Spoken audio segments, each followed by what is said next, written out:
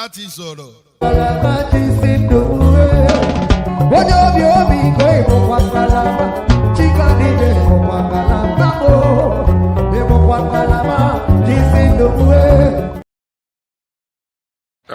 Let me see, what time is it? This is 7 minutes after 8 here in the beautiful city of Jos. So good morning. Before we start this broadcast, I'd like to read a comment somebody made in one of my posts. I think in that post I said that in pidgin English I said that in Nigeria here, now we go school pass. Now we get educated people pass. They say na southerners na go school pass, but if you notice, as in they gather judges, na northern names are there. Supreme Court, Alhaji this, or Yoruba, neither Yoruba or Hausa, na they pick. Yet they say na we go school pass. So where all those way go to school? Where all those way go school?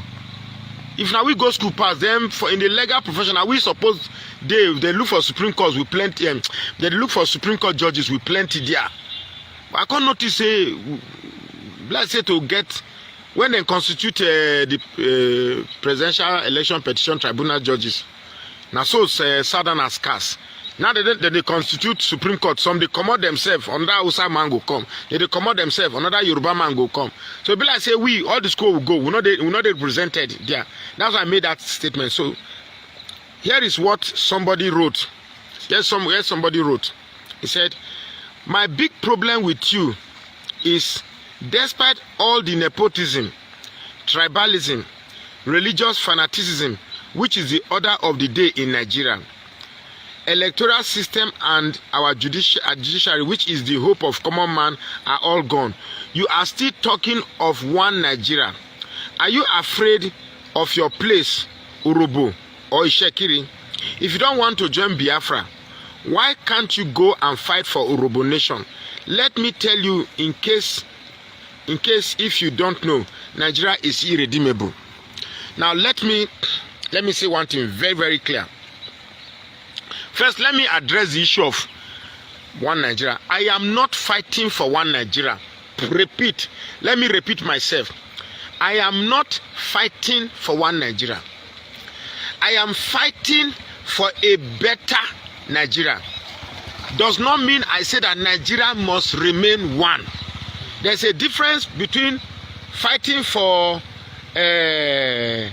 husband and wife to settle and to say they should separate. You must establish that Nigeria indeed cannot work before you begin to talk of separation. You must establish that a husband and wife, you must fight. I ready for una to do. If una come with fight, I ready for una to do. All this IPOB, I ready where. So bring it on. I'm not going to even block anybody. Sure you get me? Are they ready for now? If you come, we go fight. We go fight for inside Poto today. We are ready. So Bishop done. Start them. If you fight for your own region, you never even pay. That's the problem with you guys. You don't even wait here. This guy might be fighting for us. But let me hear him out, because I've never said anything. I've not even gone anywhere yet. You don't comment. Eh? You didn't wait. Be patient. Hear me out before you start commenting. You get me? So I am not fighting for one Nigeria. Before you tell a husband and wife to separate, you have established that these two people cannot live together. Then you ask them to separate. Abi? Now the reason why I have that Nigeria can work is because the problem of Nigeria has always been that of leadership. Because I still recall, and I will not forget in a hurry, when Osibanju took the reins of leadership for 3 months, and in 3 months everybody saw the difference. Everybody saw the difference. So it is leadership. And the reason why we supported Peter Obi, because Peter Obi, from what he has said, possesses the idea that he knows the problem of Nigeria and can solve it. So let's give it a chance. Now, if after the Supreme Court, they decide that a certificate forger should still remain our president, a criminal should still remain our president, then we will establish that Nigeria cannot work. Then we separate. I move for a separation of Nigeria when we believe that Nigeria cannot work. Yes, now the signs are there, but let us establish the case completely before we know that yes, Nigeria cannot work again. Me where they fight every day say but let's establish all the, you think I'll let you the vex, the middle belt they vex past you, but they don't talk. The middle belt they vex past you, but they don't talk. So that's one. Then that's the issue of one Nigeria. Then the other part that he said about well, let me read it again. That now here, one mistake that Biafra agitators in the east are doing is that you just believe that because Nigeria is not working, the only choice available for us in the south is to join Biafra. You just believe that because Nigeria is not working, the only choice available for us is to just join Biafra. It doesn't work that way. It doesn't work that way. As you believe Biafra is your own hope, you understand me? So also the Roboman believe that he has his own plan. Is it because we are not talking every day and shouting every day on social media? Therefore we like to be slave. Once you don't support Biafra, you are a slave. You are a one Nigeria person. You like the zoo. And besides, who told you that a zoo? I wonder when you keep calling Nigeria is a zoo, Nigeria is a zoo, Nigeria is, I keep wondering, who told you that a zoo is a bad place? Do you know that a zoo is the most organized place? If Nigeria is a zoo, then thank God for putting me in a zoo, because a zoo is the most organized place on the surface of this earth. Because in the zoo, you have lion that eat antelope, you have snakes that eat antelope, you have a giraffe, you have all animals, but they live in peace. Do you know that the zoo is the most peaceful place in this world, despite having lion, anaconda, hyena, this, because everybody has its boundaries. Imagine Nigeria where Fulani understand their boundaries, Igbos understand their boundaries, Yorubas understand their boundaries. There won't be fight. Since when did you ever hear that lions are chasing antelopes in the zoo? So when you say Nigeria is a zoo, zoo, in your mind you think you are insulting Nigeria, but you are not. You are actually saying Nigeria is a good place. Just because you are so filled with emotion, Nigeria is a zoo. The animals there get their, I'm not talking about Nigerian zoo, I'm talking about standard zoo anywhere. The animals, they get their food as at when due. They have medical, my friend that just retired, my friend in the Scrabble Club that retired from the zoo, he's a medical practitioner. They treat the lions when they are sick, they make sure they are in good health condition, they clean their cages, they are well treated. The only thing is that everybody is restricted to maintain its boundaries. So why if you call Nigeria as a zoo, that means you are actually praising Nigeria. But in your mind, you are thinking you are abusing Nigeria, but you are not. Every time zoo.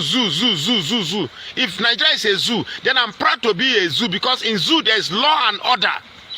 There is order. You lion, this is your cage. Cobra, this is your cage. This is your cage. When you are sick, they'll come and treat you. They bring your food and give it to you in your cage. They bring monkeys. Do you know that the only place that monkeys will sleep well without looking at their back, whether enemy is coming, is the zoo?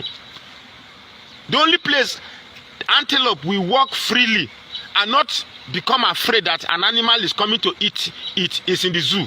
So why do you keep saying Nigeria is a zoo?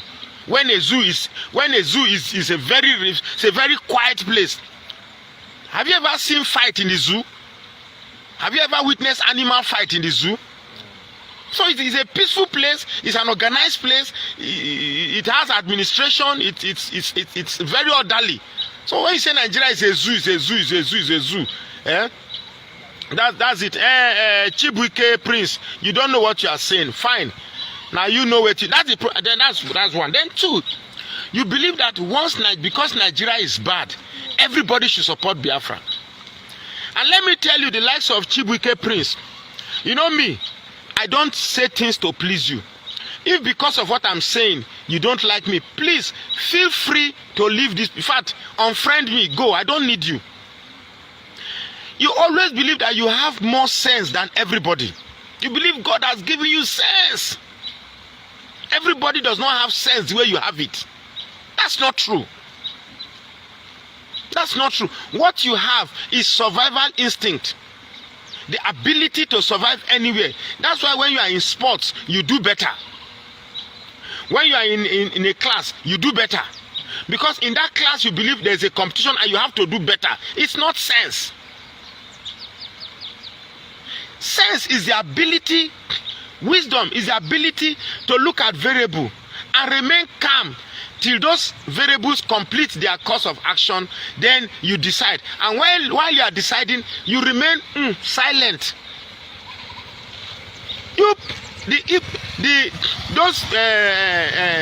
IPOB cannot hatch a plan and keep the plan quiet. In fact, in less than 2 minutes after concluding that plan, everybody will know. That's one. Then two.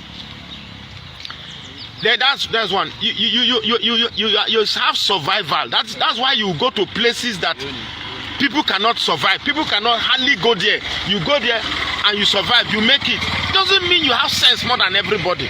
So don't be parading that definition of a zoo. Let me see this definition.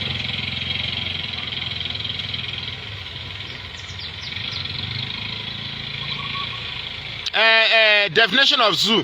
A zoo is a place where animals are kept in enclosures for public exhibition. Zoos are also called zoological gardens. Animals. So does that make a zoo a bad place? In your own definition, shall you get me? Your own zoo, your own definition. Does that make a zoo a bad place? So that way we've gone past zoo. You stand by your own definition, but I am an honorable man. I will always live to protect narratives. I will only sell narratives that protect the psychology of my people. You understand? I am one that wants us to come together. I want us to come together, but not in a way that suggests that you know everything. You just design everything and then we will just rush the entire. It doesn't work that way. You get me? Then another thing about this Biafra movement, I am talking about IPOB Biafra. I'm not talking about Biafra for the good people of Igbos who want their country and genuinely believe that Biafra is the only hope. Please, the Biafra I'm talking about is the one by IPOB. The Biafra, the Biafra of IPOB. And anybody who insult me here, I go, this will not be those days where I converse, bring my page down. If you insult me, I will give you back straight away here and I don't get time. Because you say you want something, but you are going about it wrong way, and then you say people must support you. Now, you say you want Biafra, and that anywhere Igbos are, that place is Biafra. Anywhere there are Igbos, that place is automatically Biafra. So because there are Igbos in Delta State, Delta is automatically Biafra. Because there are Igbos in Edo State, Edo is automatically Biafra. In what way do you people reason that way? Your father, Ogboto Eriaku, your father, your entire generation, and be madman. Your father, your entire generation, you'll punish you. Ewe Biafra nonsense. Nonsense. See, let me finish. Make I know your father, your entire your mama, and be your madman. You cannot achieve anything if you claim you know everything. You cannot. You're just wasting your time. Now, you said you've already formed Biafra. Already, one idiot from Finland has already designed Biafra and created states, given the state names, call himself Prime Minister. Who elected you to become Prime Minister? You don't have the Biafra yet, too. You already have a Prime Minister. You already have a Supreme Leader. Your Supreme Leader is an Igbo man. Your Prime Minister is an Igbo man. An Igbo man has already designed me and given me a name. I forgot to read the name they gave where I belong in that this thing. You've already carved Edo State, Delta State, the whole of South, South, and Southeast, and named it Biafra Republic. Give it, is it 50-something states? And then one person already appointed himself, somebody has already named himself Prime Minister. The fact that you have a just cause to cry does not mean if you are doing it wrongly, it makes it right.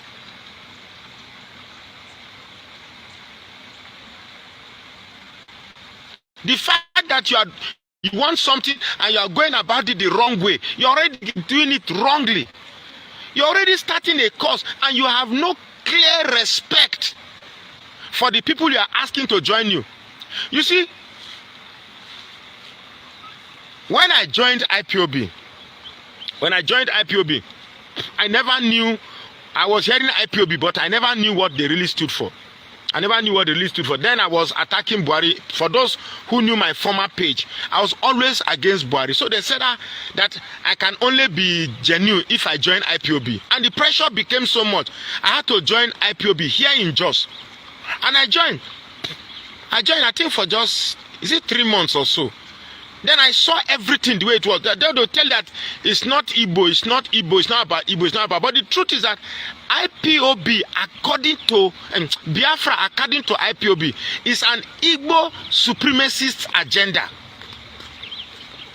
It's a strong innate desire to reposition Igbo in the rightful place of superiority that they are.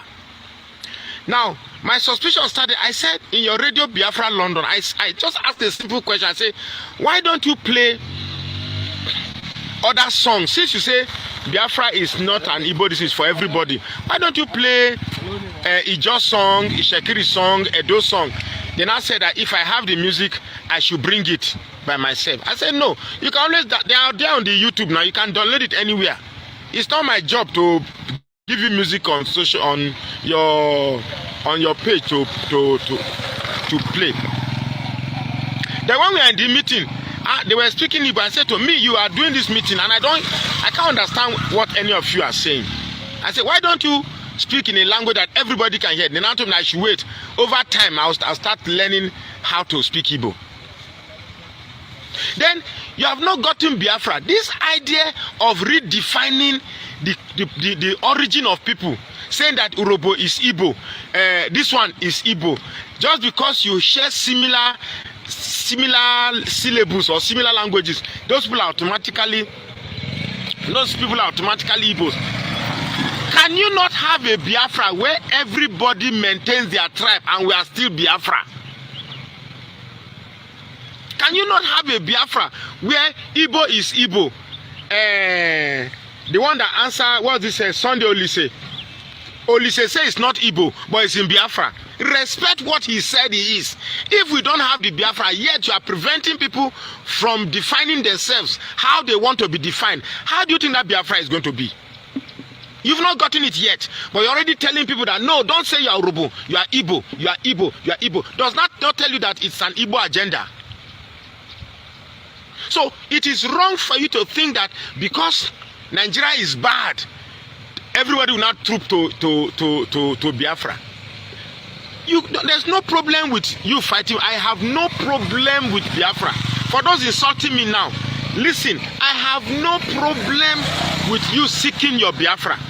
But please, don't insult people who say they don't want to be part of Biafra, even though you are joined them, because you're already setting the ground for trouble when the time comes.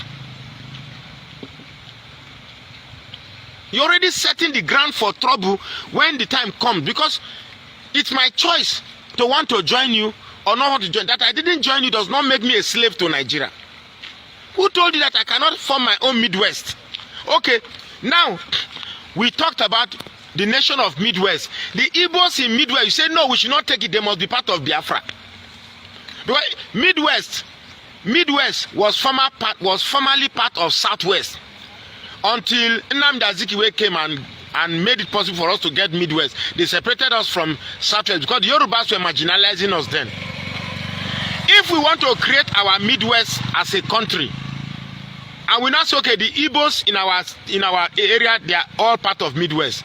You say no, they are part of Biafra. But the same thing you don't want to be done to you, you are doing it to others. You don't want to meet people and negotiate with them. Say, look, oh, you just go and recruit small boys that you brainwash to say, we are Biafra, or hey Biafra, or hey Biafra. Nobody hates you, but you cannot go about something the wrong way and expect people to clap for you. It doesn't work that way. How do you expect one man from somewhere, he's always holding a seminar that they are going to do referendum, Another lie about Biafra is that you think that once you have Biafra, all the properties you have elsewhere in Nigeria will still remain yours because you are going to apply for visa and come back again. The hypocrisy of that thought is so riveting. The hypocrisy of that thought. Okay, you say Nigeria is marginalizing you, but yet if you get your Biafra, you still find visa to come back to that place where you are marginalized. In what way does that make sense? If the place is that bad, then you should be eager to run and leave everything plus your property, leave it and go. So for me, it's a case of like eating your cake and having it. You say Igbos are being marginalized. Yes, politically. Politically, I agree, 150%. Igbos are being marginalized politically. But in every other aspect of life, Igbos are enjoying more than everybody, including those you claim that are marginalizing you. In terms of economy, Igbos have the better advantage of Nigeria's economy than everybody. In terms of social sports, entertainment, you just name it. But politically, yes. You say, if Biafra come, Biafra will be this. I told one of my friends, I say, look, if today they say the Nigeria wants to discuss, let me tell you, because you must understand who you are. You have understood. You need to understand who you are before you start making plans. If today we say, okay, we want to solve Nigerian problem, but every tribe should bring one person that will speak on their behalf. And what time is it now? The time is 8:29, and they said, okay, by 6 o'clock tomorrow, everybody should assemble with their spokesperson. Every tribe, the Birom, should bring one person that will speak on their behalf. The Yoruba should bring one person that will speak on their behalf. And everybody will meet tomorrow 6 o'clock. Do you know that by tomorrow 6 o'clock, the Yoruba would have sent their own? The Fulani would have sent their own. The Yoruba would have sent their own. But the Igbo man, I cannot tell you that before daybreak, about 10 people will die. Why? Because the Igbo man does not have the ability to understand what hierarchy means. Because by the time this one will say, no, who are you? The spokesperson must come from Anambra. No, the spokesperson must come from Mbise. The spokesperson must come from Enugu. The spokesperson must come from Weboyi. Oh no, you are fake Igbo. You are the original Igbo. You must tell yourself this truth, whether you like it or not. You must tell yourself this truth. You say, I was on the phone with somebody for like how many hours? Say, you come to your place, my place, to develop my place. Why? I did not beg you, say, oh, I can't develop my place, so please come and develop my place. You chose to come, seek for a place, and out of my genuine hospitality, provided a place for you to start business. Then you are bragging for me that you've come to develop my place. Now you won't come develop. I'll not beg you to come develop them. If that been the case, go and develop your place. A lot of people in this, I've seen many Igbos that called me from abroad, say they want to come home, but they are afraid because they are not safe. They don't feel they will lodge in Lagos, and people travel to Lagos to meet them in Lagos. So do not present yourself as a better option to a Nigeria that is failing, making it look as if they create Biafra today, it will be gold, there will be no crisis, election will not be rigged, everything will go smoothly. It's a lie. You know it's a lie. So we are not fighting because we love Nigeria. I want to die in Nigeria. Nigeria is a zoo. If Nigeria is a zoo, oh God, then we don't have a problem. That means in this Nigeria, Fulanis will have their region and they will maintain their region. If Nigeria is a zoo, that means Yorubas will maintain their region, because in the zoo, have you ever seen lion leave his cage to another cage? Wokrit? You know, lion they always maintain his cage. That means in a zoo, anytime I'm sick, hospital, ambulance will just come, ask me, they treat me here, come treat for us, I'll come well. In a zoo, when I'm hungry, the zoo administration, they'll bring food. Come, when time for me to eat, they'll bring food for me. You understand me? If Nigeria is a zoo, that means when I'm sleeping in the night, I go sleep peacefully, because I know, say, the lions will come eat me, then they are caged and they are properly secure. So when you say Nigeria is a zoo, Nigeria is a zoo, I could wonder, do you even know what you are talking? The fact that they are confined, if Nigeria, the Fulanis are confined in their own area, the Igbos are confined in their area. Now you go see, try break your cage, come out, go other people cage. Consider the crisis, they marginalize you. So Nigeria is a collective project. And I've said this thing before. Now I've said this thing before over and over again. I said, look, do you know that the people that have the biggest political advantage in Nigeria is the Igbo man? But why is the Igbo man always failing in politics? That's the question every Igbo man should ask himself. There is nobody, the Fulanis and the Yorubas don't have the type of political advantage that the Igbo man has. Number one, you have the population. Number two, you have the spread. Number three, you have the money. Do you know that in Africa, Igbos are the second richest people in this continent? You are the second richest tribe in the African continent. So if it is to donate money and pursue a political cause, you have the money. If it is to come out and vote, you have the strength. But have you ever stopped to blame yourself? Is First Sokoe not an Igbo man?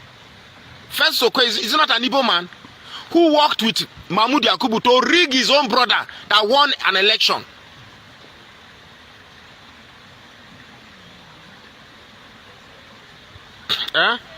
My Joseph Joel, no trust me, I beg. If I do for Yoruba, you trust me. Did I abuse Yoruba, you go to trust me. Did I abuse Fulani, you go trust me. Did I enter you, say no trust you. I beg. For this channel, I don't say I am for everybody, I am for nobody. I beg, don't trust me, say because you call me for side. You said. All right. Good morning, good afternoon, good evening to every one of you, my people. I appreciate you all right there. I don't supposed to come in now, but I have to come in because I was watching the comments right there. You see the last statement from Oraka. That is the situation of every one of us. You can see some people here that hail Oraka whenever he's speaking about Yorubas. They are insulting him right now because he's speaking against the Biafra, not against the Igbos, right? You know, the same people who comes here, you see, we are very, very fake. The most of us, like who, let me see, CTO, if I see any rubbish comment from you again from there, you'll be blocked on earth and in heaven. You understand? You said Elvis enjoy hearing Igbo being bashed. We are not, Oraka is not bashing any Igbo here. Oraka is stood by the Igbos from day one till now. In fact, this man supposed to, he's even God that protected him. He would have been killed by now, just because he stood by Mr. Peter Obi with the Igbo people. He's only talking about the Biafra and the way they are doing it in the wrong way. He's not talking about the Igbo, so don't generalize. We have beautiful Igbo people. We are standing for the beautiful Igbo people today. Peter Obi is an Igbo man. I'm an Edo man. So if you commit any rubbish there, you'll be blocked on earth and in heaven. You guys are part of the satanic people that doesn't want Nigeria to work. Why are you generalizing? Do you know how many good Igbo people that we have? As far as I'm concerned, the Igbo people still remain one of the best in Nigeria. So don't generalize or don't combine or compare Igbos and Biafra. It's not all Igbo people are Biafrans. Oraka might be wrong in some ways, but in most of the things that he's also saying is true. You don't force people to join what people don't want to belong. It's just like APC people, satanic APC people, forcing people right now to support Tinubu. And you are here every day. Tinubu, we cannot be APC. We cannot be APC. It's the same thing that Oraka is saying right now. That the Biafra people want everybody to become a Biafra with all means, with immediate velocity. And you are commenting rubbish. Try it again. Your entire life will be blocked. When Oraka is here bashing the Yoruba people, you shut your stupid mouth out. I'm very, very angry right now. Seeing hypocrisy. Hypocrisy is the reason why we are where we are today. We want a better Nigeria. Many of us are hypocrites and we put our judgment in one side. Some of you that is right here today, Oraka, thank you. Tinubu must go. Tinubu must this. Tinubu must this. Yoruba people are they are tribalistic. Yoruba this. Yoruba. He talk about the Biafra and all of that don't come from. You see hypocrisy. That is the reason why one of the satanic, your member who was on this platform, they bashed him on the other platform the other day. They called him a lunatic. Because when you are fake, sometimes now we don't even know who is supporting Peter Obi. To be honest, for me, I can categorically say that any adult person that is supporting Peter Obi today is supporting Peter Obi 100%. The Igbo people that is supporting Peter Obi, how many? How many? May God bless people like CM and many others that is joining here, Madam Nene and many others that is joining me here. Mr. Ike and many others. You come here to show your hypocrisy here. You think I'm here to pretend for anybody to love me? I'm here for the truth. Truth, nothing but the truth. That's what everybody know me for. Look at you now. Your head won't bust. You want to jump out of, in fact, you want to jump from your living room and jump into this broadcast and scatter everything. Because the truth want to kill you. If now Yoruba person Oraka they talk about right now, all of them are going to say, yes, oh, hey, Yoruba, they are very tribalistic. I played a video of Oraka yesterday, bashing Yoruba. Then for yesterday, bashing Yoruba. Then the other day, bashing Yoruba. That he's never seen any this kind of tribal bigot before. Una not talk. See hypocrisy. You see, this is what my mother always say, that your character is just like a clothed sun in the public space. You can't hide it. People will see it. Hypocrisy. I deliberately brought this video here because this video was done 4 or 5 hours ago. A lot of people sharing it. I said, I bring it here to expose satanic hypocrites in this platform. And with all of that, don't come out. See, you want to jump. You want to jump from skyscraper and take your life. If not the Yoruba now, you'll be happy. In case you're not aware, I am not here for any tribes in Nigeria. I don't care. I am here for Nigeria to work. I want Nigeria to work. I love my country. I said it before. My platform is nowhere to promote Biafra, promote Yoruba nation, promote... I never know whether those people don't start their own. And I will not promote it here. I want a better Nigeria. I'm not sentimental. The hand where I take carry Igbo, now I take carry Yoruba, now I take carry Edo, now I take carry Hausa. If the Hausa person don't tell you that some people will be happy. No, if the Yoruba, some will be happy. You reach Igbo now, many of them want jump. You want jump, you want to take your life in early stage. Don't die. Don't die yet. Wait. Hypocrisy is a disease. Or because you see me, they abuse Yoruba, it may automatically say I deal with Igbo. Or because you see me, they abuse Fulani today, I deal with Igbo. I beg, I am for every bozy, I am for no bozy. You get me? So if you like, trust me. If you like, don't trust. But God knows that I am the most honest human being that is still remained in Nigeria. I'm the most honest person. First Okoye na Yoruba man. First Okoye na Fulani man. If First Okoye were to be a Yoruba man and Mahmoud Yakubu were to be an Igbo man, do you think? I said if First Okoye were to be a Yoruba man and Mahmoud Yakubu were to be an Igbo man, do you think a Yoruba man will allow an Igbo man to rig his brother out from an election? But yet, First Okoye, after rigging Peter Obi out, was still the one going to Arise TV defending what he's saying because they gave him money. They gave him money. So before you start blaming, you blame Nigeria for all your problems. Blame Nigeria for your problem. At least blame yourself too. At least before you start blaming, say Nigeria do this, Nigeria do this. Ask, what did you do to yourself?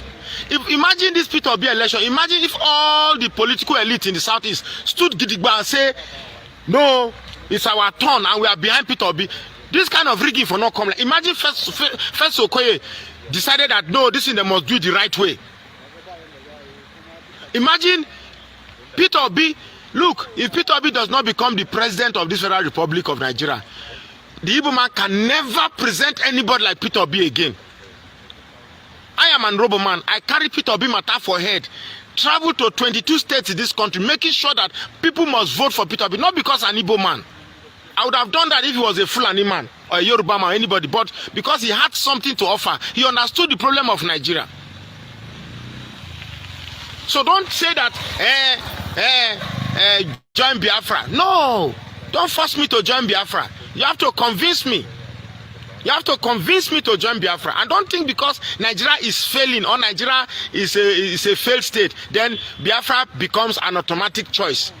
Let me tell you, if you get Biafra today, even if it's just the Igbos that are in that place, now every day when they buy newspaper, they read how many people don't die today. Because you are incapable of respecting order of hierarchy. Everybody want to be at the top. Who go they follow for down? Who want follow? So no vex say you don't trust me. Please don't trust me. I can never say things to please you because so that you like me. Then later I say, I beg, help me with money. If you have given me money and you think because you gave me money I will now say what is nice about you, then I'm a hypocrite. Then I should die a useless death. I can't even consider myself a human being. If I All right, I would like to respond to Hannah. Hannah, you said, Elvis, you are fighting for a fraud nation. I think I will partially agree with you. That's why I'm fighting to have a better Nigeria. Yes, Nigeria is fraud. Everything, the leaders, everything. I agree with you. That's why I'm doing what I'm doing today. I'm not yet fighting for Igbo. I'm not yet fighting for Yoruba. I'm not yet fighting for Edo. I'm not yet fighting for Hausa or anybody. I'm fighting for a better Nigeria. Maybe you have a different view. In fact, I mentioned it yesterday. If you are joining our platform, hiding maybe for a different reason. For me, I've made my mission clear to everybody. It's very clear. I'm fighting for a better Nigeria. I love Nigeria with my life. I love Nigeria with everything about me. It's my country. It's the only country I have, apart from United Kingdom. So if there's any kind of division tomorrow, if this satanic government now put everybody to now divide or to now go differently, go their own ways, that's fine. But at the moment I'm fighting for a better Nigeria, I still have hope that Nigeria can work. If God bless us tomorrow, so Peter will be emerged. What you are seeing today, I want to go. Trust me, 50% of people fighting for Biafra will leave you alone. If Peter Obi or a better person enter, not because Nigeria not work, not be make you. They say you want to go. I'm not gonna blame you for that. I won't blame anybody for that because the country, yes, anybody. If people they jackpot, just like people jackpotting right now out of Nigeria, in another world of jackpot is escaping. Because nothing is working. Even me, this December, I cannot even visit Nigeria. It's not working. I understand. But let's say things are it is. We can't bring video here, the bash Yoruba, and you'll be happy. We'll be seeing emoji, everybody laughing. When you reach Biafra, he's not even bashing the Igbo now. Biafra, then everybody want to jump. That is hypocrisy and it is unacceptable. Here.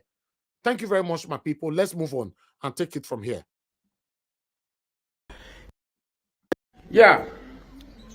In all my years of existence, I've spent the better part of my energy blaming the Fulanis for practically every woes that have befallen this country. Never in my existence will I have thought that I had looked at the wrong corner. I want to thank the emergence. I want to thank God for the emergence of Tinubu. Really. And you may not know why. Truly, if Tinubu had not emerged, we probably would not have known the evil that certain people hold against Nigeria. If it were not for Tinubu, I will never have known that there are some very, very useless set of Yoruba people. That the only thing that they can look through is their tribal bigotry that prevents them from seeing the truth and saying what it is. In this country, we had one Ekwere Madu, the former deputy Senate president, who was caught involved in organ trafficking and is currently serving a punishment in the prisons of the United States. No time did the Igbos come out to say that because he's our tribesman, we are going to look the other way and give him support. Because they knew that a crime is a crime. It is in this same country we had one Salisu Ibrahim, of Toronto, Toronto for a certificate forgery. The North did not say, because he's a Muslim brother or because he is our tribesman, let us support him. I am miffed, I'm completely disappointed that the Yorubas could not show the same level of honor by denying this criminal that have decided to come and become the president of this Federal Republic of Nigeria. How can one man, just one man, symptomize the very definition of corruption in this country?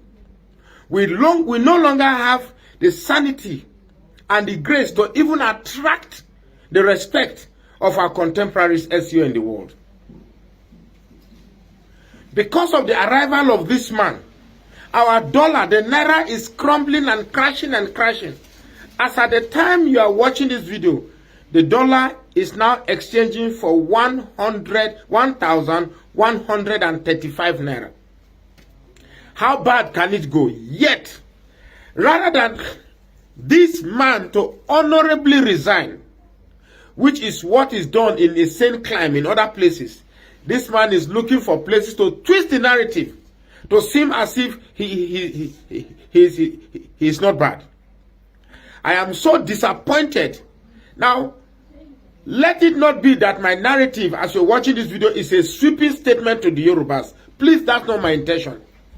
But however you want to look at it, I'm talking to those group of Yorubas who are looking at this thing without the strength or without the truth of looking at the fact that Nigeria is crumbling at the expense of their tribal bigotry.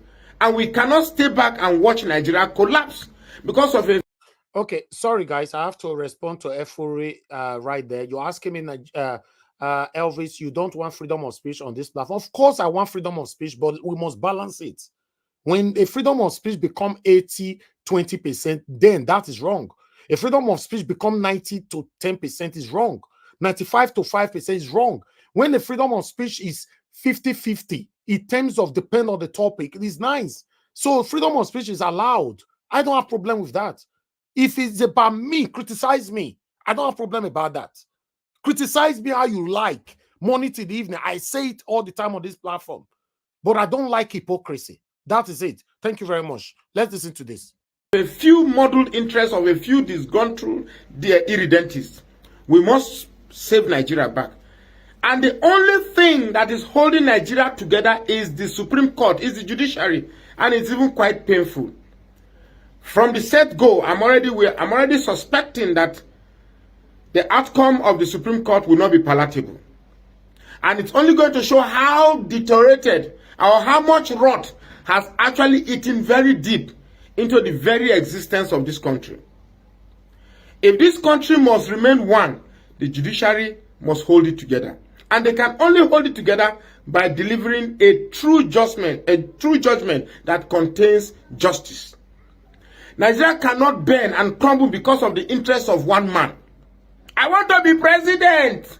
Nine be this. Recruit 50 million youths into the army and what do we eat? Cassava gari. This is what we are. Bala blue. Nigeria has become a joke. And anybody that cares to laugh only tunes into the Nigerian problem and starts laughing. This cannot be the Nigeria that I said, arise, O compatriot. We must retrieve our country back from these elements. This is not about Peter Obi, it's not about Atiku, it's not about Tinubu. It's about a country that has to be right. It's about a country that has to be good. And if you are that Yoruba man, that all you see is Yoruba local, Yawa local, Tiwa near, all this bullshit, may you suffer most the consequence, and your children will not be anything in this life. Your children will be so useless. If all you see about this Tinubu saga is because of your Yoruba interest, your children and your entire family will be so useless to even yourself. How can families, you look at families that can't eat. Families are suffering, they can't even eat. A bag of rice is now 62,000 naira. A cup of rice is now how much? This cannot be a country that we call our own if it continues to crumble like this. It's not about ruling. If you don't have what it takes, step aside. I trust you that it's not going to be well if the judiciary does what is wrong. Nigerians have been pushed to their tipping point, and we will not remain quiet. How many of us will you kill? Arrest one, 10 more will spring up. That Yoruba man, that Yoruba woman, that all you see is Yoruba. Our local. Tinubu kò lè ṣe president. Tinubu lè ṣe president. Our God punish all your entire. In fact, you will so suffer. You will so suffer for putting all our hope. If we cannot live as one where every tribe is respected, let's crash everything away and everybody goes their own way. My name is Magnus Oraka. I say, please follow this page and share this post now. Nonsense people. All right. Thank you very much, my people. Good morning, good afternoon, good evening to every one of you once again. You see the last video that I just played. I wonder what you will say about it now.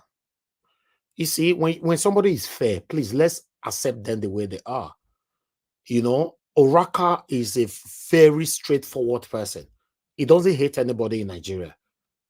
I've studied him. I've brought him to this platform a couple of times. He's a straightforward person fighting for a better Nigeria. He can criticize anybody. He say it anytime. Please, I cannot be here watching you bashing him just because his speech today is not favorable to you. Life is not like that. We all are fighting for a better Nigeria. For those of you seeking to exit, I don't blame you. I don't blame you. And I've never, ever blamed you. I've never. I've fought so hard for Nnamdi Kanu on this platform. But unfortunately, the guy ended up in the hand of satanic people. Even when Sunday Igboho was arrested, I fought so hard for Sunday Igboho on this same platform. Many of you can testify to this.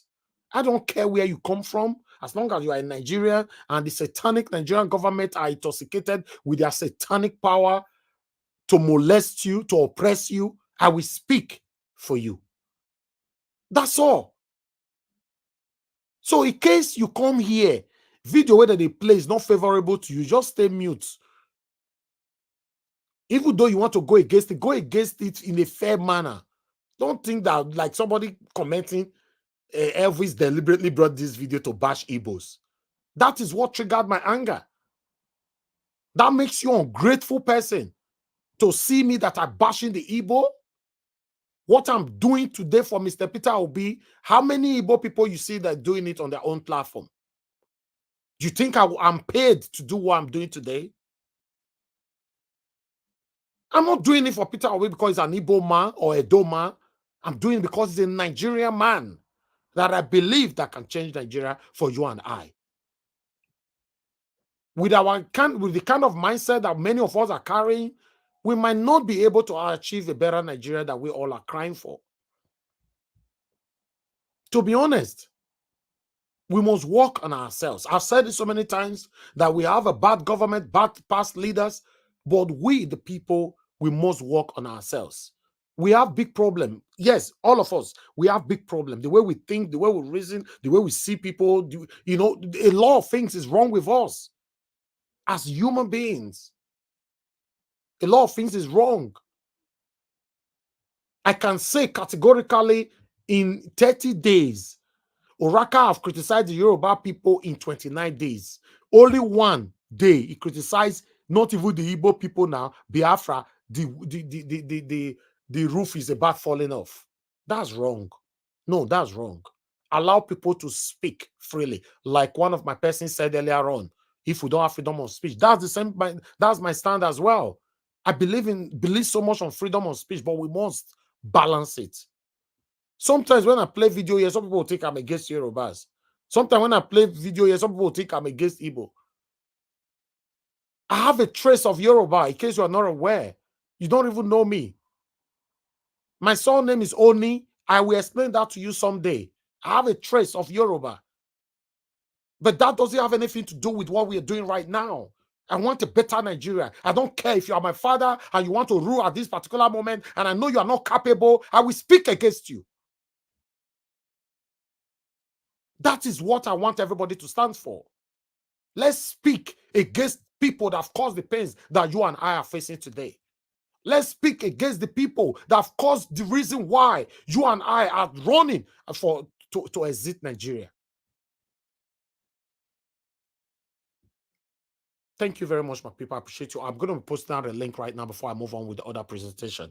The reason why, because this kind of presentation today now might trigger this satanic group of people now to quickly attack us. So that's why I need to post down a link to have a couple of people here on the screen with us. But nevertheless, whenever you throw your missile, we are here to counter you. Thank you very much, my people. Good morning, good afternoon, good evening to every one of you right there. Mr. Joseph Orji, thank you very much, Sam. God bless you. Thanks for all you do. I appreciate every one of you right there. I can see Madabella Naomi, thank you very much for the support as well. Ejidima, thank you very much for the support. May God bless every one of you. I would like to greet my mother right there, mother of all Mommy Diaspora. Good evening to you, Mommy. Thank you very much for all you do. I appreciate you always, and I love you so much. And I want to appreciate Madam Patricia Tagbojumi. Thank you very much, Madam.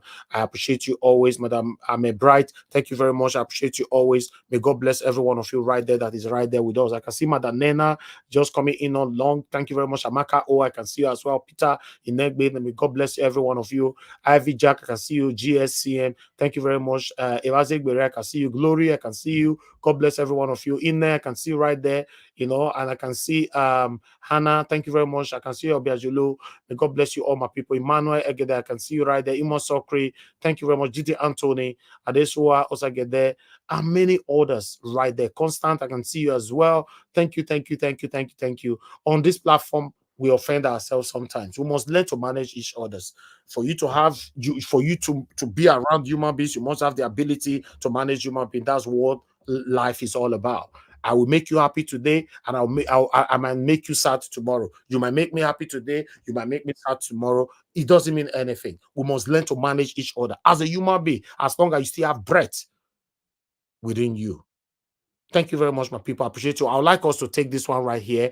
Thank you, Madam Patricia. I can see you already. Madam Ame, I can see you already. Thank you so much. Now God bless every one of you. Just continue to press on the like button. For those of you that want a better Nigeria, you know, press on that like button. Help us to share our broadcast. Now God bless you, my people.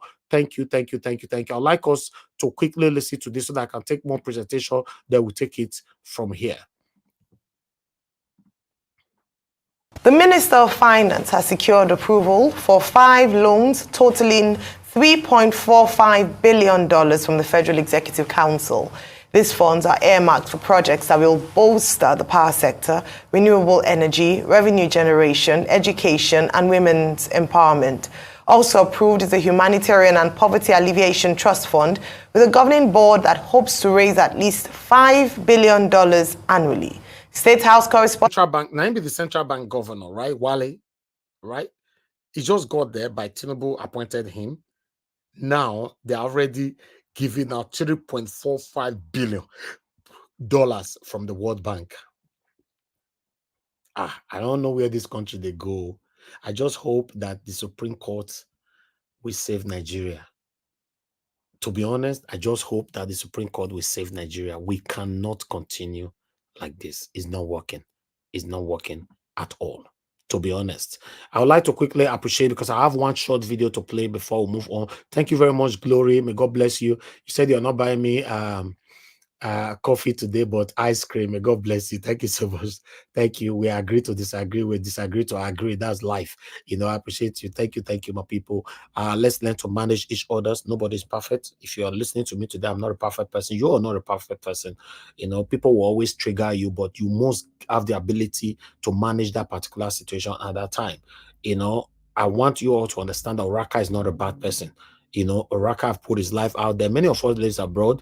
Oraka is in Nigeria and he's doing what he's doing. You know what that means? He's in Nigeria. I'm not here to fight for him, you know, but I want everybody to understand that he's in Nigeria and he's doing what he's doing. And you know what that means. Please, let's just understand. Anybody that is seeking to leave Nigeria and all that, I don't blame anybody. People jackpotting out of Nigeria every day.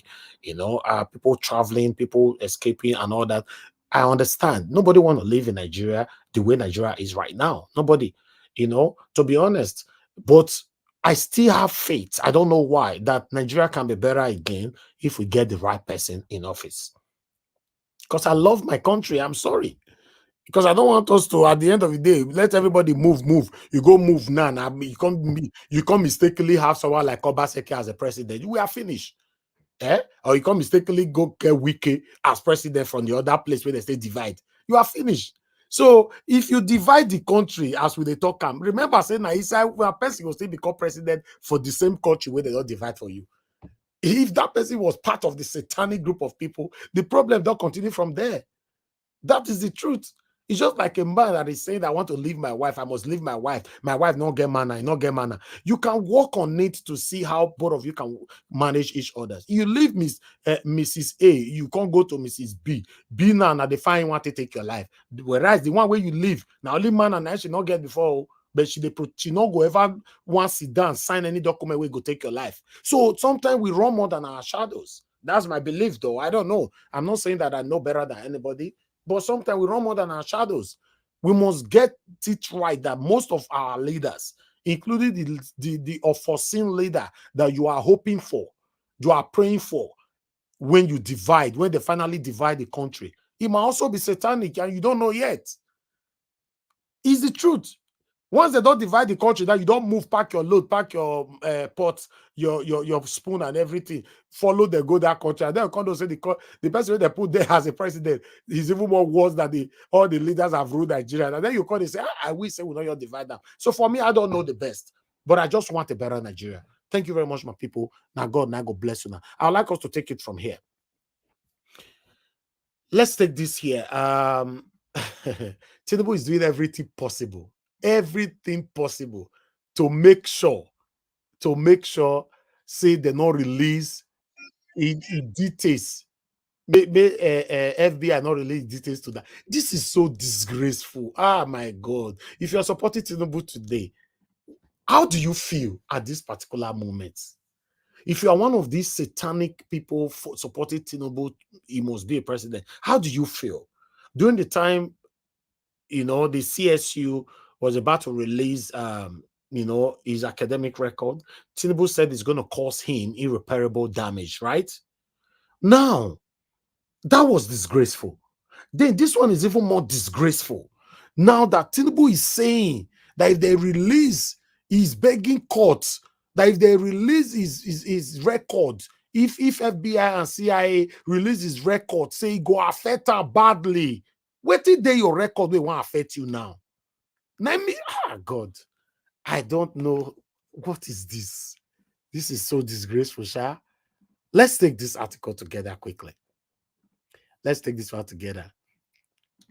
All right, thank you very much. More people are joining us right now. I'll come back to you guys. Just hold on. Okay, let's take this one right here. As you can see, let me take it from here. One moment, my people. Bear with me. Okay, yes, I'm good now. Tinubu tells U.S. court he will be badly affected if FBI CIA release his confidential record. This one pay me, sha. We till you they hide. Hi, God. I just hope that some of you listening to me here or everybody listening to me today, anything that you want to run for tomorrow, you never know where God is taking you to. Make sure you say you cement everything properly before you come out. Because you have all these baggages and you came out, you want to run for the #1 seat in Nigeria. How is this even possible? Like the talker is not business as usual. Okay, President Bola Tinubu has applied to intervene and subsequently oppose a motion that would have all his record, criminal or otherwise, released by the top U.S. security agencies, including the Federal Bureau of Investigation, FBI, and Central Intelligence Agency, CIA. Okay, specifically, Mr. Tinubu pleads that he would be adversely affected should the U.S. Court for the Northern District of Columbia in Washington, D.C. deny his motion to intervene in the matter, according to Brian A. Carey, the attorney representing the Nigerian leader. Unquote, Mr. Tinubu should be allowed to intervene because he has a direct interest in the record sought. His interests are not fully represented or protected by defendants, and his interests will be adversely affected if he is not permitted to intervene.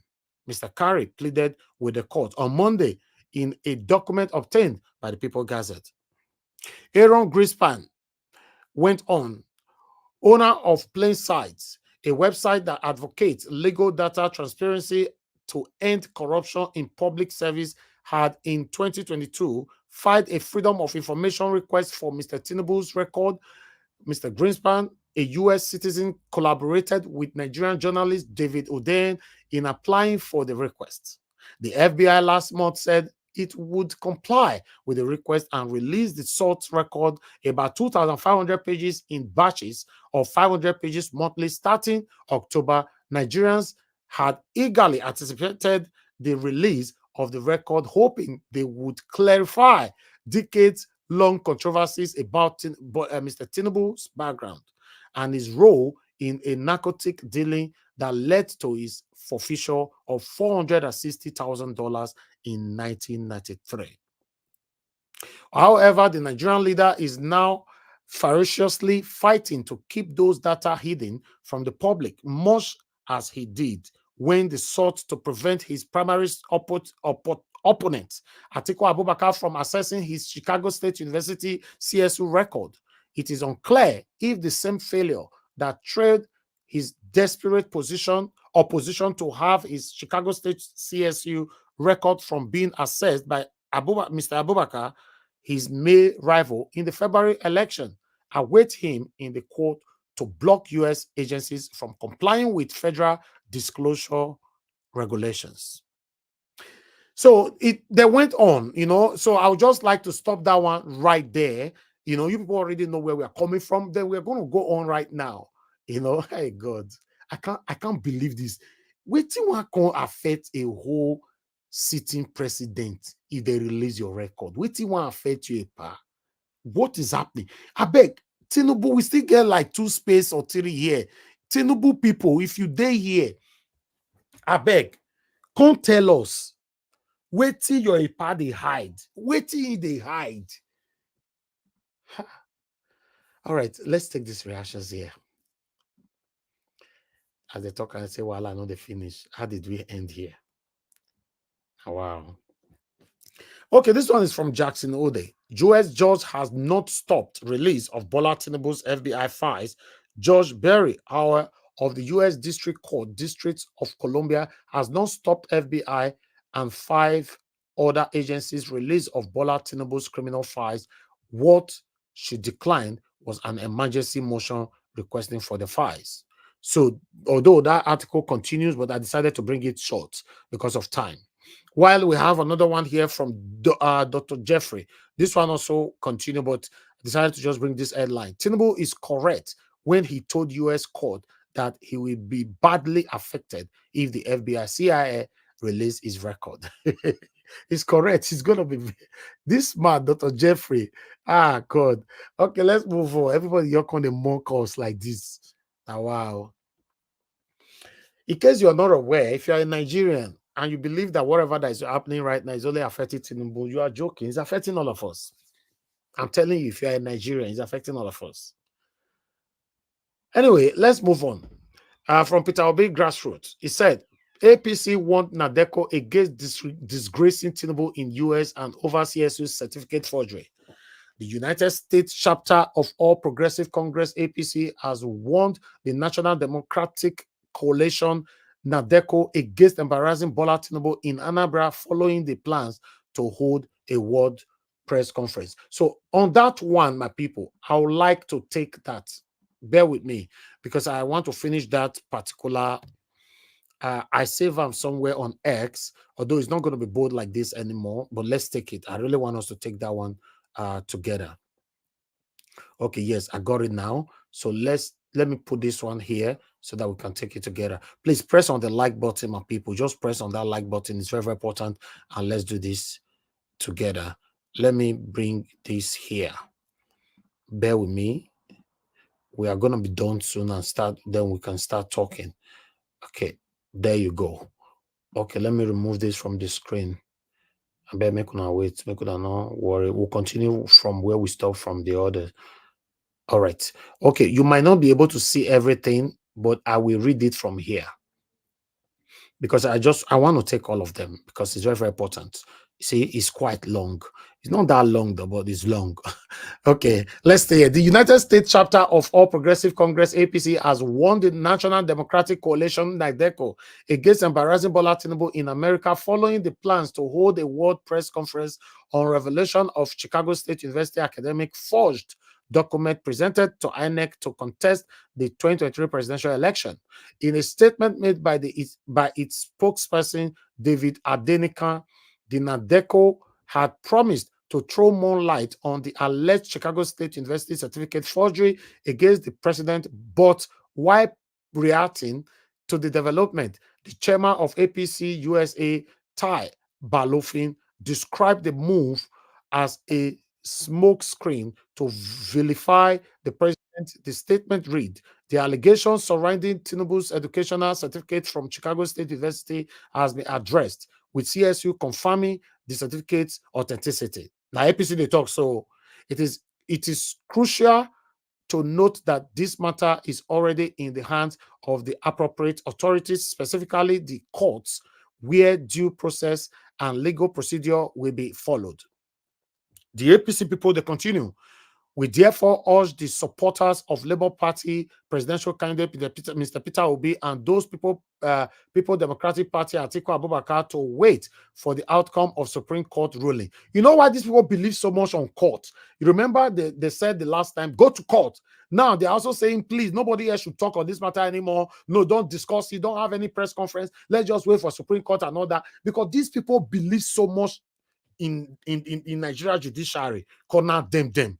That's why they are trying to truncate every other voices from other angles. Just wait. Let Supreme Court wait. This is what they are doing. Now that they talk for yes. So it is crucial to note that this matter is already in the hand of the appropriate authorities, specifically the court. I'm taking it again, where due process and legal procedure will be followed. We therefore urge the supporters of Labour Party presidential candidate Mr. Peter Obi and Atiku People Democratic Party to wait for the outcome of the Supreme Court's ruling. Furthermore, we would like to clarify that the group organizing this World Press Conference under the banner of NADECO USA is not the original NADECO that Tinubu was a part of during the Abacha era. It's not the original anymore. We urge the public not to be misled by this attempt to distort history. Premature and unfounded allegations not only do a disservice to the public, but also risks diverting attention from pressing issues that truly deserve scrutiny. In conclusion, now there's still a talk with APC people. In conclusion, the leadership of the APC USA stand firmly against any attempt to undermine the reputation of Bola Ahmed Tinubu, and by extension, Nigeria will believe in the strength of democratic processes and the judicial system to address any legitimate concerns. We remain committed to democratic principles, and we encourage this group hiding under NADECO USA to engage in constructive dialogue and allow the legal system to take its course in addressing any genuine concerns. Nigerians have reacted to this. So let's take their reactions. But as a laugh, they laugh when you see things like this, man. You know, let's take reactions to this. Let's continue with the reaction we have here. Right. I have this one here. Okay, yes, we've already taken that, so I just jumped that. Sorry. Okay, let's take this one. Let me remove this banner. One moment. Okay. How did we get here as a nation where a well-known drug dealer certificate forger is still in the office of the president? Question. In a country with a good judiciary system, both Mr. Tinubu and Mr. Yakubu should be in prison by now. Imagine the national and international disgrace Tinubu has brought to Nigeria. I hope this time Nigerians will get it right. No more career criminals in politics. We must get it right because the system now only favors criminals. Nigerians are hardworking people. Tinubu and all his criminal gangs in the APC must retire from politics, including the Hitler of Rivers State. Who be the Hitler of Rivers State again? Hi. When my brother have give us our mandates. Now, the fear analyze when it comes to this kind of area. All right, let's move on. Okay, we have another one here from Queen B. Hello, Nigerians. There are 3 justices that still insist that the law must be followed to the letter. They are piling pressure on them from all angles. Tinubu is desperate, is deploying all assets of Nigerian state to break their spirit, but they are still standing up to this moment. Although things may still change in the coming days, we will bring you the 3rd person as we receive the details. Yes, we suppose get good person and money. We shouldn't allow money to buy everything now. What happened to integrity? Anyway, let's move on. Emmanuel said Tinubu can buy some people. Exactly. Tinubu can buy some people who don't have integrity, but can never buy the conscience of those of us who have value our integrity. Okay. Then I have another one here for Nengrod. Gang of corruption, the real criminals who will go all out, do everything in their power to shield a criminal from being exposed. Tinubu must resign. A criminal can never be my president. Okay, we have 3 to go, my people. Bear with us. Riches said, who is this calling black white? Real men are those who see truth and stand by it. Shame on you, APC. Why, second to the last, from Frank. This is on all Nigerians, especially those in Nigeria. After watching their brazen rape of our electoral process and the judicial process, and if we choose to remain in our shells and allow these criminality to stand, then there will be no Nigeria. Why, the last one I have for you here is coming from Ben Rula. APC 2000 media aid propaganda machinery has been spinning it as if Tinubu won a gold medal in an Olympic. All right, but people, that is all I have for you guys today. I would like us to start talking. Before we start talking, I'd like to quickly come back to the comment section to quickly appreciate some of you that just joined us right now. Thank you very much, Amaka Afujobi. We can see right there, Vitus Akwebele. Thank you very much, Madam Nena. Thank you very much, and many, many more. Okay, I'll post the link again. I'll post it shortly. Thank you, Stephen Williams. I can see you as well. Atlantic, I can see you. Thank you, Abo Azi. Thank you very much, sir. Madam Tusabi, and many others are just coming in. Good morning, good afternoon, good evening to every one of you. I'd like us to hear from you, and I'm going to take a break. Once maybe 2 or 3 people don't talk, make we listen to Jimmy, waiting he want to talk. Because currently they day live, but they never reach the time where he wants to talk. Once they reach the time where he wants to talk, then I'll bring him here, make we hear from her shortly. Thank you very much, my people. Now go bless you now. Thank you. All right.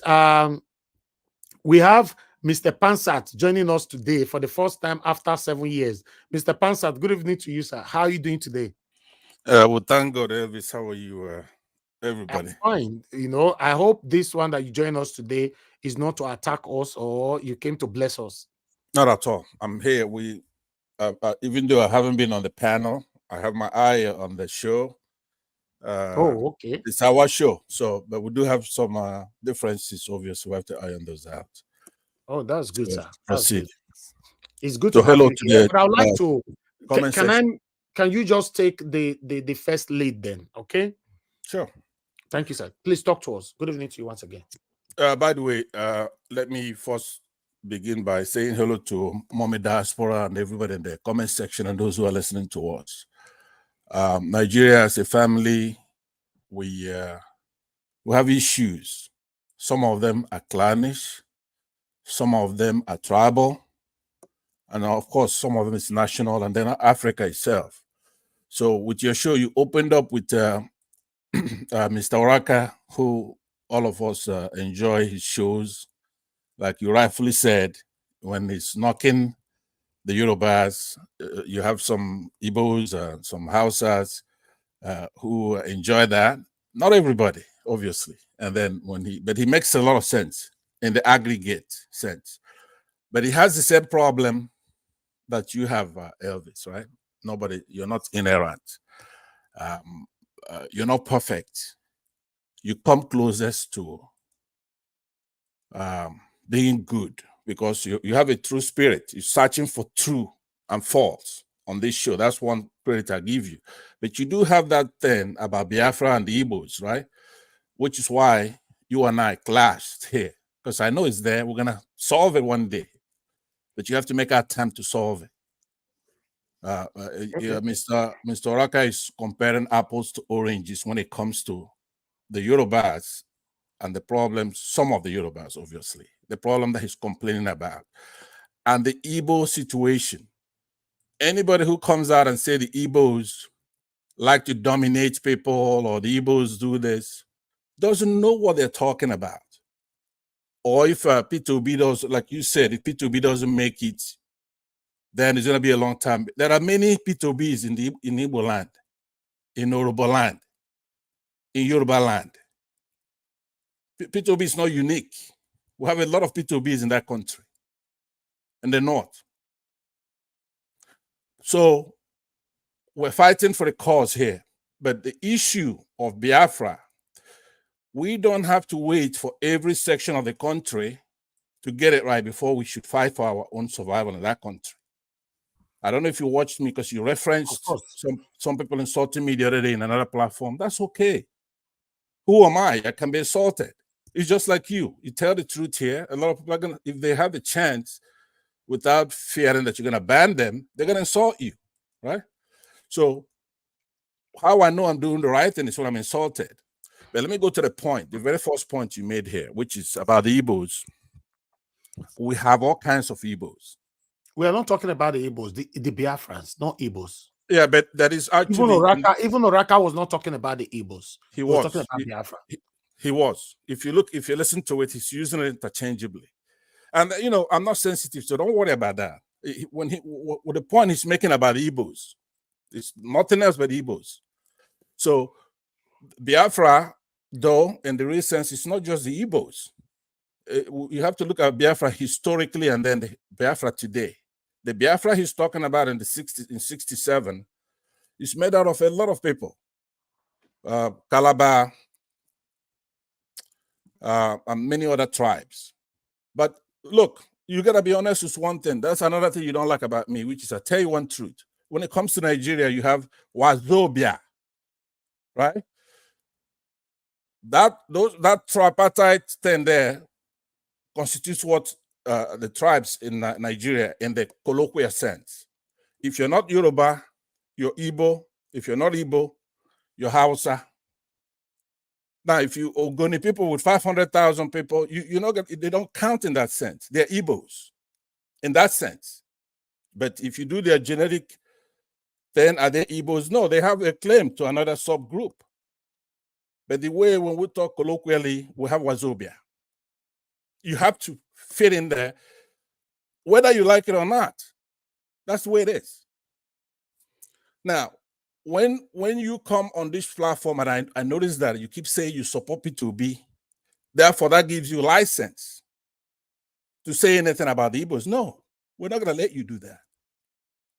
Doesn't give you a license. You support P2B because P2B is the best candidate in this particular election that went through. So who is saying anything about the Igbos? Me? Are you referring to me? You too, yes. Not just today. Please tell the world what I said about Igbo. Go ahead. Just say that first before you continue. Yeah, the bad thing I said about the Igbo, please. No, it's not a bad thing. It's an aura. That is something. No, but what are you talking about? That it doesn't give me a license. Who is looking for a license anyway? I understand, but let me land. Right? No. I have to interject you when you are going in the wrong way. So I've not said anything bad about the Igbo. So I'm here. Go ahead. Yeah, what you said, what I mean that what you said about the Igbos, right? You say when you come here, you present something, then I guess you read something somebody said on the comment section, and you just went off. Yes. And you just keep talking about the Igbos generally, or it could come in this form. This is not why. about the Igbo, not about the Igbo. I was saying, when we talk about Tinubu and the Yoruba people here, how come you don't complain? In 30 days, 29 days, we talk about the Yorubas and Tinubu. In 1 day, in the 30 days, we talk about only Biafra, and you want to jump out of the sky. That's it. That's it. So what are you saying? It's not true though. Listen to what you say Round up about what you said about the Yorubas is totally different from. You're not talking about Sunday Igboho trying to succeed from Nigeria, and then you use that to paint the entire Yorubas, right? What you're saying about the Yorubas We are is not true. talking about Nnamdi Kanu. If you want to talk about Sunday, but you do too. I don't even know where you're going. Nobody talk because about you're spoon feeding me. Let me land. Give me 2 minutes. Let me land. Right? Okay. You don't.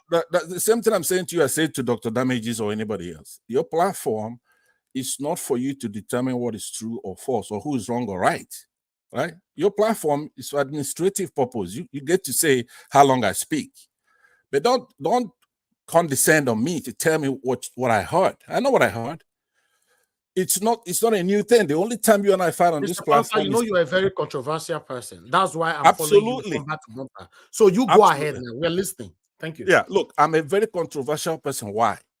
Because I care about our country and the state of things, and I'm not here sure to you care about Nigeria. Oh, of course I do. You don't question my patriotism. I care about Nigeria, but we don't have to wait for everybody to be on board. People have the right to stay in Nigeria or leave Nigeria if they don't want to be in Nigeria. It's like the Soviet Union. That's a big state, powerful state, but they couldn't hack it together. They all went their separate ways. There's nothing wrong with that. So, but look, a lot of the discussion I want to have with you, maybe I might have it with you privately because you're doing a fantastic job. But I have one thing that I've always known. When this project doesn't work out with Peter Obi, you're going to be a problem, right? You're going to be a problem because I see the negativity even from yesterday's show. I saw how you were, when you were ending the show, your demeanor, you're not happy. But I'm trying to encourage you and tell you that Peter Obi, whether he succeeds or not, it's not the last. We still have to do what we have to do because we know that they turned off that beavers, and I'm upset about it. On your show and other shows, I can't tell you what the problem is in Nigeria is Sunni Islamic terrorism. That's what it is. You cannot equate it with anything else. With a myopic view of some of our Southwestern brothers, it just happens that our best civil rights fighters are also from there. So it's so complicated that you cannot say the Yorubas are this and that because our best is from there, our worst is from there. But it does not exclude you, though, the minorities in Nigeria. I'm not a minority. I'm not. I've corrected you. I've corrected you on that before. Let me land. You cannot tell me I'm calling for minorities. Nobody is minor. Don't do that. That's why your Wazobia did not work. Don't call me a minority. Let me land. Don't come here to say call anybody minority. Nobody is minor. Mr. Pansa, I think you are there for good. Don't for argument, Mr. Pansa. What nonsense is that? That's why your Wazobia did not work. You are not better what than me. nonsense is that? No, don't use that word. I corrected Wazobia can never work because it's evil. Okay. All right. Okay. Hold on. Don't come here and tell me that's how it is. I'm about to land. Let me land. Kidding yourself that there's no minority in Nigeria. Okay. Be kidding yourself. Okay, please hold on. And don't group anybody to be evil. Don't say that. That it's a three. You're just kidding yourself. Have you ever worked? There's no minority. Will you control this? I work for you people. See you for side. Why are you kidding yourself? You are running away from the problem. Let's have order, please. That's why Nigeria is a shithole. Let's run away from the problem. Allow him to speak. Allow him to speak. Wait for your it's turn, annoying. Go ahead, Concert. I know. Listen to me, right? Because this is one thing that annoys the people now. Minority is not a bad thing. It's a numbers game. All right. If you have people boasting 40 million, 30 million, some of them 60 million, and then you have 500,000, right? You need to be protected. You're a minority. It doesn't matter. It's not a negative thing, but I respect. Let me land. It's not good to use that word minority. It's not good at all. Take it back. Nobody, don't come here to insult I'm not anybody. taking it back. Yeah, nobody is minor. God does not do things because we are men. Please hold on. But it's the fact. He's speaking fact, though. Please, Mr. Spencer let's is get speaking along. fact. Let's get along. Please, Okay, let's get along go because ahead, Mr. That is the opportunity you give to the northern part. Can we That's why just they are let dealing with us like this. Please, let okay. everybody, please hold on. Thank you, everybody. By the way, population, your real population, do you really know? Yes, I Please do. let him finish. I happen to It's know. okay, madam. It's okay. So, Please let Mr. let me Pastor say- go ahead. Yeah, thank you very much. It's not the size of the dog, it's the size of the fight in the dog that counts. So don't worry if somebody's small or their numbers. No, that's not the issue. I'm not saying it like that. I'm saying to you that, first of all, I'm a Pan-Africanist. All this tribal talk is really not my forte. It's not why I'm here, right? We have bigger problems than that. But let me just go to, for example, Ken Sarawewa. Okay, a lot of he's an Ogoni. That's about 500,000 Ogonis, right? So when they went to Aburi and made a deal, come back, and he thwarted that deal. He says, "Oh, we're gonna be dominated by the Igbos. So we don't want to be under the Igbos." So the deal fell through. Guess what happened to him? Right? That civil rights activist that's fighting for the land of the Ogoni and for the land, for the oil spill and the rusty pipelines, they whacked him. Did the Ogonis do anything? Can they do anything? They can't. Now, Ken Sarawewa ran to his people. That Ogoni, Ogoni, can we use Ogoni to compare every other tribe in Nigeria? Who is that? Who is that? Please let him speak. Who is that? Round up, Madam Patricia, please. Oh, is that Madam Patricia? Okay. Madam Patricia, please. I'm not very good at abusing women or getting into confrontation with them. So I really have respect for you for that reason. So now let me land, because I was going to bring it to contemporary issues. You have the former bank executive here, Emefiele, right? They unceremoniously took him out. He's an independent agency. He can do anything when it comes to that monetary policy. But look at the way they treated him. Look at Jonathan. Look at the way they treated Jonathan. Look at Chief Justice Onegin. All right. So even though you have all these numerous, maybe 400 different minority groups, quote unquote, just numerically, I'm talking about the population when I say minority, they don't do anything. It's still us from the Southeast who know that these are our people who have to fight for them. When they remove Emefiele, what do? You don't do anything. You know why? Because it's actually from a different minority group. It's actually people closer to him that wish that he's removed. That's the problem we have in the country. They got their eyes on the Igbos. Why? Because we're liberal and we're like you. We're everybody else. All of us are the same thing. Over there, Port Harcourt. Even now, Edo is included because they've got sense now. Edo didn't have sense before. They're like thinking the way Elvis wants to go back to when this project fails. You think you're going to build up on us. You can't build up on us. We're too big for that. And we're going to deal with anybody. Now, I'm coming into the project to deal with anybody who, after this project, think that we're going to go back to that nonsense. If they don't turn back that beavers and count that votes, you bet your ass we're going to get out of that place. Bet your ass, because you cannot spend 400 billion naira with the technology and then you just turn it off. So no, we're not going to wait for those who cannot do anything. We have succeeded from the country before. For 3 years, fighting the whole country.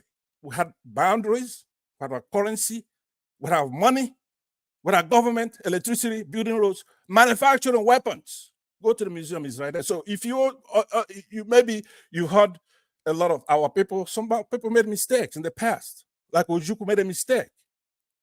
When he was doing that war, after Onitsha, should have been dealing with anybody who sees that right after that place and start capturing them or doing whatever it has to do. There are more Igbos than all other tribes combined. Take that to the bank. So we know we could defeat anybody in that country in a war.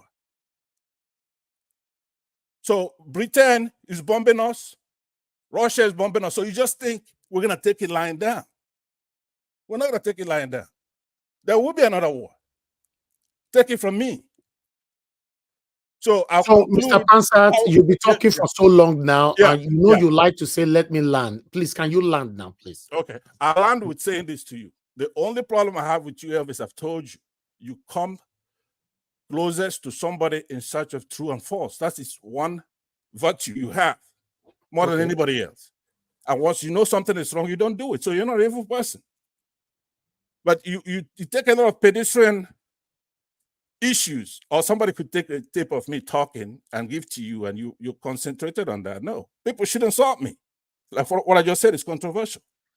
Okay. But I'm saying to you, after this project, don't destroy what you've done, because one of the things you've done here is to bring progressive Nigerians from Edo State and those from Southeast, from the North, together. That's your only achievement.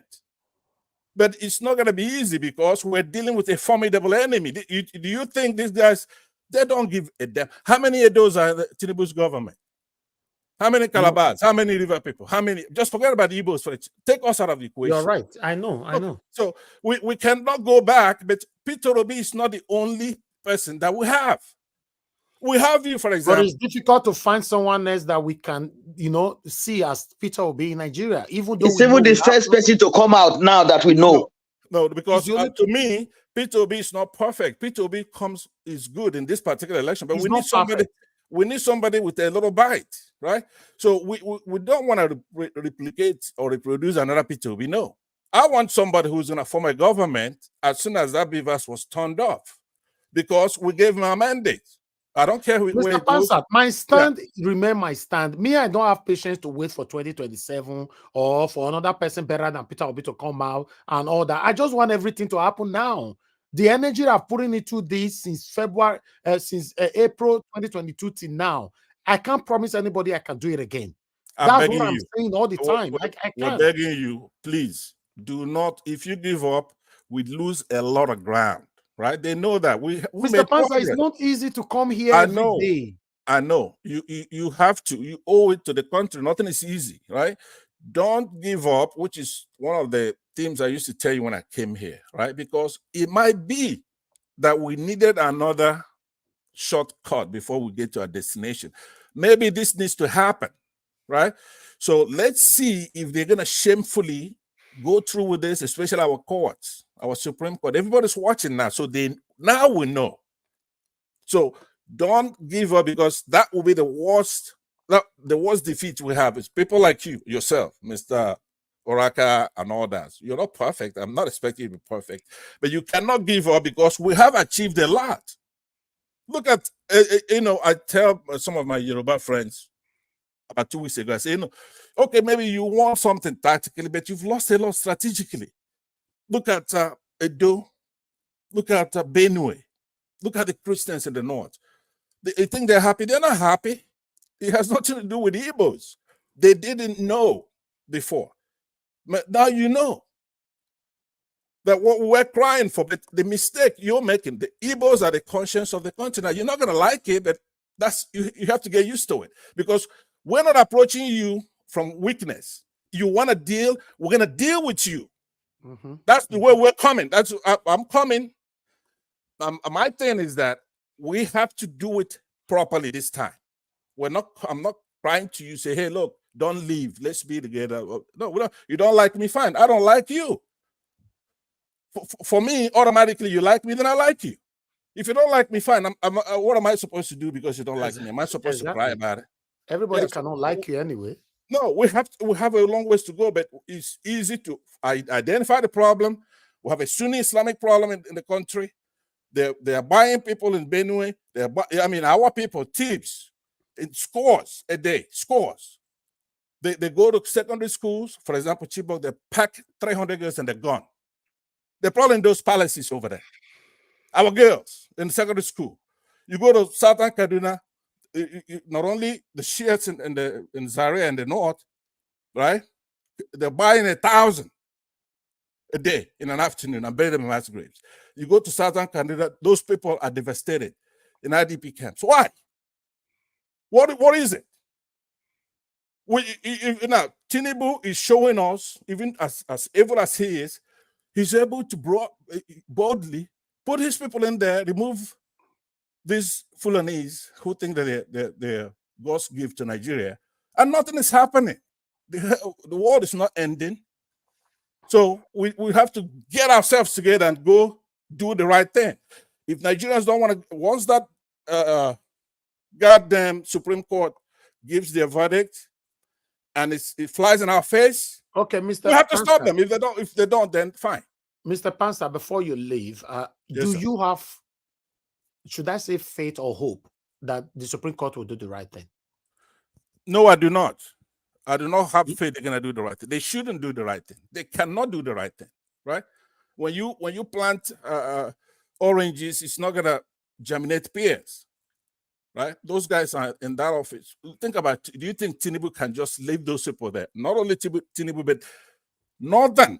Remember, Tinubu has very little to do with this. It's the 5 Northern governors that stopped Buhari from putting in the former Senate president, right? So the 5 Northern governors is the Northern Muslims. That's who has this Tinubu there. That's who it is. Don't take your eye off of that. Tinubu does not have the ability to do anything. It's the 5 Northern governors, which means the Northern Sunni intelligentsia. That's who has Tinubu in office. Period. He couldn't pull it off without those people. That's who you gotta keep your eyes on. It's not Tinubu doing all these things. It's the not. We have an agenda by Northern Muslims. Either somebody has to talk to them by education, or we have to fight them. We have to defeat them. They cannot make our country be the laughing stock of the world and keep buying our people every day. So there's an amelioration a little bit, but it's not Tinubu. I want you to know that today. It's the Northern governors. That's who has Tinubu in office. Buhari was going to fuck him. He wasn't going to uphold the deal they had when they created APC. So either they're going to have to stop because Tinubu is already not playing ball as much as they want. And the Nigerian people are not in that mood. So what is it going to take? We have to fight. It has to go to war. Thank you, sir. Area. Yeah, thank you very much. Thank you, Mr. Pansa. Thank you very much. Thank you. For your wonderful submission. We agree to disagree. We disagree to agree. But let me see what others will say concerning your submission. Thank you very much, Madam Joy, for calling in. Good evening to you, man. Please talk to us. Hello, everyone. Wonderful Nigerians, the people. Please, right now, when we are now talking, we are talking about the people and not the company. Obedient Nation, Niger Watch family, citizens, journalists, everyone, Mr. Niger Watch, God bless you.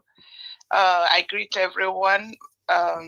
Just a quick one on Mr. Pansa. Thank you for coming around. I use strong words for you. Sorry, I'll have to, don't take it personal.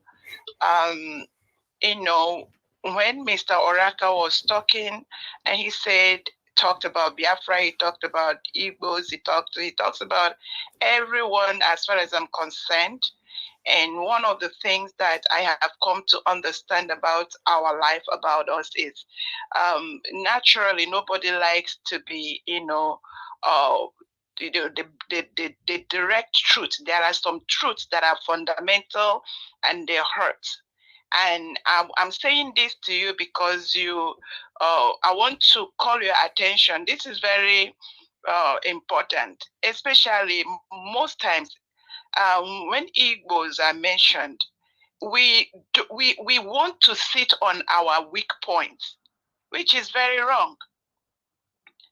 When you come and you come to talk to, that this is Niger Watch family, for crying out loud, and that there are so many different tribes here, and the Edos and all the other, I mentioned them, there are so many And then you come, you mention the minority, and you're talking about how the all that, especially the Biafrans, they want everybody to come under. No, you don't bully people to believe in you.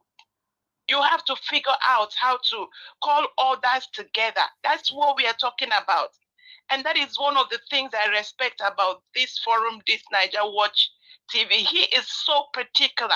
When you hear him, he's very vehement about tribe. He does not want tribalism.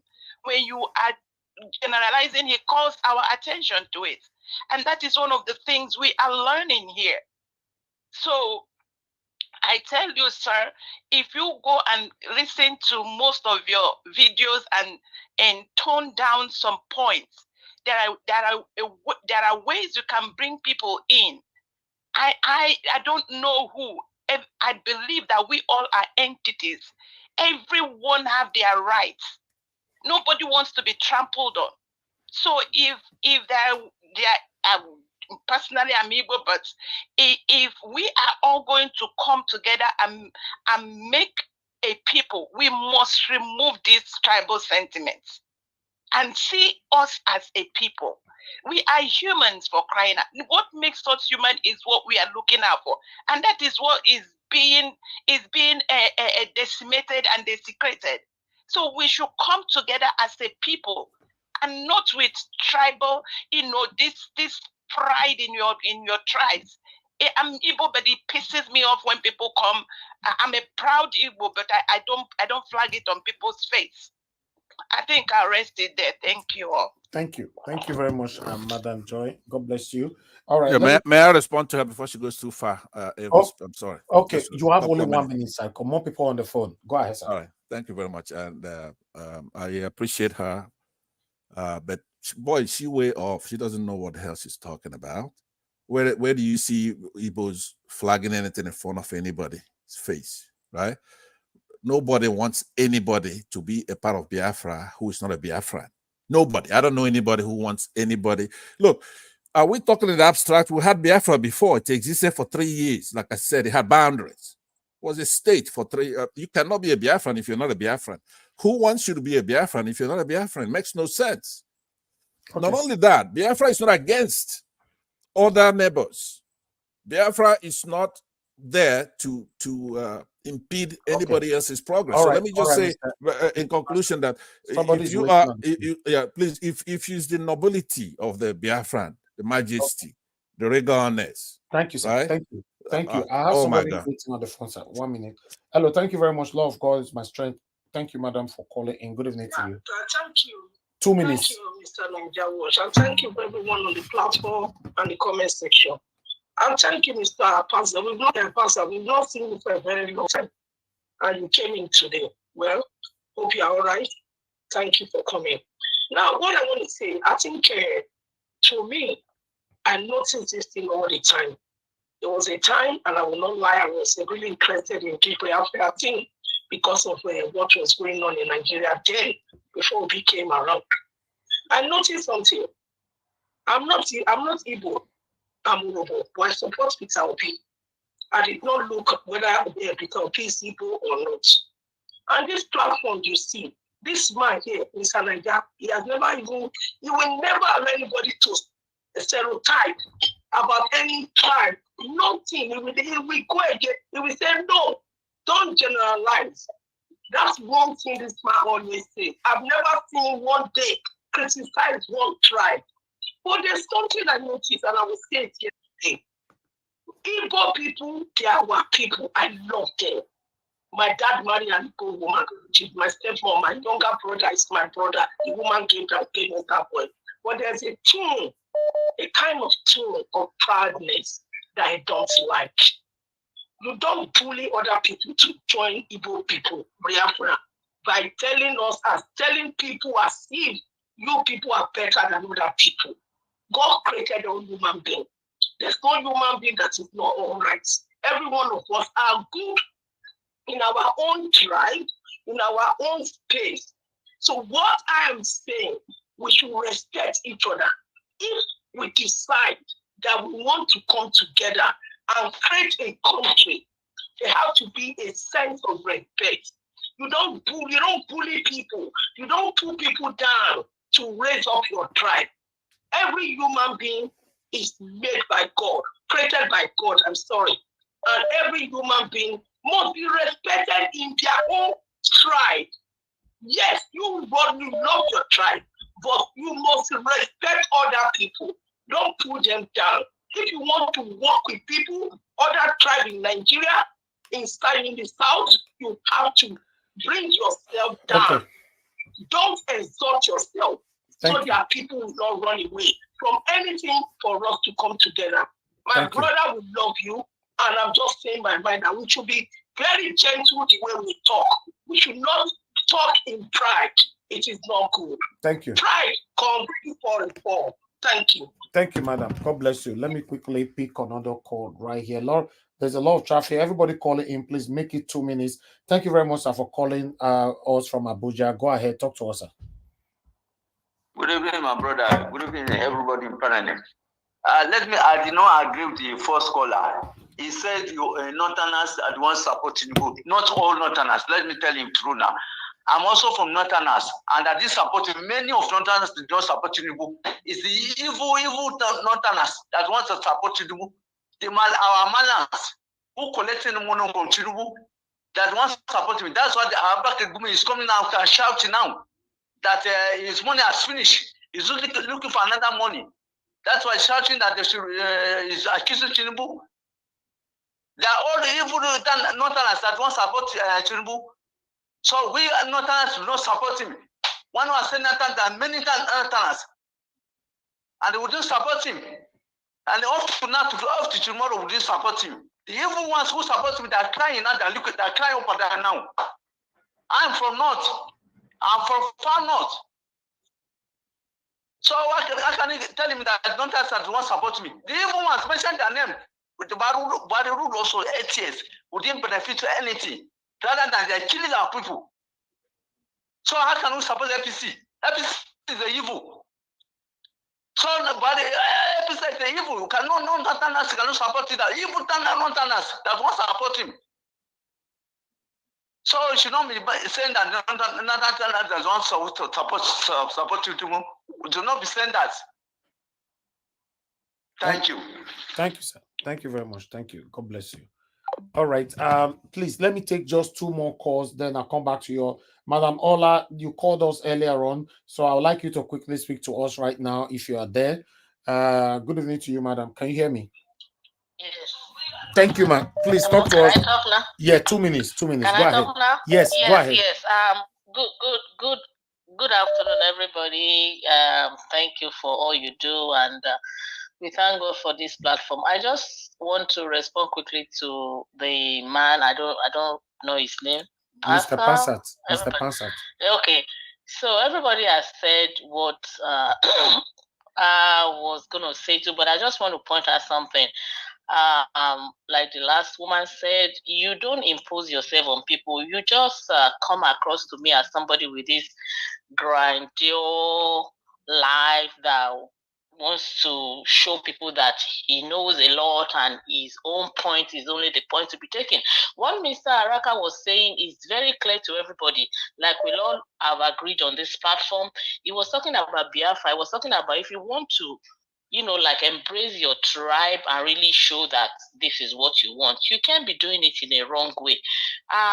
What I concluded from what he said is the fact that he's such a passionate Igbo man, a Biafran, and he wants to impose and show people that he knows the law, this is the way you should go. No, you don't do that. You come across to me as somebody that's so imposing to the point that I lost the trend of thought that you are trying to bring across. Everything now, you have had your thoughts to be so distorted that at the end of the day, you didn't make any sense to me. I'm sorry to say, I'm not trying to insult you. That is what the image you presented to me. And I don't know, Mr. Nadawa, can I quickly talk about Tinubu or call another time? Maybe you call back again later. Yeah, but please let me talk to her before she goes, please. Elvis, please let her stay for a minute. Mr. Pastor, okay. But at the end of the day, you did not impress me. Madam because Ola, of the way you brought Madam it about. Ola, You were please saying hold on. all sorts of things. You are not concentrating on the topic. At the end of the day, Madam Ola, it didn't make sense to me. Okay, Madam Ola, don't move. Yeah. Don't go, please. Just stay on the phone. Okay. Mr. Pansat want to respond to you. Go ahead, sir. Thank you very much. By the way, she makes a very good observation, right? The format of the show right here was all over the map, so I wasn't really trying to press my case. But before you go, why I wanted you to stay is because you levied a constructive criticism.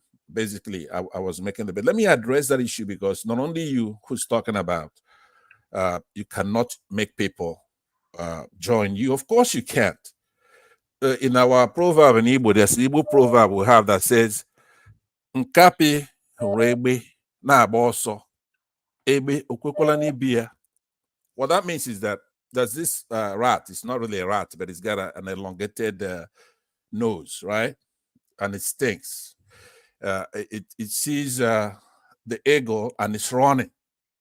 The question then becomes, has the eagle even decided to pick it up? No. We do not. I'll give anybody $500 that will show me any genuine Igbo person or activist, whatever, that wants anybody else who's not a Biafran to be a Biafran. Biafra has existed before. We know who we are. But don't forget, though, if the Nigerian people decided to divide us and take some of our people and put over here, we know our people and our people know us. We're not going to let you do that. Eventually, we're going to come to get our people, just like what you see in Israel and Hamas right now. For 3,000 years, they were gone, but they came back to take their place back. So nobody's telling you. Don't. You did not create. You were well, I'm telling you directly. I'm telling you. Okay, Mr. Bansat, it's okay. Yeah. And that just, I just lost interest. Okay, it's okay. I lost interest totally. Thank you. Thank you so much, madam. Thank you. One more call. I'm coming to the panel. One more call. Hello, thank you, Mr. Austin, calling from UK. Good evening to you, sir. Please talk to us. 2 minutes. 2 minutes. Okay, thank you, Mr. Nagawash. Thank you, sir. Go ahead. Yeah, good evening. Good evening, Nagawash. Good evening to the panelists and the comment session. Quickly, I want to speak to Mr. Pansat. By the world is using other ethnic in that country as minority. Nobody is a minority because if everyone is fighting a cause in a country, it signifies that everyone in that country, they are all citizens of that country. So trying to use an ethnic group as a minority, we as the Benin, we are not minority. So fighting the cause of Nigeria does not make us a minority. Exactly. It's the greed that has engulfed the leadership of Nigeria. That is why Mr. Pansat will use the word minority. I'm trying to speak to you, Nigeria, was that that word is an insult by using that word that you from Edo State, you are trying to see the Igbos as nothing. You're talking about the Igbos. We are all fighting a cause for the Igbos. He's talking about the previous civil war. The civil war that he's talking about, he think everybody was not aware of what happened in civil war. We all know what happened in civil war. So I would like for him, as he's still on the panel, he should apologize to the Benin. He should apologize to the Benin because that upset me. I'm not a minority. Here in the UK that I am, I've not been treated as a foreigner. I've been treated as somebody who live and dwell in this country. Exactly. I cannot be called a minority in my country. Please, he should apologize. I don't want to speak about any other things. He should apologize for that word minority. It's unacceptable to the people of Benin. It's unacceptable to every other tribe in Nigeria. Nobody is a minority. Let me quickly talk about Emefiele is talking about. Emefiele worked under Muhammadu Buhari. Buhari is the one who appointed Emefiele worked for him. Buhari did not treat Emefiele the way Tinubu is treating Emefiele. You should understand that Tinubu is fighting Emefiele because of the interest that Emefiele tarnished. That is why Tinubu is fighting Emefiele. So he should not use everybody to look like all Hausa are just being biased. It's not all Hausa.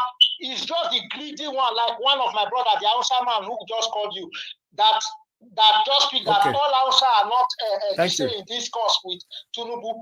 Thank you, sir. Please, Mr. Passat, once again, you should apologize to the Benin.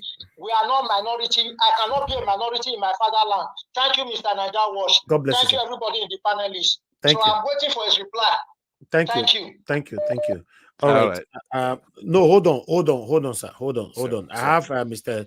CM on the phone. Mr. CM, thanks for calling in, sir. You're supposed to be on the panel. Good evening to you, sir. I don't see. You don't fool. I don't fool. You don't fool. I bet you go find your way. You go find your way, combo. I go the way. You know, I tell you that. Okay. Don't worry. Okay, talk to us briefly. Yeah. Okay. All right. Okay, you'll find your way in. All right. Please call us. Just hold on. Let's see. I'm coming. Hello, I'll get out of the place now. You said what? Let him come. No. Hold on. Okay, you want to leave now, right? Give us a matter. Are you leaving the panel? Give us a matter. You're not responding again. I can't hear you. But I thought you just said something just now, girl. Unmute yourself now. Elvis, can you hear me? I think there's problem with network. So this thing has been throwing me out since. So maybe he's having issues with his network. Okay. I don't know what is happening. Mr. Pansa, you wanted to quickly respond to that. Only 30 seconds because we need to move out of this now. Okay, and we should de-escalate this and then actually make this topic another day. But for the caller who called, there are definitions. Unfortunately, minority is one of those things. It has a definition, right? It's a smaller number or part, especially a number that is less than half the whole number, right? In that sense, so a minority group is not anything.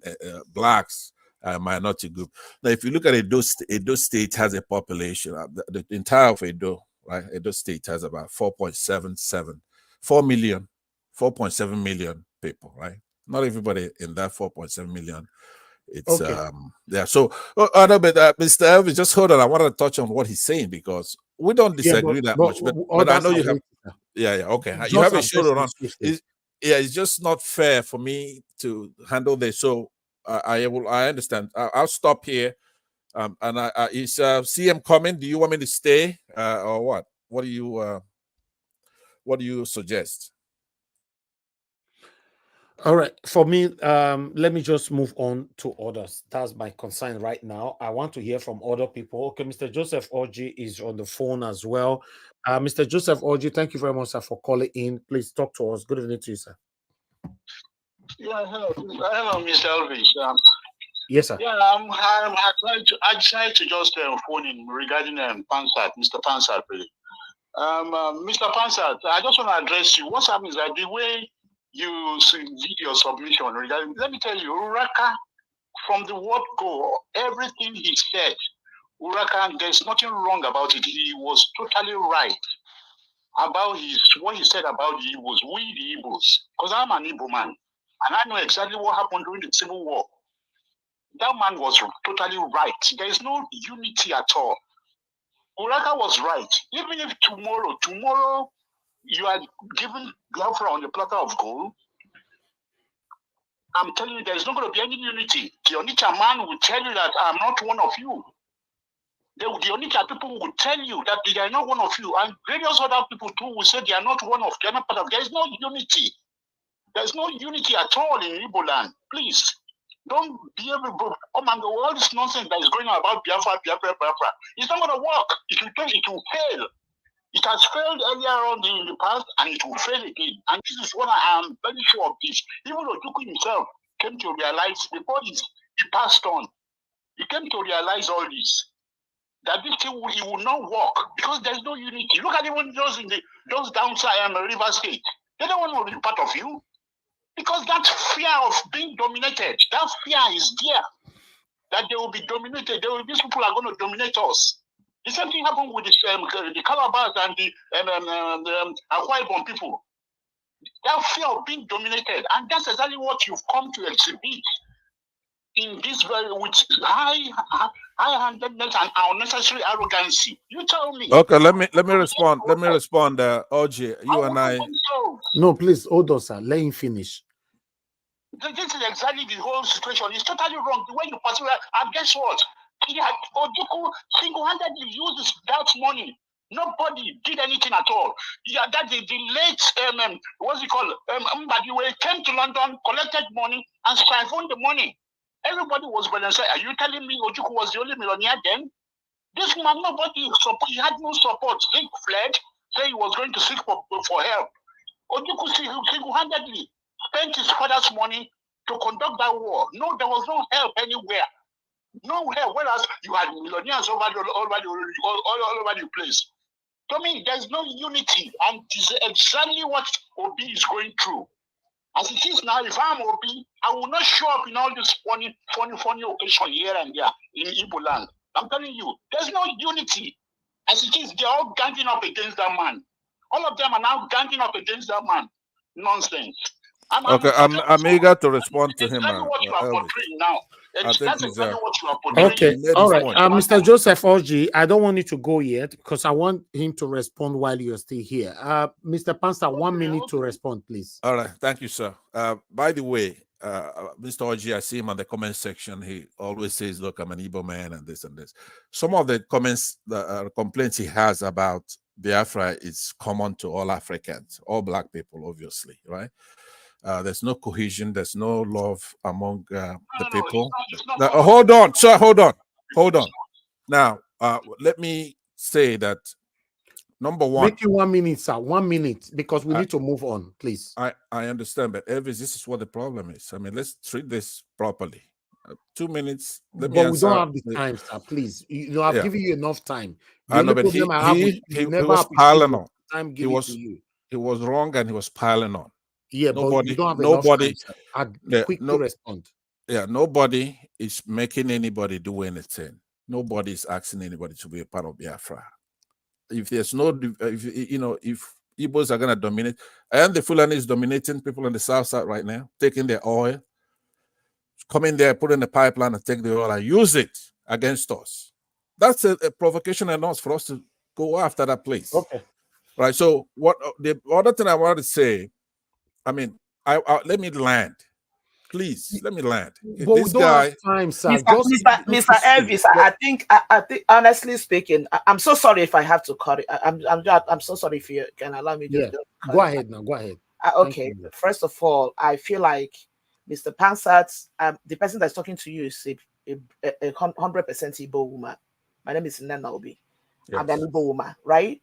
So first of all, Mr. Elvis, I want to appreciate you. That's one thing I like about this panel. The time you've given this man, he has spent so much time. Like one person said that at the beginning, I'm not sounding rude to him. As long as I'm concerned, the first time he spoke, he spent how many minutes saying something that does not make any simple sense to me.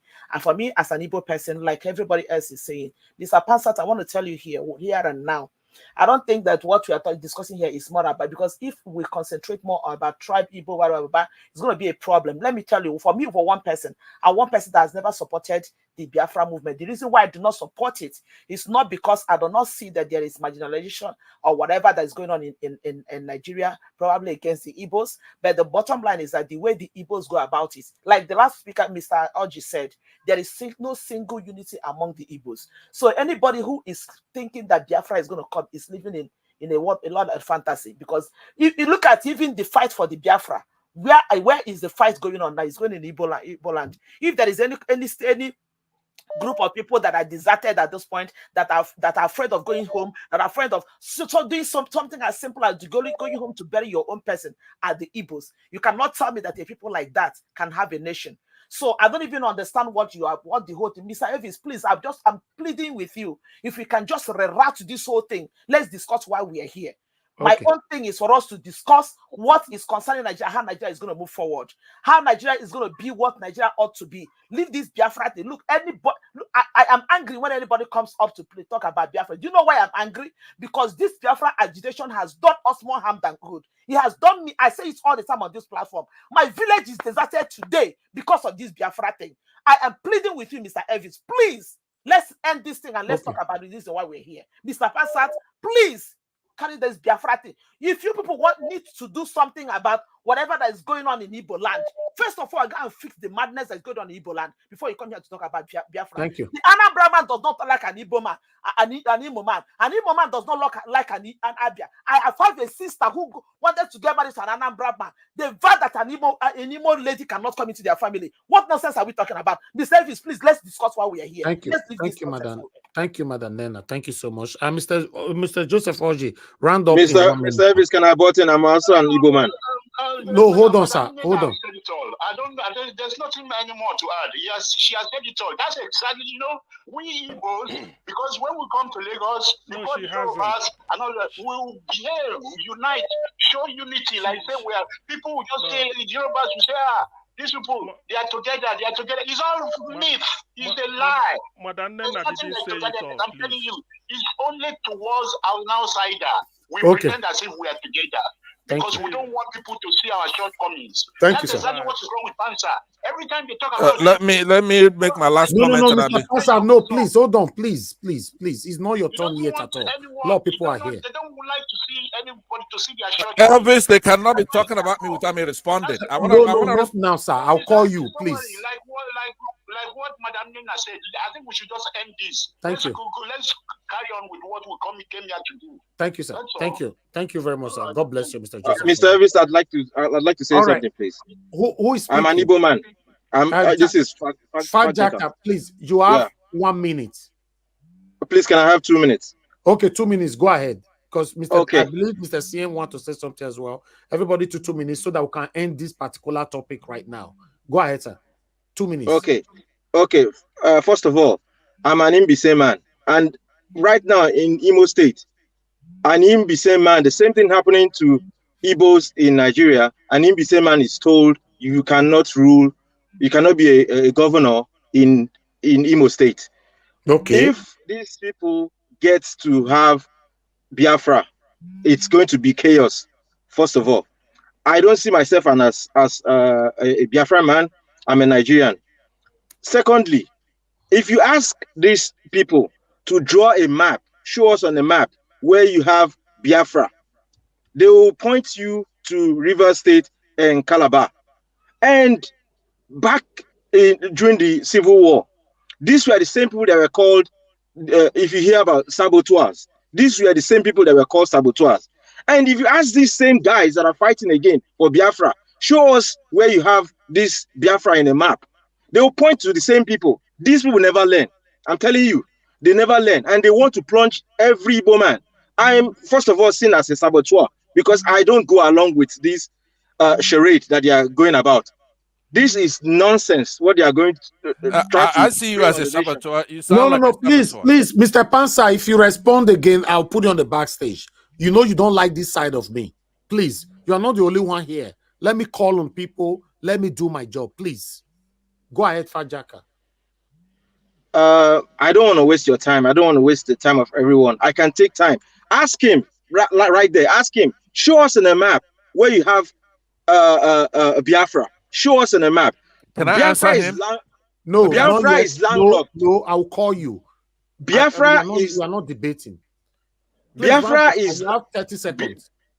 Biafra is landlocked.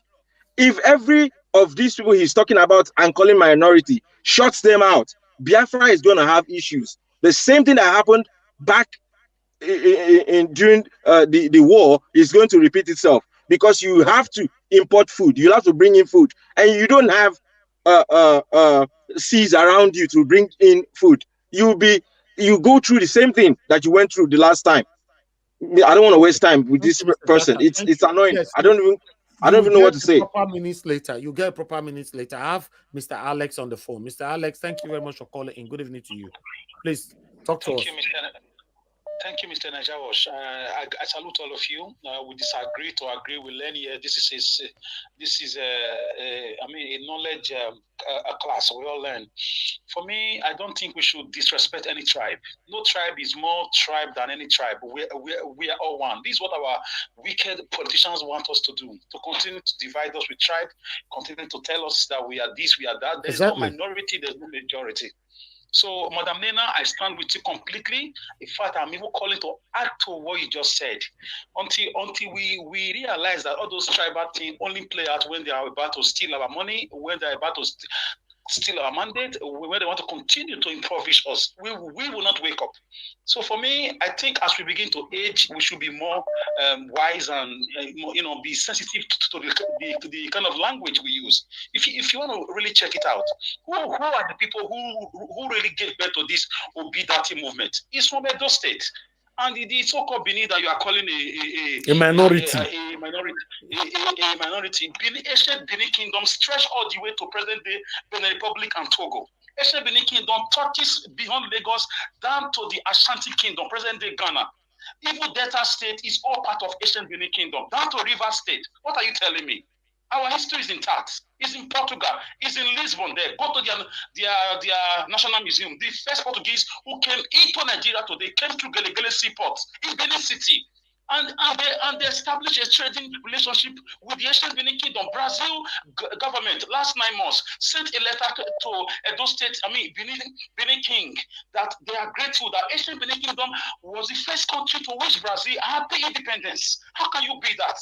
It was a nation of its own before the invasion 1897. Should we carry on? So we just chose to leave all these things so we can fight for a better country. Hunger do not know tribe. Corruption do not know tribe. Poverty and disease ravaging our people do not know tribe. We are on a Jawas platform under one umbrella, fighting for a better country, trying to get our mandate back, looking at what other countries are having, like the Western world, how we can replicate these things back home, or possibly split the country into smaller countries and live as neighbors with development, with education, and so on and so forth. So please let us who are aged and mature know that people are looking up to us. People are listening to us. Let's not play that tribal card. Let's not do that. It's wrong. We say Kabuto rejectamenta to that. And please, let's not do that. We are one. Obi is not an Igbo president, is not a Benin president, is not a Calabar president, is a president of the Federal Republic of Nigeria. Hopefully he gets his mandate. So please, let's stop it. Let's stop it. People have taken Obi as their own. People have embraced him, showed him love. You saw the love. All the 1 million march in all the major cities. It's not about tribe. It's about the ideology. It's about knowledge. It's about campaign strategy. It's about compassion and character that can be verified. So it's not where is this tribe coming from. So thank you very much. If I have space, I will come. Thank you. Sir. Please thank you, sir. Pay respect to Ancient Benin Kingdom, present-day Edo State. Thank you, sir. Yeah, thank you. Thank you. All right. I have another caller right here. Good evening to you. Your name and where you're calling us from? Hi, good evening, Niger World. This is Giant Strike calling from Lagos. Thank you, sir. I'm seriously furious with the submission by Mr. Passad or Dr. Passad. Why he's trying to demonstrate he understands the meaning of the word minority. He needs to understand that there are contexts that you need to use that word. And it's appropriate to acknowledge that fact, because it's important to avoid using that term in a way that perpetuates stereotypes or implies inferiority. And that's exactly I agree with that. I agree with the person that said he needs to apply, because people should be referred to in a way that respect their individual rights and dignity. That's my submission. Thank you. May God bless you, my brother. Thank you so much. I like this. I agree with him on that, by the way. Thank you. Thank you for accepting that, Mr. Pansat. I told you some time ago when you used to come to this platform. Me personally, I don't like the Elvis. I beg, don't vex you. Can I address Mr. Go ahead. And Pansat's submission? Because I tried to call you. When I address, I will leave your panel. I will leave your panel. Hold on, sir. Hold on, Mr. Olumide. You have enough time. Just hold on. Let me finish with people that want to give submission for 1 minute, so that I'll give proper minutes, sir. Okay. Yes, I'll come to you because you've been with us since. August CM, you have only 2 minutes to whatever you want to say. Only 2 minutes. Go ahead. Thank you. You gave me 2. What I wanted, I know this is not my time because I want to delve later when I come. I take my time. So what I wanted to say was, I want to correct Nobi. Nobi. When she said Anambra do not love him, after all, there's one Imo girl that wanted to get married to Anambra. I say we enter into their father's, their compound, their this in their family. Don't use that type of abstract to disgrace anybody. My 2 twins I mean, my cousin, too, married from Akokwa, Idato North, is Imo State. They are the best wives we have in our extended family. If you want, my two sisters married from Onwimo local government, the hometown of, what is the name? Uwazurike. My junior cousin married from Uzuku family, Umoko village, Okwele, Onwimo local government. Let me continue giving you listen, I'm coming because when you use one this thing, what I'm telling you, this is now Anambra people from my own extended family going to Imo State to go at least 8. So when you say this, you don't know who is listening. Don't use because of one lady from Imo State. Maybe because of her character, I don't know what happened. One man from Anambra rejected. He said Anambra people doesn't want to marry. I can give you many. I can give you if I say here. Hold on. Hey, hold on, because this is we are not talking about Biafra now. That is the issue. I'm using this to tell you. If don't use because of one example, if you say because of one family, don't say Anambra doesn't marry Imo. I've given you 4 now. I can give you 20 if you allow me. Yes, And you might also be right, Mr. Yes, Pansat, and Madam Nena might also be right. I'm so so it depends sorry. on our experience. I'm so sorry. Let me just explain. Okay, maybe I use the word because everybody that knows me knows I don't like to generalize. I always say it here. I don't like to play tribal. Maybe I said Anambra, but the truth about it is that the point I'm trying to make is that even among the Igbos, the so-called Biafrans, there's this thing that other people see other people as being minor. Like the person that talks about Mbise not allowed to be governors of Imo State. It's true. You will see an Abia man, an Imo man, making jest of an Abia man, thinking that an Abia man does not work. You know, like you will see that thing within the Igbos. That is just the point I'm trying to make. That's called politics. That's in every tribe. So listen to me. I'm just trying to. Madam. I disagree with that. Hold on. Another example, Pansat. The governor of Abia State now, the mayor of Aba is from Ozobolo, Anambra State. The mayor of Aba, imagine Aba is the whole of Abia. Anambra man is the mayor. Okay. The director of Enugu Broadcasting Service is from Ondo State. The chief secretary to Governor Soludo in Anambra State is from Edo State. What are we talking about? Please, let's not just be saying this. Biafra is a different issue. The issue of Igbo man, maybe if I want to marry from Ebony, if I fail to marry from Ebony, they will use it against me. Ebony, I married many. Oh God. Augustine, thank you. We are working with time. Please, everybody must respect that. Thank you. Good evening to you. Your name and where you calling us from? Yeah, good evening, everyone. And my name is Chijioke, first of all. So I am an Igbo person. I did not hear the summation of the man that spoke about the Biafra something, but I've heard what everyone is talking about. Okay. In addition to that, yes, I mean, the heart of man is evil. So, Madam Nena, Mr. CN, and every other person, you're all right, but we shouldn't wash our dirty linen outside. Fine. And then when we come to the Biafra of a thing, Biafra, if you people are looking for your own country, fix the Igbo land first before you start thinking of the country. I am an Igbo person. You are surrounded by all, these other tribes that are not Igbo, but which the Igbos want to claim or forcefully tell. You don't have a seashore. You don't have anything. How do you sustain yourself as a country? Just like one caller said, those people that you want to claim into Biafra are still the same people those days that opened their seashores and allowed the British and Nigerian to come in and destroy the Igbo people. So why don't we fight for a country that all of us will call home? Whether you're Benin, you're Ishekiri, you're Igbo, you're Yoruba, you're Hausa, you're everybody. And minority or no minority, all of us are the same. Because one tribe has, more population than the other does not make another a minority. So, I mean, all of us are a bit experienced, learned. We can use the right word to express what we are trying to say. No one is a minority. Thank you very much. We are all one. but let us fight and make Nigeria great. Thank you very much, I am an Igbo person, but this Biafra everything, it's not happening now. Thank you. Thank you. I'm very happy that I picked your call. Thank you so much. Thank you.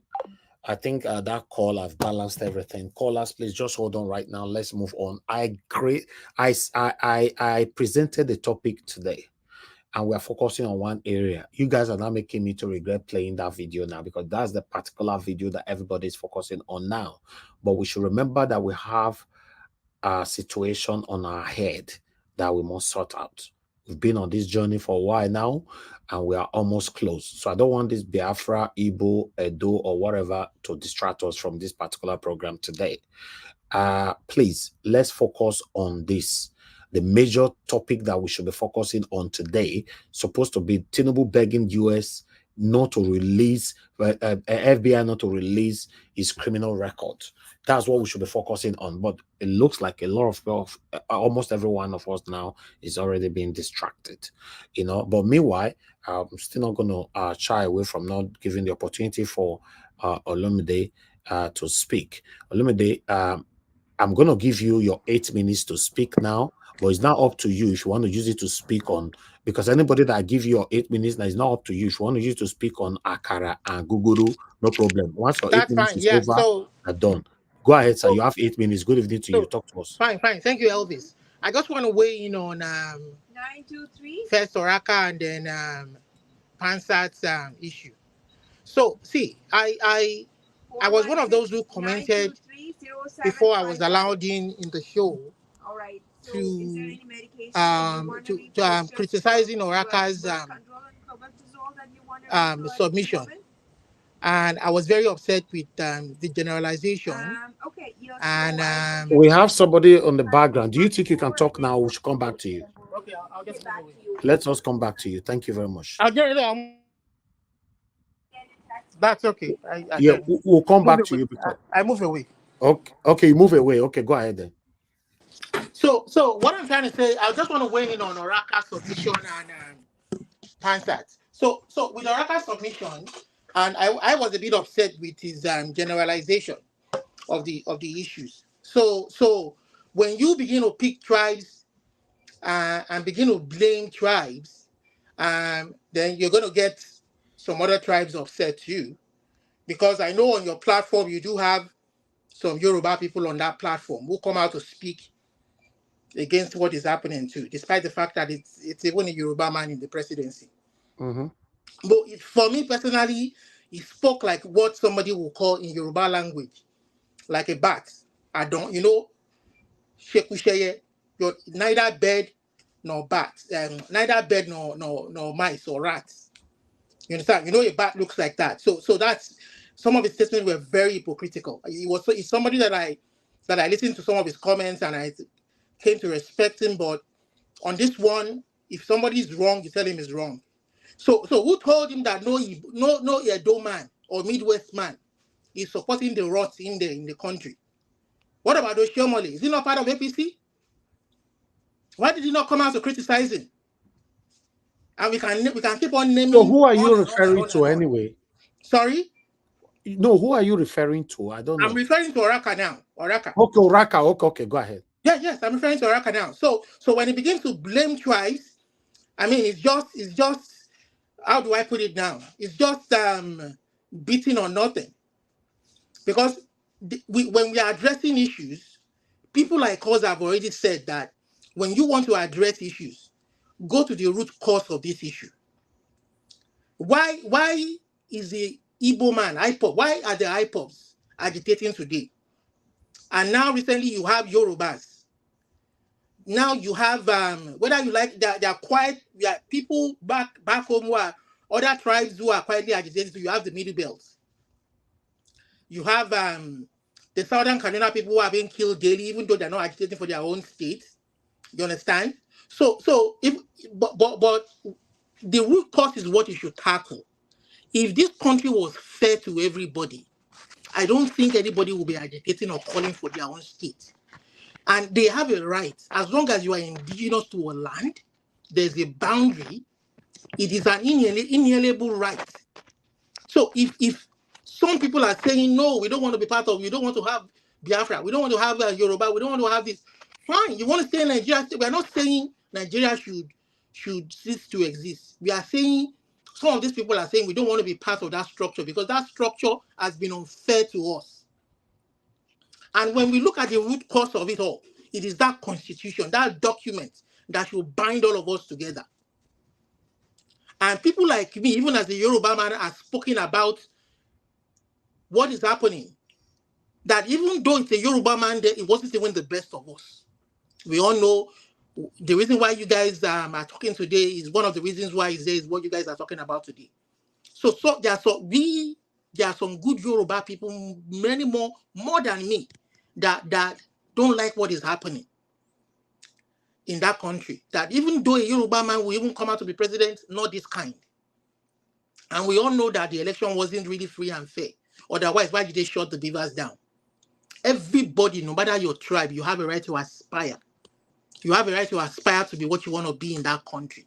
But that country has not been fair to everybody. And whether you like it or not, see, that is why the Oyibo man made a dictionary, not just for people who don't understand English, even for the English people, they consult the dictionary. If you don't understand what minority is, go and check dictionary. It depends on the context on which you use it, yes. Minority can be referred to those people who are lesser in number in a country where they share the same identity, culture, or language.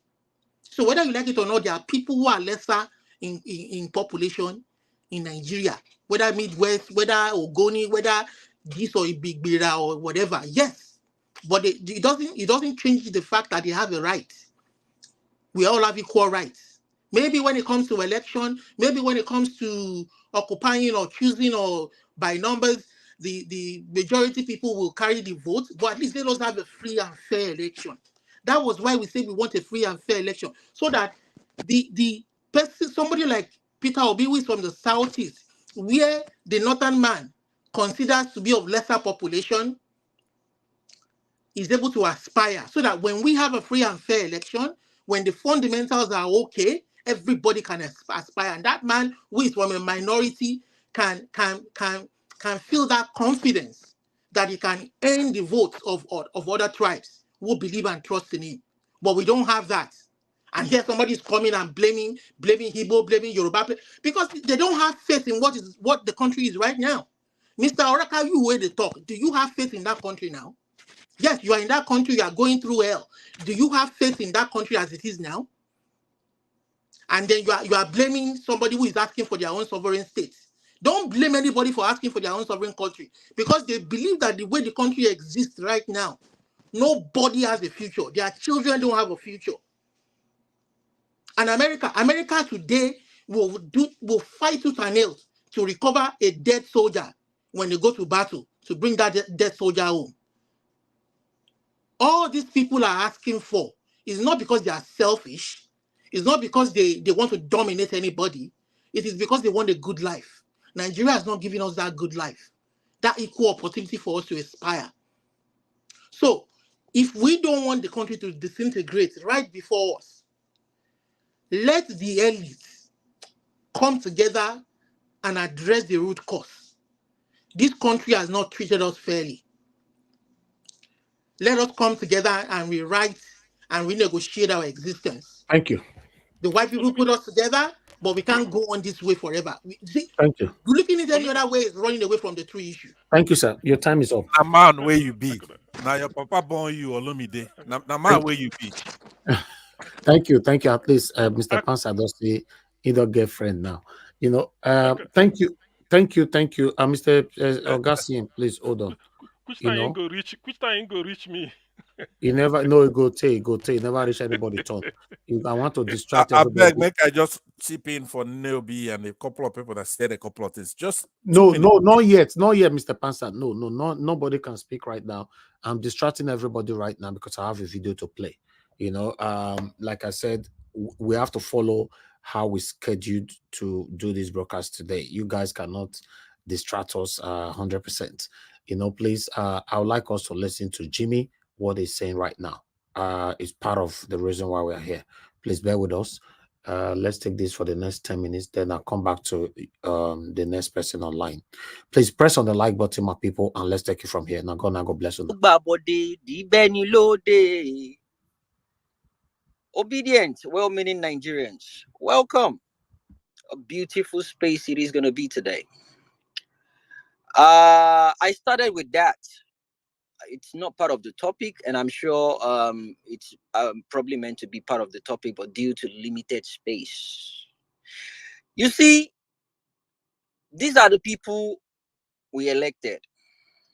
For the record, I never regretted supporting them. I never regretted putting them in power. I never regretted vouching for them, standing behind them, because they were under Peter Obi. Take it or leave it. It is meant to be the structure we have. But guess what? When you join the system, you tend to change. I don't accept that. Nope. I don't accept that. Say, when you join the system or when you get into power, you will change. It is a lie. It is based on your mindset before you get into power. It is based on your thoughts, how you were brought up, your intentions before you get into power. You see, when we keep saying Peter Obi is a saint, you guys think we are mad. You guys think we are stupid. You think we're exaggerating. You think it's another higher level of hyperbole. No, it's not. That man is a freaking saint. Saint Obi. Bẹ́ẹ̀ bá mọ̀ ẹ́ lọ́mọ báyìí. Ó ti wẹ̀ ó yán kankan. Ó yàtọ̀ sí gbogbo wọn dìgbàdìgbà. It is absolutely distinguished out of all of them. All of them. Peter Obi is not your mate. Politically, ideologically, morally, this man,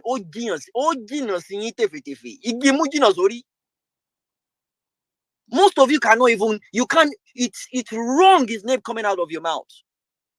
There is someone that's been tested with power. He went there. They tested him with power and he came out clean. He had access to power. He had access to money. He never misused none of those. And you come on Twitter to talk nonsense.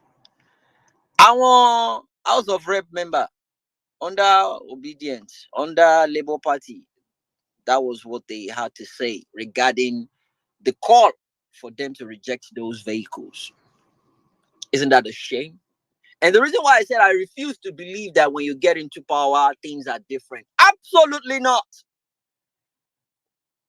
What happened to Alex Oti? About you for? Alex Oti. They came in together. It's in the blood. When you are determined to go and support the people, could they share joy? But all these lawmakers, they are under LP, could we share joy? Ọmọ ilẹ̀ ni wọ́n gbogbo wọn sórí bẹ́ẹ̀dì wọn á jábọ́. Ilẹ̀ ńlẹ̀ ti mọ́ wọn lára. We took them from the ground. A gbé wọn sórí bed. We placed them on the mattress. But no, they want to go back to that ground. Ọmọ ilẹ̀ ni wọ́n gbogbo wọn sórí bẹ́ẹ̀dì wọn á jábọ́. Lẹ́yìn àpọ́nlé àbùkù ló kan. Wọ́n dẹ̀ kan àbùkù. Wọ́n á kan ìdínú yọ̀.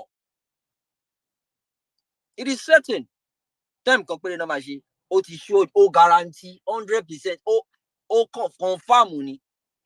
Táàmù kan péré ni kì í bá tì. Ẹ̀ẹ̀kan péré ni. Ẹ̀ẹ̀kan náà máa lọ. It's just that once. You see, we have poverty being weaponized in that country. I spoke about totalitarianism and what is going on in Nigeria right now. Saddam said something earlier on. He said the death of democracy. Let me put that into a different perspective. Let me give an explanation to that, or definition to that. You see, it is the democratic decline involving. It doesn't happen immediately. When they say death of democracy, it doesn't happen immediately. It is the democratic decline involving in weakening of democratic institutions. All the institutions in Nigeria that are meant to be upholding democracy, They've been killed slowly, not just today. It's been happening gradually. Brown envelope. Before you can do anything, you need to bribe people before you can get away with anything. You need to bribe people. If you don't bribe people, you're not getting what you want. It's been happening for a very long time. And the peaceful transition of power is not there. Free and fair election is out of it. Or violation of human rights. All these things I'm mentioning, does it sound strange to you? These are the qualities of knowing a failed state, a dead democracy. There is no democracy in Nigeria anymore. In fact, the definition of democracy has changed in Nigeria.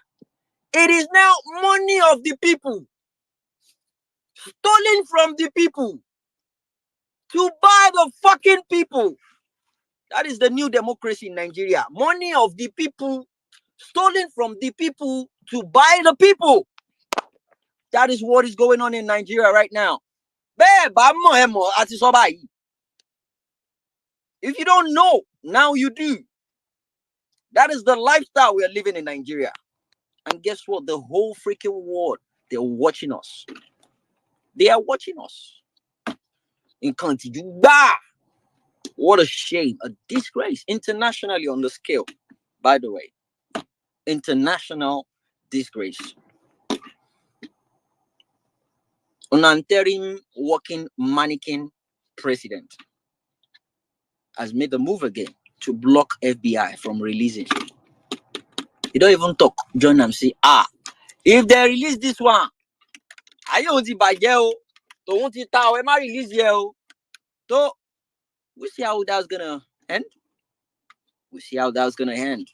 And by the way, the judge they approached to block this. Let me give you an idea of who that judge is. She is a very strong advocate of DEA. She used to work with the administration back in the days, an American woman. And she spent over 20 years of her life in the department of, guess what? Narcotics in America. She's not a judge. And that's the person they went to meet, that they should block, they should not allow FBI to release. She has been in the narcotic institution fighting criminals, fighting drug lords for over 20 years. It didn't end there. Then when she stopped, when she left that department, she went to another one where she was made the deputy chairman of the people that crafted the Freedom of Information Act in America. Those are the two allergies Tinubu has right now, and happens to be in one person that is supposed to be the judge that would block that. Okay, let's see how that goes. The delay tactics is just to block. Sorry, not to block. It's just for him to buy time. Either they release it or not. It's not after that. It's working on time, because he has this mindset that the moment Supreme Court passes their judgment, whatever comes after that is, by the way, it's just it won't make any sense anymore. And the only way you could leave power is by him being impeached. And the people that are actually meant to come together and come to an agreement to impeaching him, right? I will not take that body back. These are the same people that they've been compromised. I will not take $100 million, $100 million naira each. So when they say the man is a strategist, this is what they mean by that. He's diabolical. He's strategist in devilish acts, in manipulating people. He knows what he's doing. Oti domicile koba le tele tutu. Is it the vigilante? To jẹ́ pé torchlight ló mú kiri.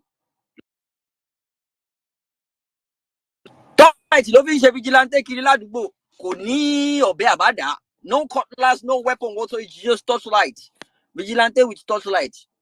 Ran under that platform and he won.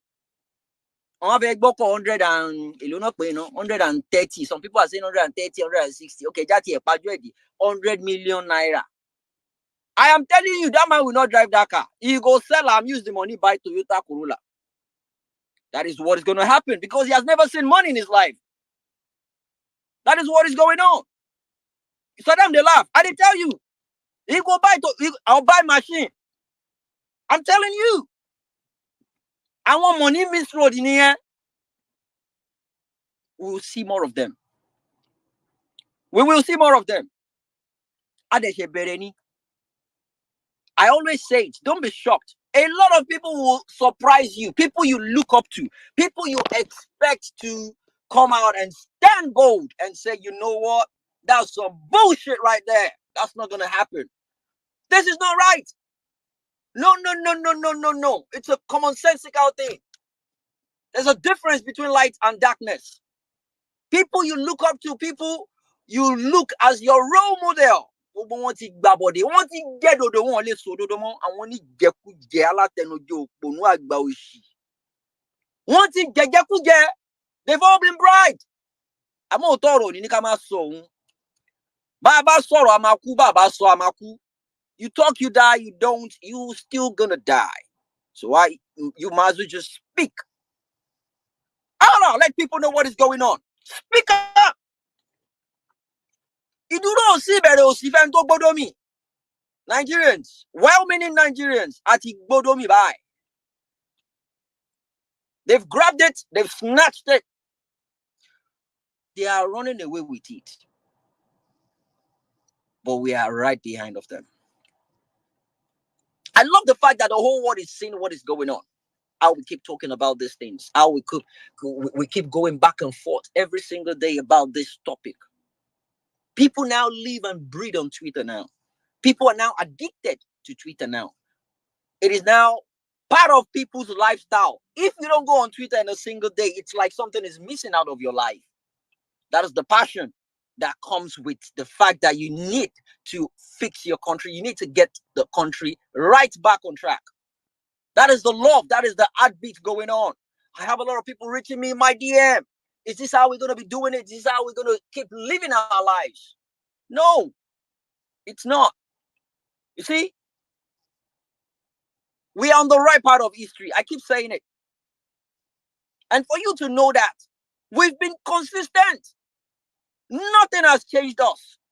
Nothing has proven otherwise. But guess what?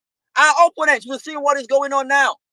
They think election is over. No, well, not. It's not over yet. A lot of them, the money they were expecting is gone. What they were expecting wasn't cutting it for them and they stepped out. It wasn't benefiting them. They're not making money out of it. And that's the organic love, the organic natural movement that is called obedient movement.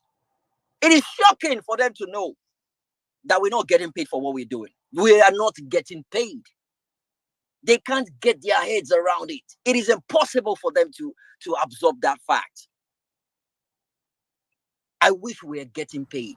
How much is that going to be? It will be running in trillions of dollars. Exactly.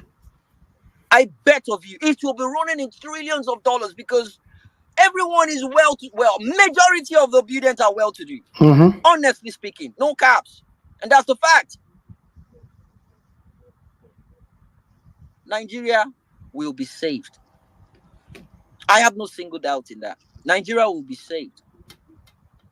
Things are unfolding and we are watching closely.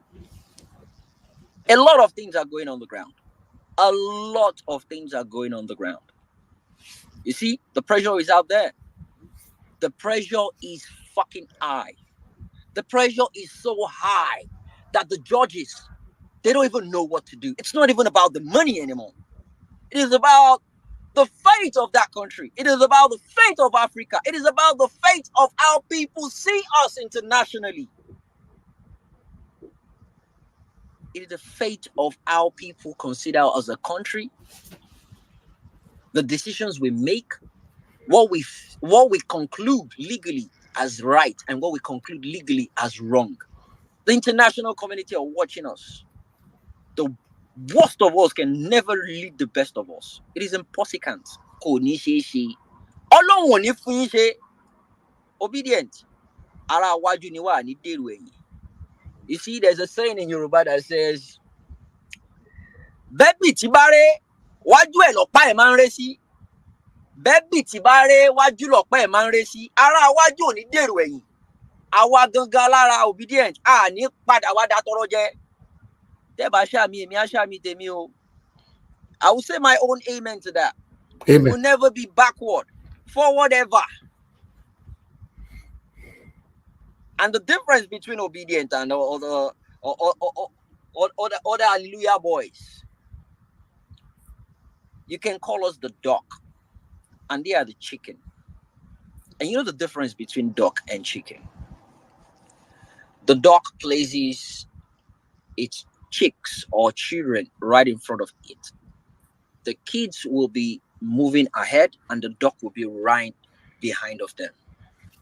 And nothing dares to touch or harm those kids.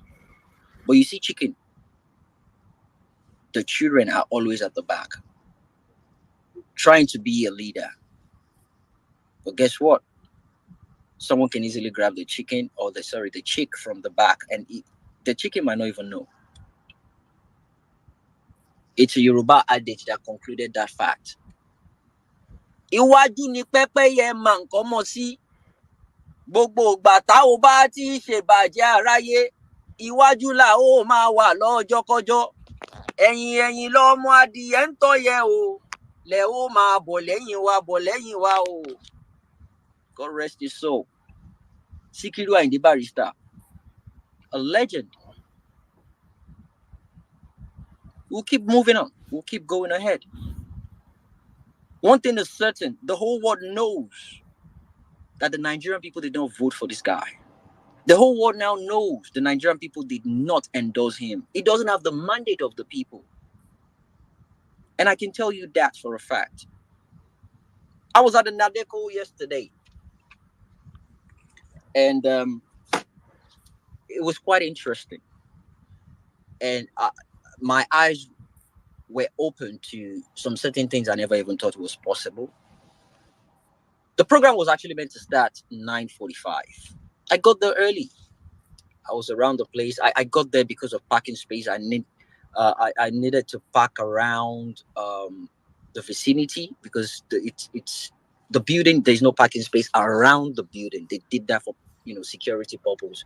So I needed to look for the closest space to park my car, and I did. I got there, and I realized nothing was set up. There was no podium. There was no speakers. There was no mics. And I was wondering, what is going on? Before we went upstairs to realize that, I met all the people downstairs. They told us we couldn't go up until the time reaches. Okay. And when we got up, we figured out what's going on. We thought we were in the wrong floor. Right. Right next to where the conference was actually meant to be held. There's this blue curtain. They made a blue curtain around the premises. It was, the speakers were there, the mics were there, everything. As we were talking, our voices were echoing from the mics next to us. And so what had happened is they told us that someone booked that place. It was an emergency event that someone booked that place. And America, actually, when you want anything that has to do with money, they are up for it. So the payment was 3 times of what we paid for that place. It was a situation at which they made it an emergency that this had to be done, and they needed it badly. So they had to pay 3 times the cost, and they were actually ready to refund the Nadeko people. And when we got there, we realized what we actually paid for. Well, I'm not involved. What they actually paid for is on the side. The chairs, everything was there. And they now started. The manager came. I saw her yesterday. She's a she. She came down and she was like, "Oh yeah, she was informed about the whole thing. She's sorry about the late response that something came up, but nonetheless, she started calling up people, bring the cable, set up this place for them, do this, do that, and we were waiting for them to do all these things. Do you know why we were waiting to do all these things? Right next to us, not the there is no door, no demarcation. It was just the blue curtain right next to us. That they were actually meant to be having the event. Ladies and gentlemen, no one was there. No one turned up. No one was there. It was empty. And we couldn't even use it because what if the people that paid for it now come? What was going to happen? So they were just being, they were following protocols. But I was stunned. And I asked, is that even possible? It has 5 floors. The 5th floor at the top of the building is where the mayor stays. That's where the mayor has his own office. And they have a permanent hall space where the mayor can decide to just go out there and speak to the people. The conference there is always 24/7 ready. And they had to just set up something real quick. And that was how we had the conference yesterday. I was there live. They read out the whole thing. We engaged ourselves. Yoruba man, Igbo, Hausa, Tiv, Bayelsa, a lot of people were there. And it wasn't an Igbo thing. I love the fact that the secretary kept emphasizing on the fact that this is not an Igbo. And the secretary is a Yoruba man. He had this ofi around his neck that says, Omo Egba Yoruba, or something like that. I will check through the picture again. My Igbo brothers were there with their red caps. And they saw me, they asked me, are you a journalist? I say, yes, I am. Not until they were about to start and they were wondering because I just kept quiet. I was just walking. I was acting like a detective. So they weren't sure what was going on. So eventually they engaged me and they're like, okay, are you here for the conference? I said, yes, I am. So what's your name? Where are you from? Okay, I'm a Yoruba man. I'm representing the obedient. And they were like, oh, yeah, yes, we need this. We need this. And that was what happened yesterday. And they were shocked. They were happy when I showed them the amount of people listening to the space. Some of them were not really into Twitter. I showed them. As at the time we're having the space, we had. Okay, thank you very much for people. We need to stop it right there so that we can continue. The major thing that I wanted to hear from our brother Jimmy, Indot come already. Thank you very much, my people, for your patience with us. I'd like us to move on with the topic we've presented today and to continue to talk about the things that's affecting you and I. It's about our country, how we can rescue Nigeria. That is the only reason why I'm here. How I can have a better Nigeria through Mr. Peter Obi. That's why I am here. Thank you very much, my people. I appreciate every one of you. I would like to move on to those of you that have not said anything at all. Let me come to, according to the way it is on the table, because a lot of you have lost your spot already. Some of you left, you came back, you left, you came back. So I'm not too sure where you are, but according to how I have it on the table. So I would like to go to Madam Nena. After Madam Nena, then I'll come to Augustine. That's how I have it on the table. Thank you. Madam Nena, please, you have 8 minutes. Please talk to us. Thank you very much. Yeah, thank you so much, Mr. Elvis, and God bless you. Thank you so much once again. The Niger Watch family, thank you, everybody. I know a few minutes ago, tempers were high, and I just want to say at this point, if anybody is offended by what I said, I apologize. The point is that unfortunately for me, for one person, sometimes when people do things or people say things, it's important for us to understand where people are coming from. I've said it over and over on this platform. For me, for one person, I am pained. I am pained. I'm hurt about the Biafra agitation, not because I don't understand what is going on in Nigeria, but because of what that agitation has done to my hometown. It's affected my hometown. It affected to where I am married to, to the point that I lost a dear brother-in-law. We couldn't even go home to bury him. That is how bad it is. People will tell you, don't even attempt to step home. It has gotten that bad. So when any issue that has to do with Biafra and everything comes up, I get so emotional about it. My hometown, I said it here before, it's like a desert right now. People literally ran away. Nobody's home. My mom has been with me here. I had to quickly swift her and bring her here with me. Nobody, aunties, uncles, everybody that have people that lives outside. When I talk about live outside, not just outside Nigeria, but even Lagos, they've all run away because my village is like a ghost town right now, all because of Biafra agitation. Whether some people will come and argue with you that people that are doing that thing are not IPOB or they're not, whichever way it is, I know that the problem that started in my place started when the Biafra agitation came on board. That is just where. So let someone else come out and prove me wrong. And up until today, it is still happening. It is still happening. A very close uncle of mine, a cousin of mine his life was deleted because he was in the government. These people, they brought him to the village hall. That was where his life ended, in the broad daylight, in the full glare of his people, his wife, children, and everything. So for me, it is personal to me. And I feel like my own person, I always tell people, you cannot cut off your nose to make your face look good. We are destroying ourselves, saying that we are agitating to get our, like, at the end of that, I ask myself, if eventually we become who we are agitating to be, how is our place going to look like? If not that we're agitating for it, we are like this. If eventually we happens to get it, how are we going to be? So for me, it is a very emotional thing for me. And Mr. August CM, this is the first time I'm having maybe like understanding with you on this play. I am sorry. My intention is not to generalize, but the point I was trying to make is that even within the Igbos, there is this unity.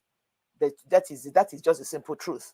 Even within the Igbos, there is this thing about them. Having said that, so that's it. I just want to lay that out there. My point is not to. I have a lot of Anambra friends. I have a lot of.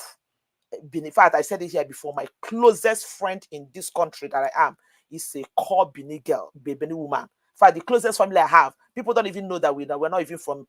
People even think that we are from the same parents. That's how close we are. My closest friend in this country is a Bini. So I don't care. I can make friends with a Japanese. I don't care. I don't discriminate about anybody. And that is the reason why I get so I got involved when this whole argument was going on. I think this is like deviating, because this is exactly what we are complaining that our country have been reduced to.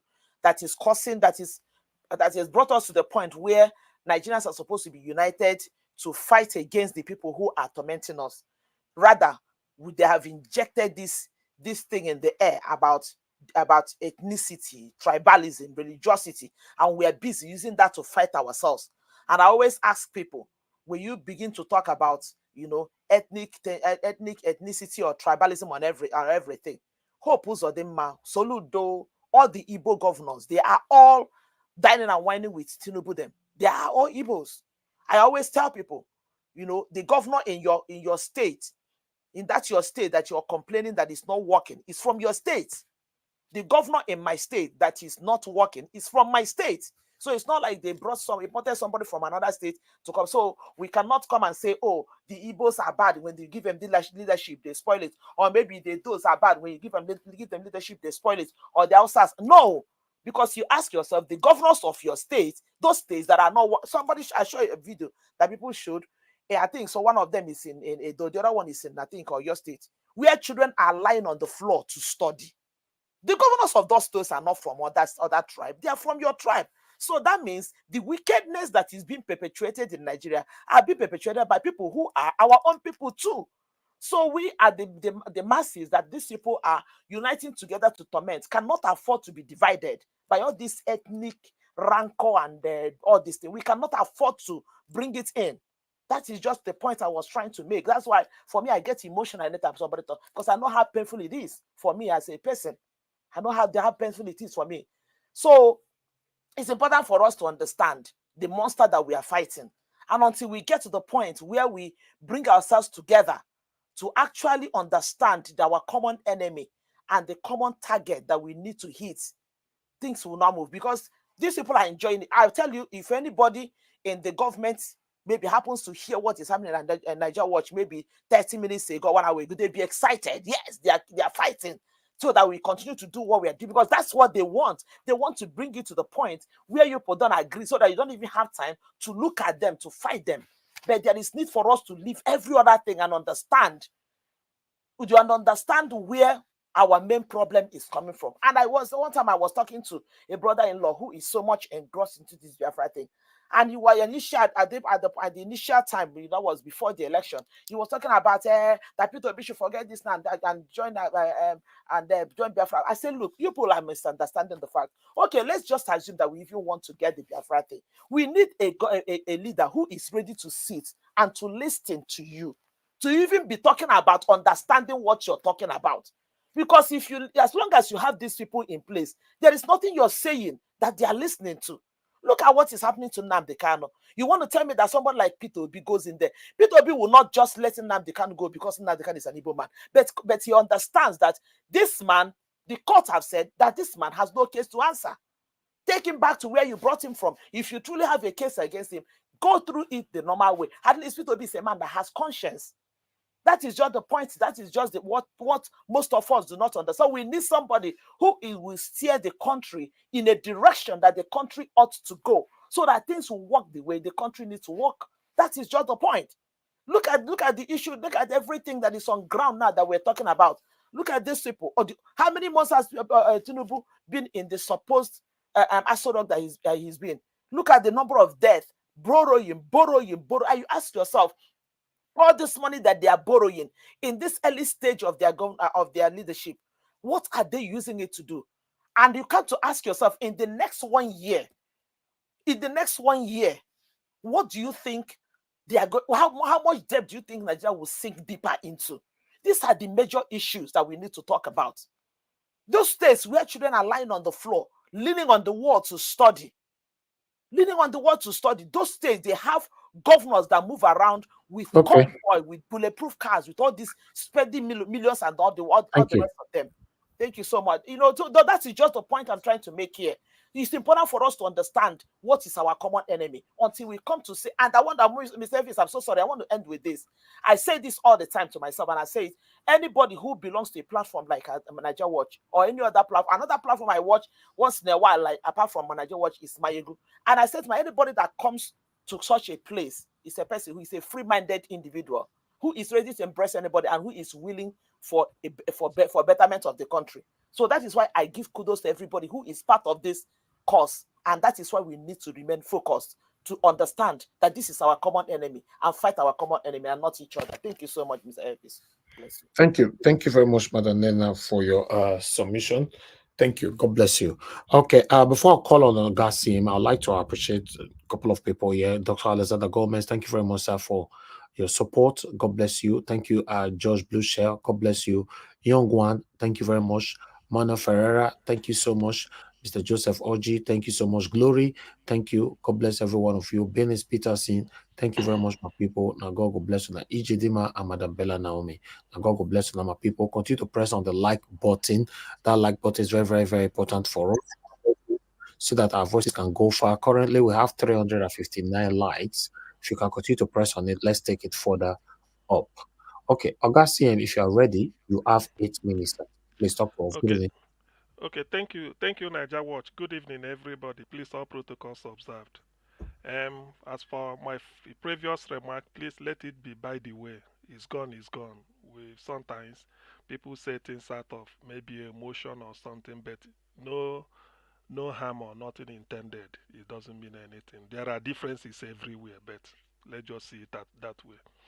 Now, why I particularly wanted to speak today, to be honest with you, Niger Watch, I should have been number one, but I left to do something, hoping that I will pop in, not knowing that, not because I listened to Magnus or Raka what he said, and that is because of him. Magnus is my friend. I have his phone number here. I know he will be listening. His phone number ended with 04.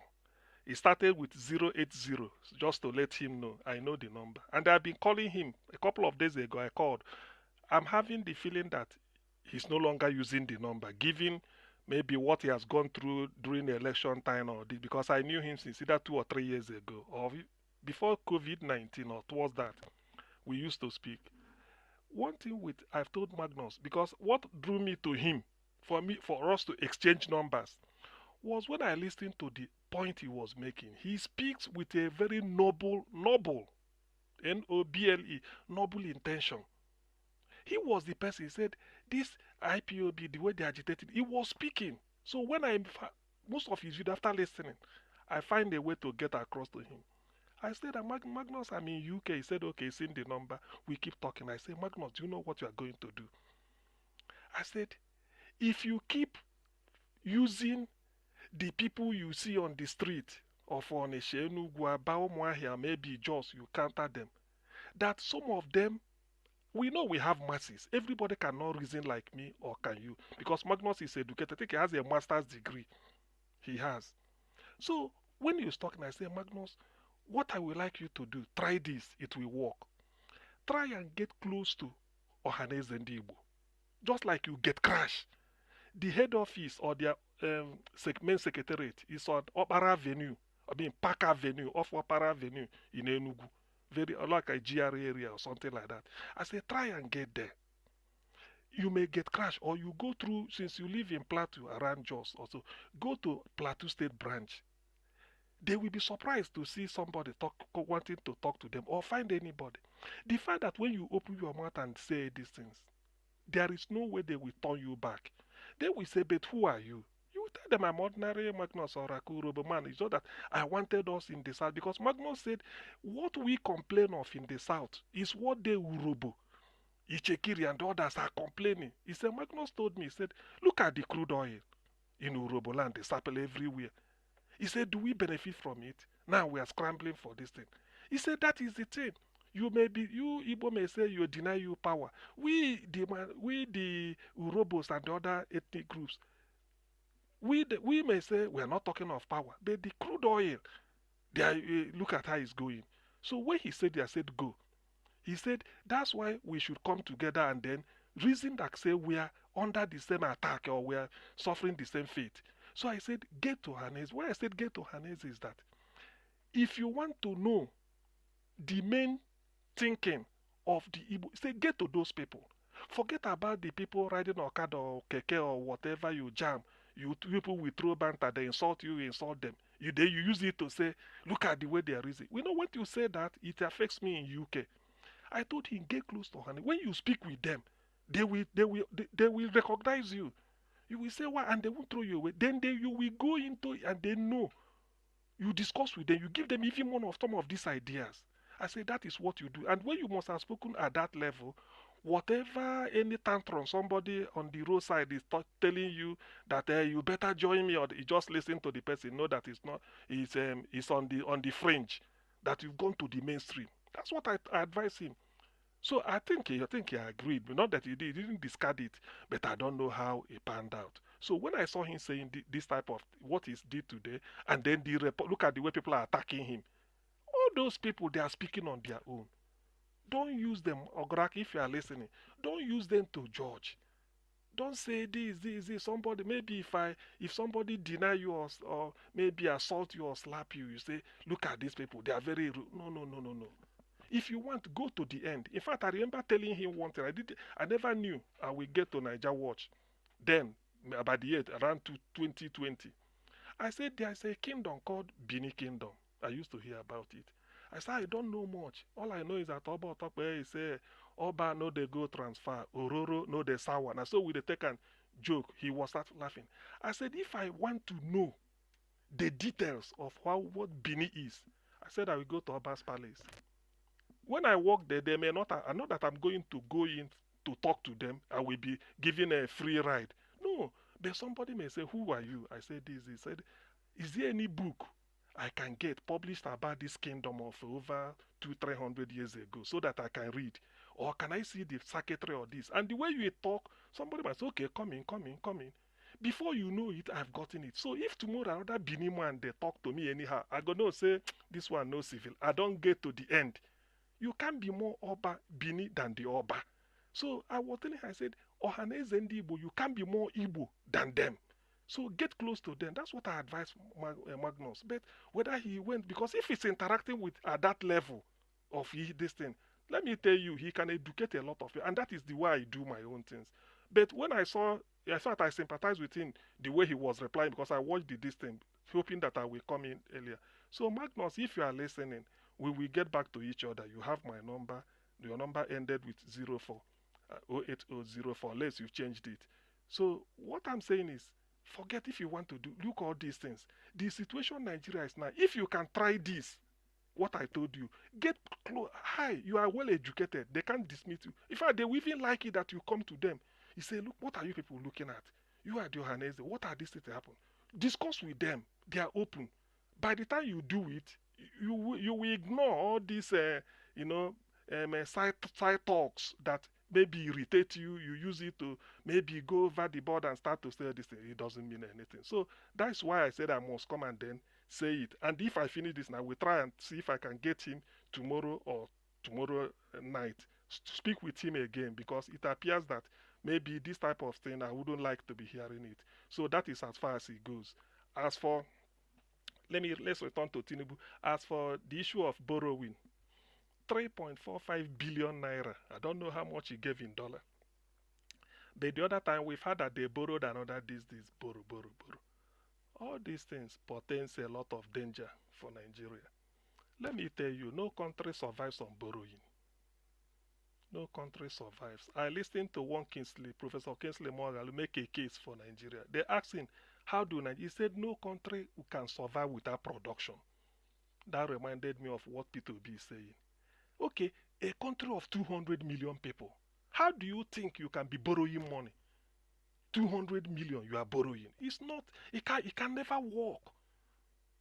As a small family of maybe two, a wife, a child and the husband, three, you can borrow.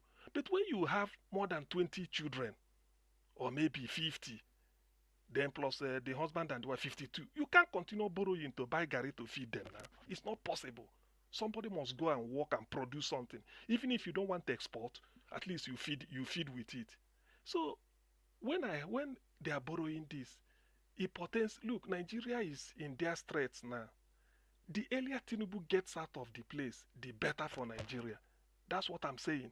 The earlier, by hook or by crook, we get him out. Even if Supreme Court do they are not ashamed now. They do their ujoro. Oh, Tinubu, we return him. Technicality. They say there are 2 letters from Chicago State University. Which one do we take? There is nothing like letter. The deposition confirmed the forgery. You see, the Supreme Court, I read it somewhere that they are saying, they're asking one of the lawyers, say they will have 2 letters from Chicago State University. One confirmed that this one. There's nothing like it. We are not talking of letter. The issue of forgery was Chicago State University said that whatever Tinubu gave to INEC, they did is not from them. Just like Jamb said, whatever Mesoma is brandishing before everybody is not from them, Jamb. That's how we know it's forgery.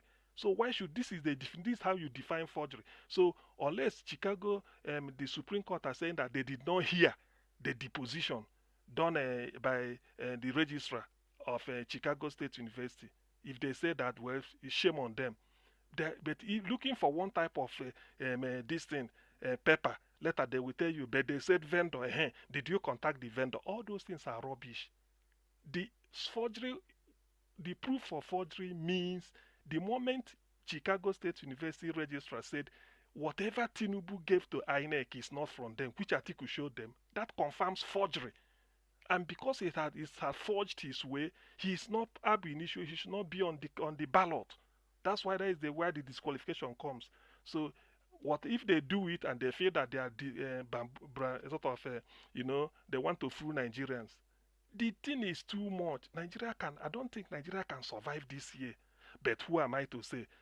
Because this man being there, one, we've lost all credibility before the world. I wonder why we are even borrowing. The people giving Nigeria money, don't they have sense? Do they even, sometimes my father told me, sometimes if somebody want to come and borrow money from you, you can tell the person, take this one, go and eat, don't pay me back. Fair. But if you are giving the person money to return, you have to know, has the person got the capacity to pay back? If you can find out, has the person been borrowing? Has the person been defaulting?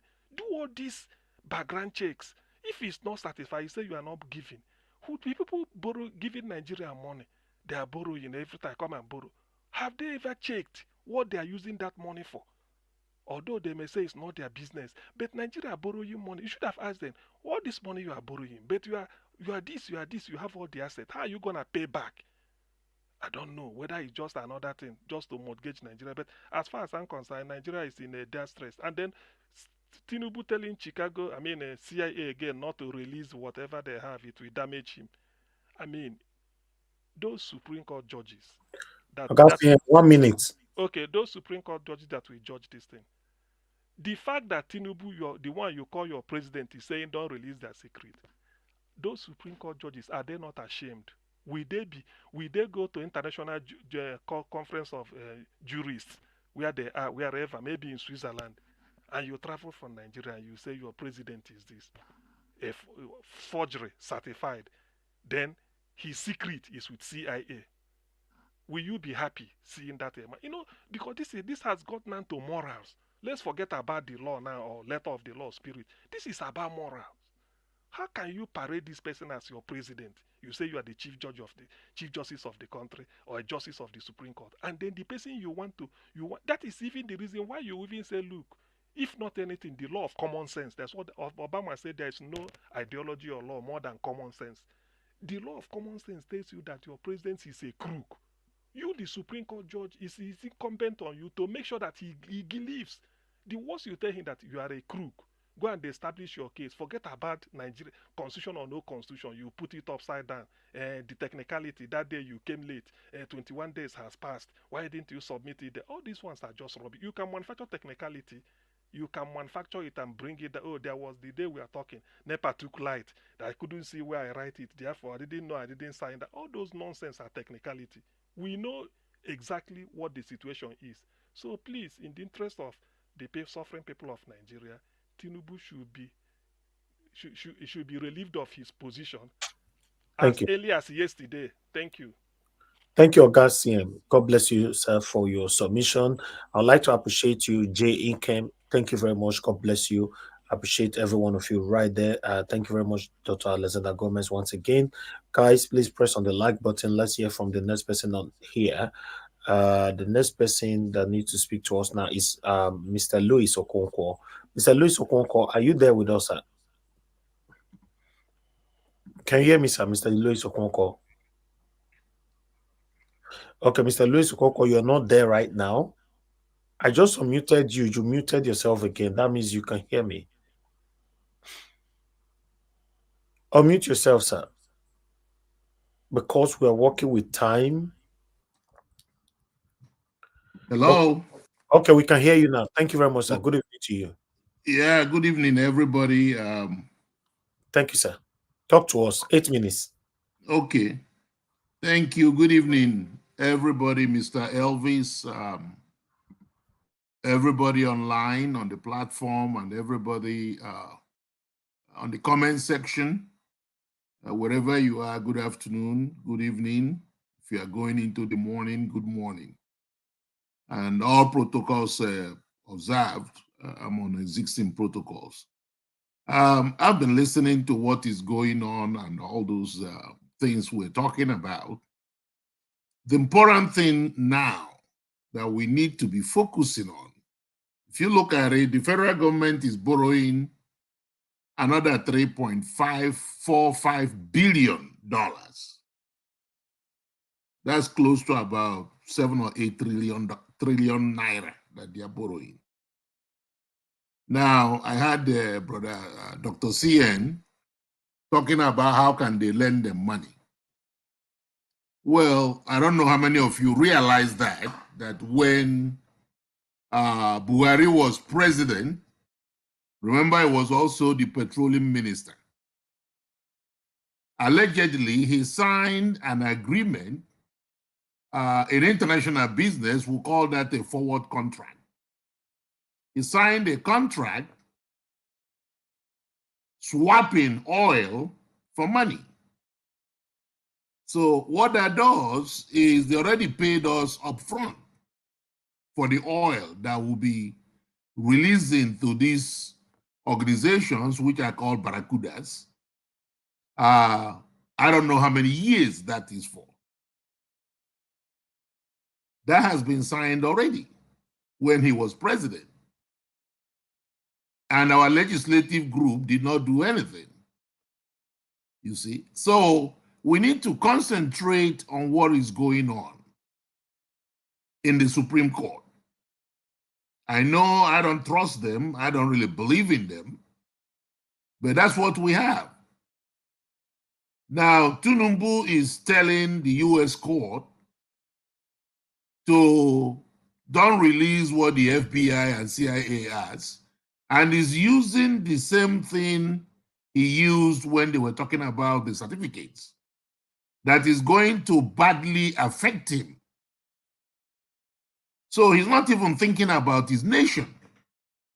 Now, all of us that are in London and United States and all over diaspora are going to be affected.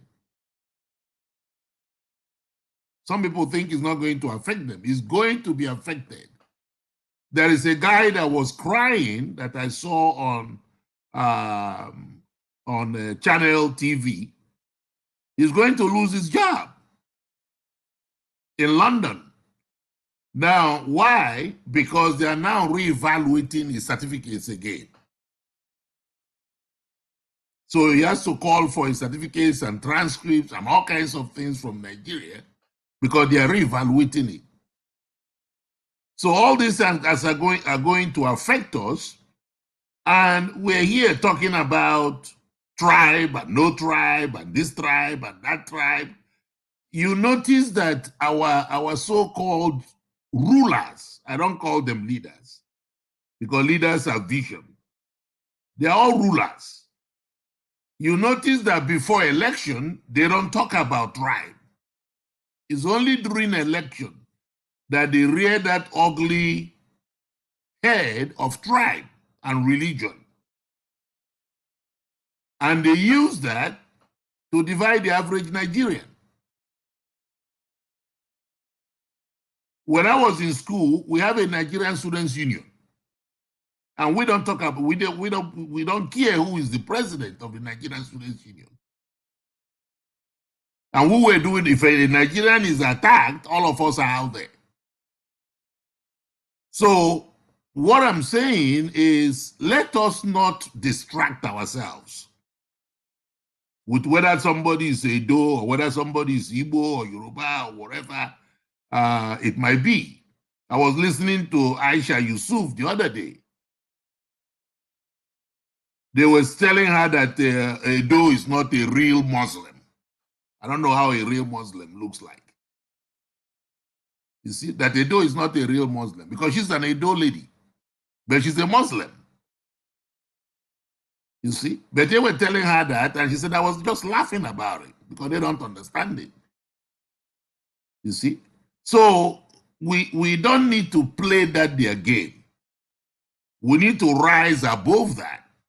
Most of us are here in the diaspora.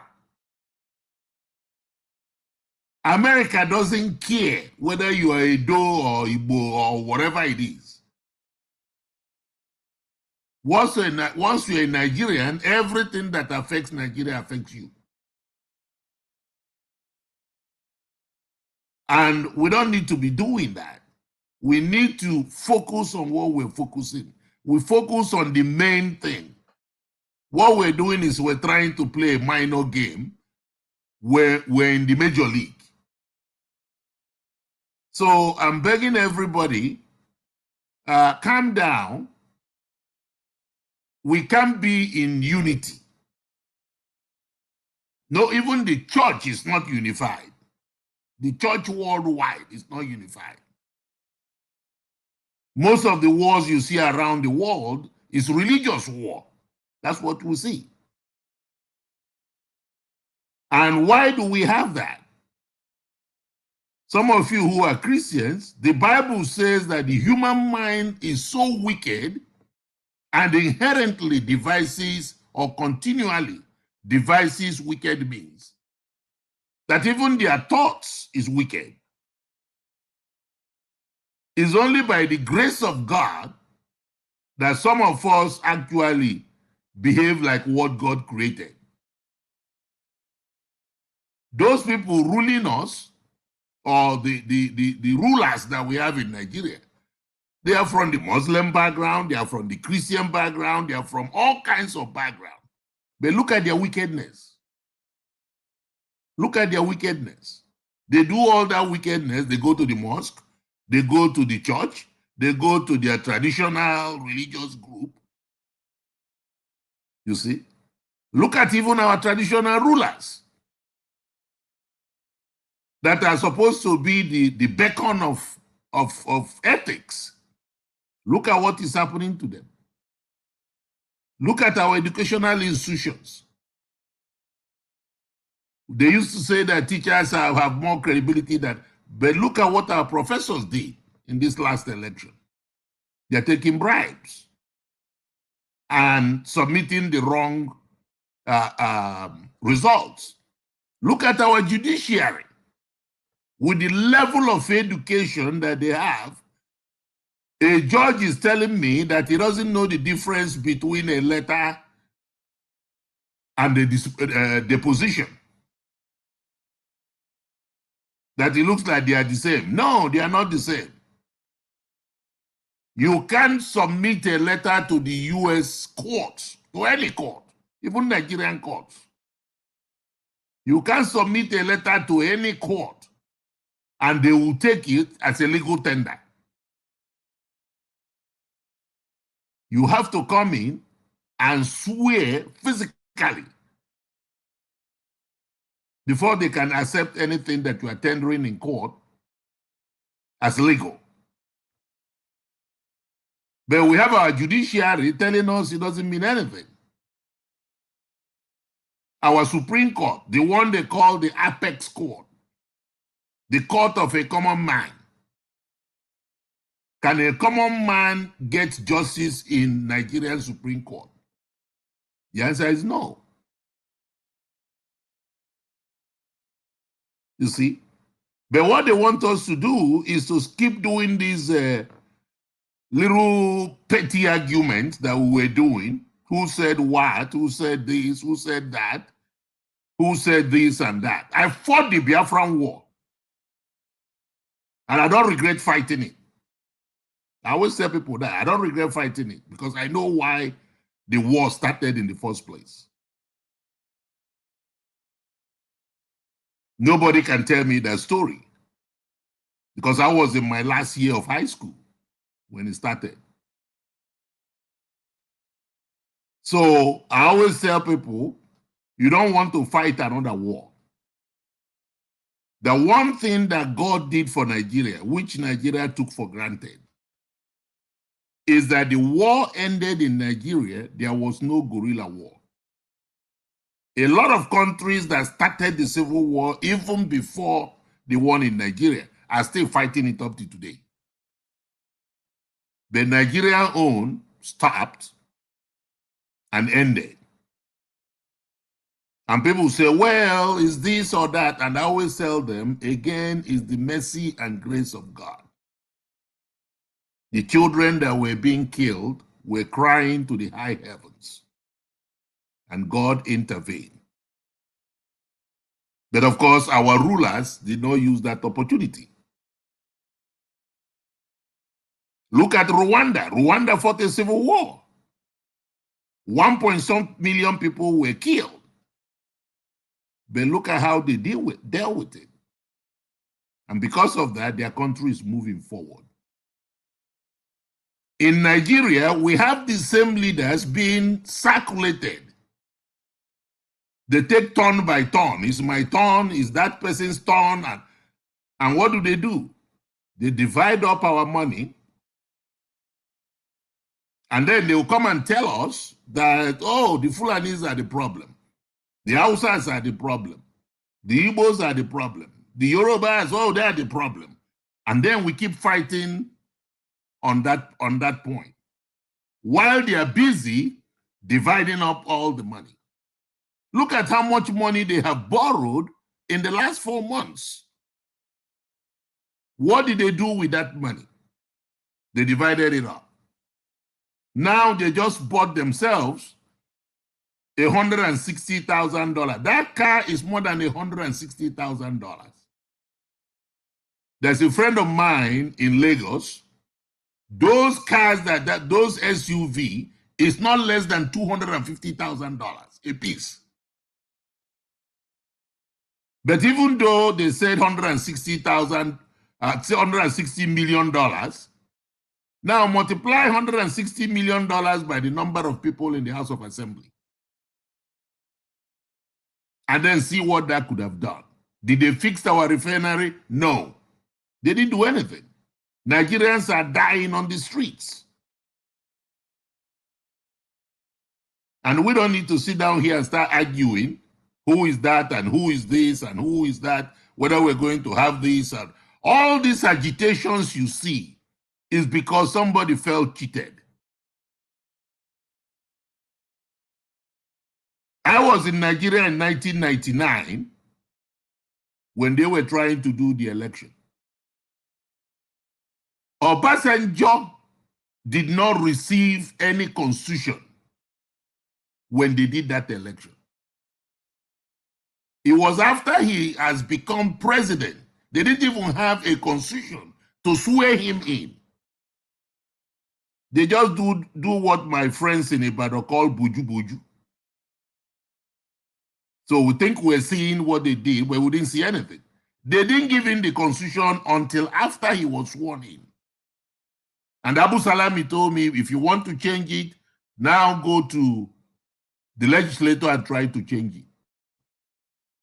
Now, the person that could have changed it, that I expected that could have done something with that constitution, was President Obasanjo. But at that time, he was concentrating on getting third term. He was planning on that. So he didn't have time. He was thinking, okay, by the time I get that, then I will do the constitution. But they forget that time is always very short. And then, of course, Jonathan could have done it with his confab. But at that time, he was concentrating on the Amajeris. And I remember when he came to the US, we told him that by the time you finish with the Amajeris, you won't get the second time. And those are the things we need to look at. We need to start talking. They are listening to us what we're doing here. But when we start attacking each other, they also see that. They read that. And they will say, hey, you see, they are not even talking about us. They're busy attacking each other. And that's one thing I really don't like. Let's focus on the main thing. The main thing is how to get Tinubu out of the presidency. That's the main thing. Any other thing is irrelevant. Our legislators are not working. We have Labour Party members of the House of Assembly. They are not. All right, sir. Thank you, sir. So I thank everybody. Everybody should calm down and let's focus on the main thing. God is always on our side. Yes. And I believe at the end, everything will work out for his good. Thank you, everybody, and God bless you all. Thank you, Mr. Louis Okonkwo. Thank you. May God bless you too, sir. I appreciate you, and thank you for taking us through the history. All this time we're not the talk, so they ever born people like us. Thank you very much, sir. All right, let me come to we have two to go that have not said anything on the panel at all. Madam Ahmed Bright, if you are there with us, good evening to you, madam. Thank you for your patience. Please, I'd like you to talk to us in 8 minutes. Thank you. Oh, thank you, Mr. Elvis. And I say thank you for allowing me to come in, releasing the links. Sometimes I go there is no links, I cannot really come in. And sometimes I'm kicked out when I have a call. That's most of the reason.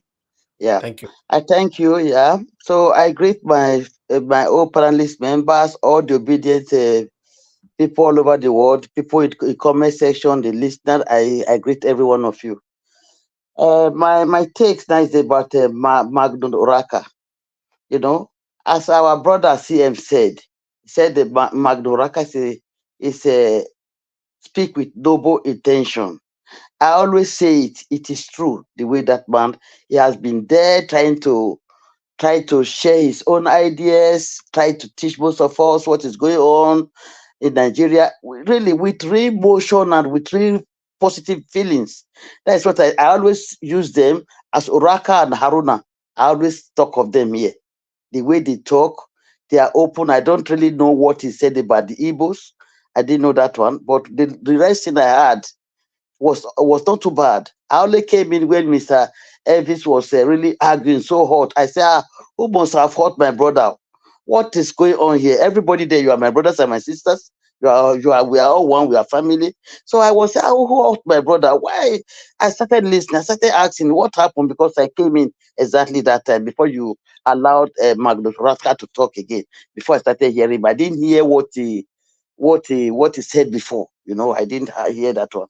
So for me, my brother Pansa too, I will really have to also share my own opinion about you're saying that there are many Peter Obi in Igbo, in any other tribe.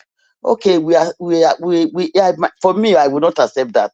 Maybe formally, they were formally good rulers, president, few ones before the APC came in, took the power from PDP when the APC entered, all what they've been doing for years, which was not open to Nigeria, and we didn't take it serious, even if we suspend them or say things, we didn't take this serious, we didn't act, we always wait, okay, the next 4 years or the next 8 years, we vote another person in.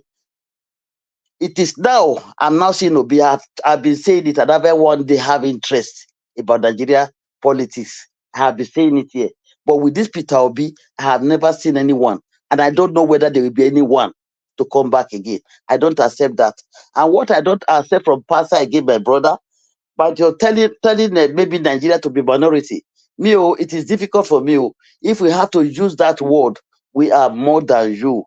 We have more people more than you. You just choose any other word, easy one, not to call me minority. When I'm a minority in another foreign land, in my own motherland, I will be minority again. That is the part where I will not accept it.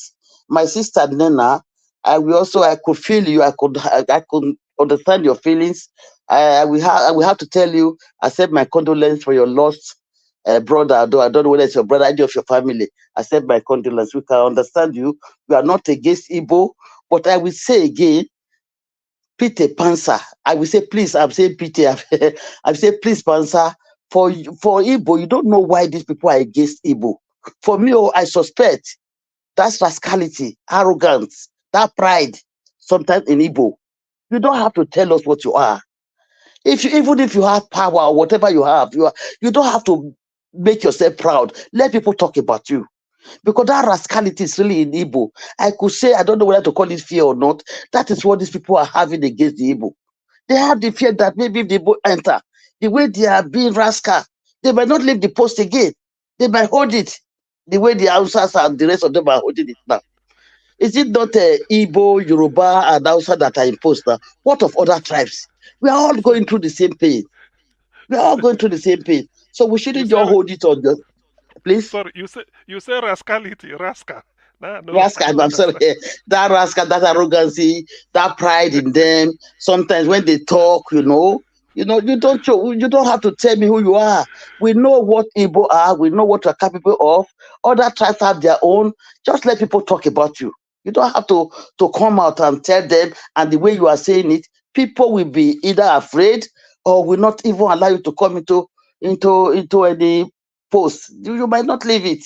They will be afraid. I also agree that 400 billion naira that they use for election is not acceptable. We should fight for that.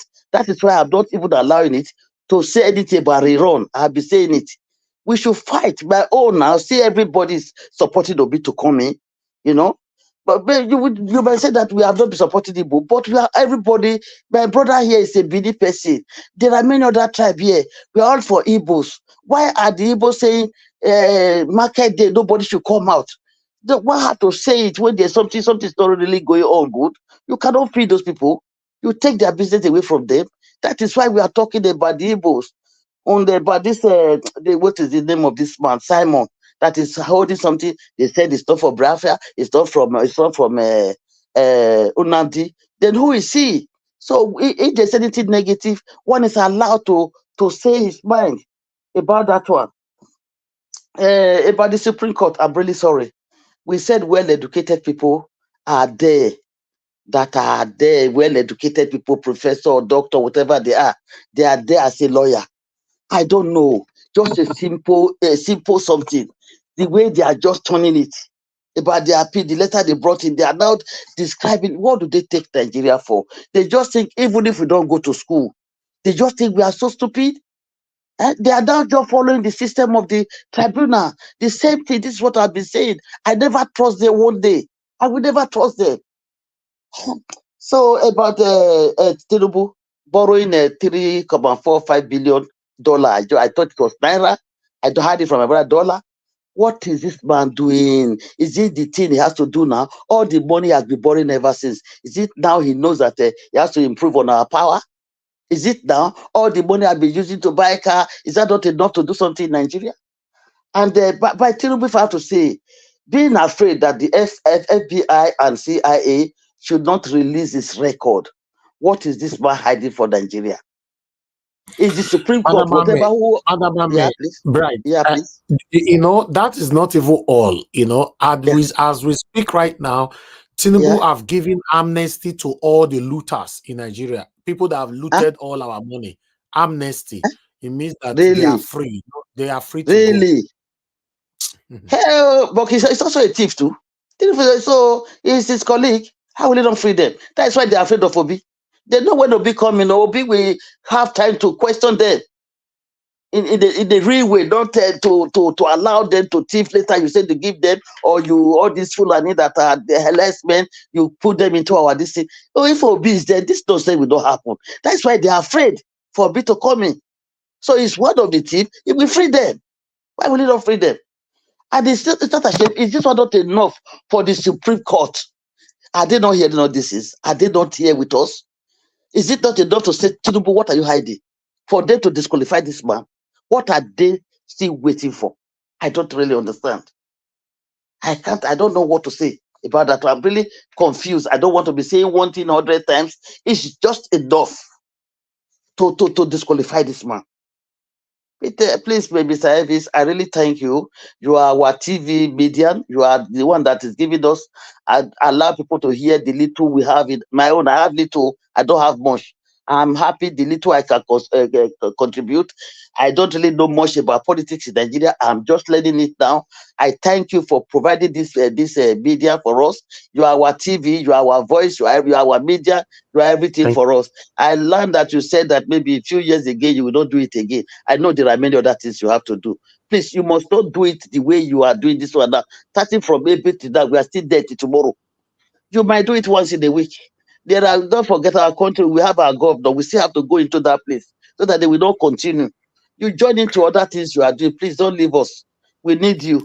You are the first person in my life. I don't know anything about this going to internet. I don't know it. You make me to came here. I told you how I came in. So please don't relate your effort. I will be here to play my little part. Please forgive me for not super chatting you. No, I still have problem, and I have some problem for the past 1 month now with my house. I'm working my apartment, so I will find solution to it. If not, other miss. I thank you. I appreciate you. Yeah. God bless you, madam. I appreciate you coming to the panel already. May God bless you.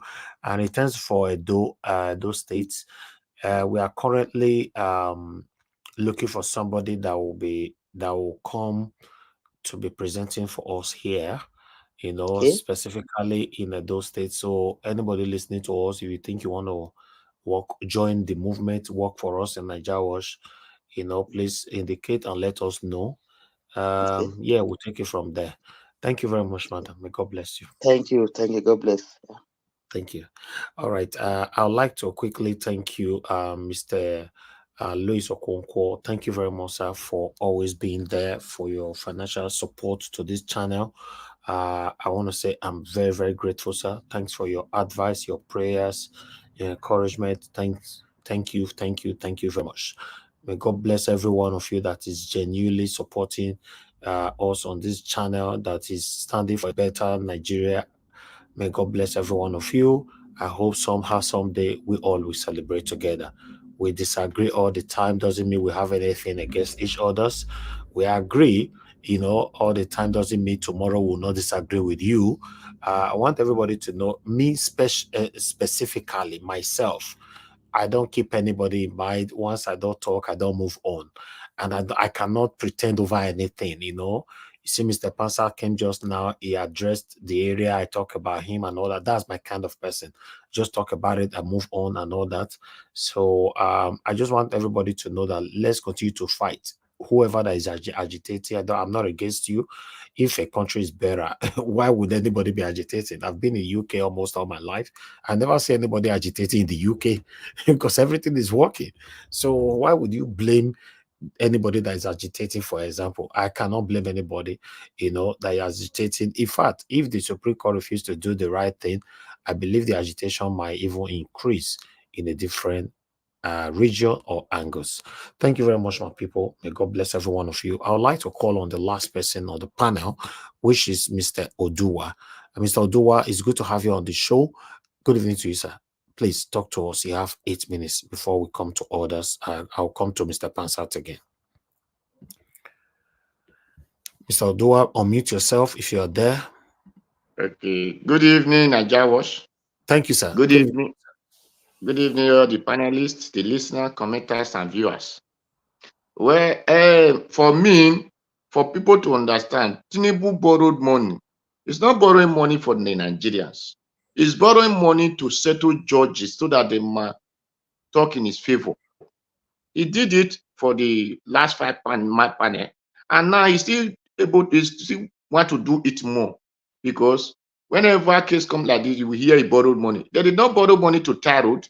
They did not borrow money to build cement factory. They did not borrow money to make iron, this thing at Abajan or whatsoever, a Benway for him to work for Nigerians, or neither to produce a copper wire to make electricity for us.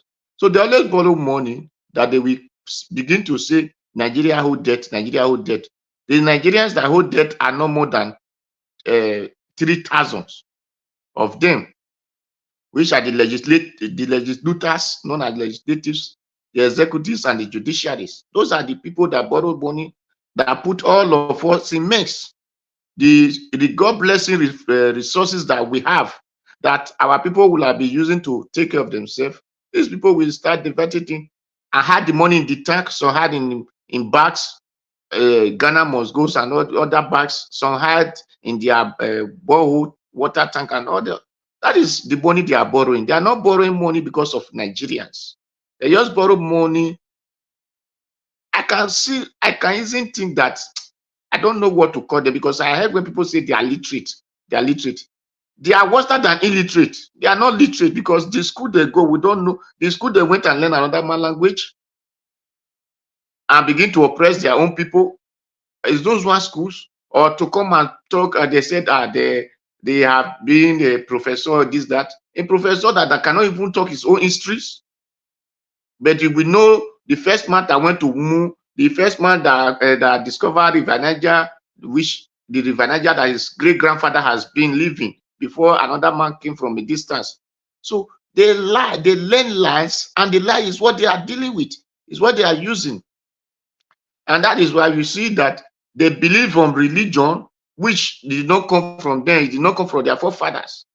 Some will say they are Muslims and Christians, that their own fathers' religions are not demons. So they are dwelling on lies, and anything you build on lies will not stand. So that is why the Nigeria as a country, because it was still built on lies, that is why it's not standing. That is why nothing is progressing in it, because it is of lies. So whenever people agitate, they say they want to go. I'm not against anybody who want to go. Even me, if I have chance, I will have agitated of my own to go, because the country is not working for me. It's not working for my children. For them to Mr. borrow Elvis, money, can I interject a little bit, please? Sorry, my brother, I'm not going to cut you. Mr. Elvis, am I allowed to? Sorry, yes, I just want to ask you. Go ahead. Yes. Yeah. My brother, you are quite sure. I'm quite sure of what you said, that this man is borrowing money to bribe. It happens also in tribunal. My question is that this federal government, I know that Tinubu is controlling everything. Why must they approve this $3.45 billion to this? Before you approve something, before you borrow money here, they will assess what you have, your income, what you have.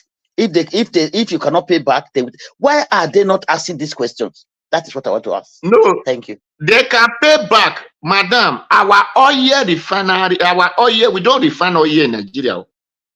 We have gold, we have timbers, we have other things that these poor people. Why did this man of Burkina Faso said he do overthrow-ment? It is because of this kind of people who we call legislators, who we call the judiciaries, and we call the executive.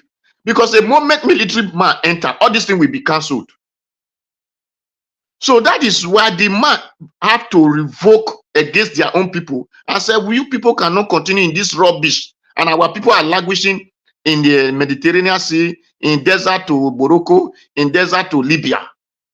So the only thing that can revive Nigeria for this kind of thing is military, a person, not just like Babangida military, who even was more than this what so-called politicians today, or like Basejo military. No, a military who really have a visions, who can assemble boys together and say, we want to make a basin, we want to manufacture slippers, we want to, those are kind of person who can enter positions of a country and the country will go forward. Not those one who believe on another man's histories, but cannot even tell his children their own histories. Or who will say, it is my own turn. Because your own turn is only your pocket, not our turn. Because if it is our turn, it's for everybody. But if it is my turn, it's for only me. So these are the things, are the things we are facing. So these legislators, whatever they call them, these people are not going there because they are not going there because they put Nigeria for heart. They put only them pocket for heart. It is just opportunity. Everyone are looking for opportunity to be in that position. That is why you will hear a Nigerian man say, if you can't beat them, you join them. If you can't beat them, why won't you go away from them? Why did you decide to join them? Because the man has corrupt already. I hate that statement. I hate it. Because the man has corrupt already. So he's looking for a way to enter. Since he has not seen the opportunity, he will start criticizing. And you will say, this person is good. A moment he enter, he will not be hallelujah. They will not be seen as hallelujah. But no, that from his time, his man has corrupt. He's just looking for a way to be in that position so that he will do more. That is why any president that come do worse than the one that we had there before. Because these are not the people who really have Nigerians in mind, or who have their own people in mind. Let me not say Nigeria, who have their own people in mind. So that is the reason. So for those who are agitating, I love them, because maybe if the country were fair for everybody, fair to everybody, they would not agitate. But if they stay agitate, no problem. Because not all the Igbos are Biafrans. There are some people inside that are Biafrans who are agitating, that no, we want to do our own, want to do our. Why the rest who say we are not Biafrans? I said we don't support you. So but one thing I will correct in Nigeria, in these people that say minority, please, they should use it completely, that language, not people. They should not refer to Edo as minority or Delta or this one, because it is ignorance that make that. I am a dumb person. I'm a Benin man. Urobo is a Benin man. Isekiri is a Benin man. Isoko is a Benin man. If you go to Undo, we are Benin, they are Benin. If you go to Ekiti, they are Benin. If you go to Benue, they are Benin. Onitsha are Benin. In Abia, the Bendes are Benin. In Enugu, the Ezike are Benin. In Ebonyi, the Igedes are Benin. So why will you say Benin a minority if the person understands himself? But in language, these are the three major language, not minorities. So don't look to these people and say we are majority, they are minority. But in language, you are majority. But in tribes, you are even minority than those people you call minorities. Because if you know how many we are in Nigeria, do they really count us properly? Do they? If you go to the Lagos are Benin. If you go to Jebu Ode, if you don't, let me tell you where Benin is now. Jebu Ode are Benin. So Ekiti, Benin. If you hear Oyo, it's a Benin word. Oyo, that is happiness. That is where you hear they say Oyo. So go there, Ibadan. You go there, you find you. So don't be saying Benin. They are minority. Benis are not minorities. If really we want to assemble, go to Benue. Get there in Benue. They are Benis. This Yeye Bello people, they are Benis. Even Yeye Bello origin is a Benin man. Igala and Igala. Can I ask you a question for 1 second? Yes, you are Can free. I interject 1 second? Okay. You are free. You know what you just said, they're not against it, right? But that's what Nnamdi Kanu says sometimes. He says, he mentions some people in some states and say these are Igbos, right? And then people say, oh, he's trying to make people Igbos who say they're not Igbos. You're doing it right now, which is okay. I have no qualms with that. I'm not using it directly. Can you address that? What you're saying now, you're naming all kinds of people, like they say they're Benins, right? Even on the chat, Benins, you name. So, which is fine if you have something to back that up. But how is that different from anybody in Biafra, for example, who says, okay, Ogonis are Benins, or are Igbos, and those some in that Ogoni will say, no, we're not Igbos. But there are some there that will say they're Igbos, right? So tell me why that is a sticking point. You're making the point right now. The same point that Igbos make. My brother, I believe Nnamdi. I believe Nnamdi. I believe him. No, let me. He mentioned two market. Who has 2 market days? Who tied 2 rappers? I believe him. No. Now let me put it clear. Let me put it clear here to you. This is where most of your people get it wrong. Me now, I cannot. If you said my sister is a Igbo woman, I will not argue it. Did you understand?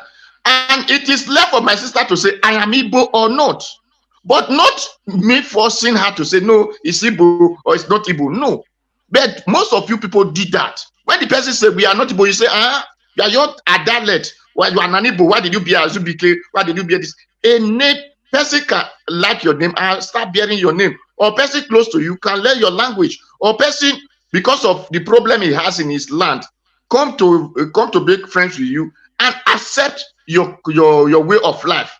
It started because of the background he came from. He said, I don't want these people to know me, that I'm from so he adopt to you.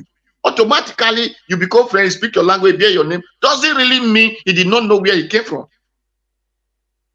So, but your people most of your people don't want that truth to reveal. I don't want to hear that. As far as you bear this name, you are as far as we are close to us, we speak almost similar, we are the same. No, even the Igbo we are talking about, do they not have different dialects?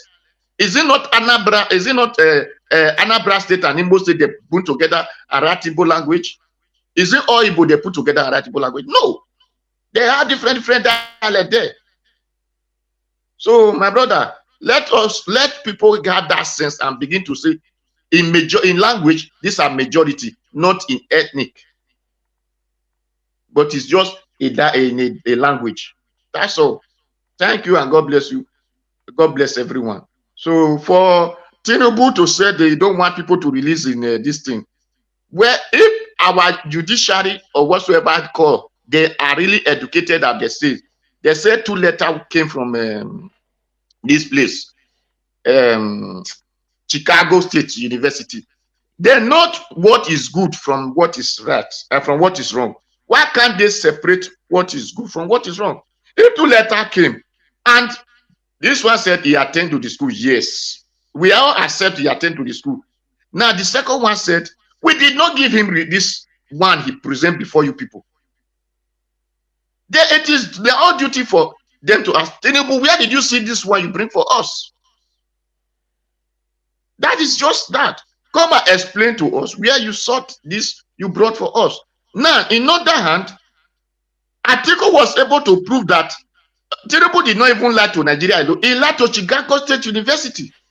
For him to say he attended an enemy of College of Lagos, which it was not truth.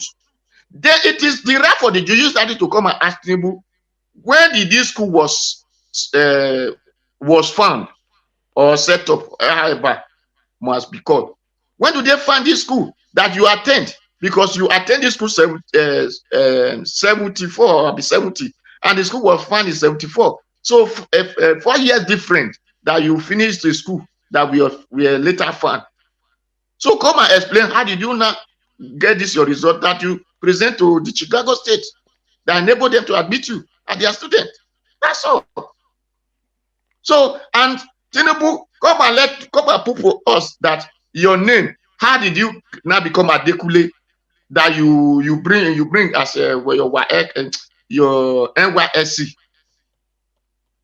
There are things that the Supreme Court need to prove very clear. You are Adekule and you have never shown affidavit that you are not Adekule. Your great grandfather was Adekule or your grandmother was Adekule. No, how come you now have Adekule here? You have Tinubu Jagaba and this one here, and you went to school that was not in existence. Is it in mother's womb or how? How come all those results are what they're supposed to be asking? Not they said and he attended the school, he did not attend the school. No, we all accept he attended the school. Tinubu was born the 5th, he was born the 7th, Thank and you. was born the 9th. He was Thank you, born the 9th. Mr. So he need Dua. to come and prove how many days they used to born him. Give back to him. Thank you. you. God bless everyone. Thank you, sir. I have to give you that long time because I can see that a lot of people wanted to hear you more. Okay, I appreciate every one of you for your time with us.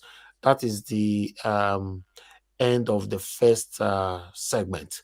We're going to have the final segment right now, which I'm going to start with Mr. Pansat. Everybody, if you are giving your submission right now, I want you to know that you are giving your final submission. We are closing right now. Mr. Pansat, please, I would like you to give us your final submission. I will give 8 minutes again, which we don't normally do, but I'll give 8 minutes for final submission. Please talk to us, sir. Thank you. Mr. Pansat, I'm surprised. You stayed for a whole 4 hours plus today with us. You've never done this before. I said, let me do that for you today because you've done such a wonderful job over these months and years. Thank you. Anyway, yeah, thank you very much for the opportunity. Let me reiterate my appreciation for the panelists and those in the comment section. Now, the last speaker, I didn't interject to let him know that he said virtually the same thing people say. Like Nnamdi Kanu says, I don't agree with that, right? We are indigenous people of Biafra. That is something like that, and we have certain rights as indigenous people. Is it better if the whole Africa becomes one country? Yes. I'm a Pan-Africanist. That's my preference. It's not easy. It's going to take a long time before that comes, but that's what the goal is. Now, am I a Nigerian? Yes, I'm a Nigerian. Our forefathers, even our contemporaries, depends on how old you are, brought independence to Nigeria. The difference between me and Nnamdi Kanu is the geographic connotation of what he wants as Biafra. To me, the entire Nigeria is Biafra. It's our country. We got the independence. I'm not going to let you take it away from us. So I want to say that initially when I came here, I had fights with someone like Alex. Alex himself is actually more of a Biafra rights advocate than myself. Alex, who just spoke a minute ago.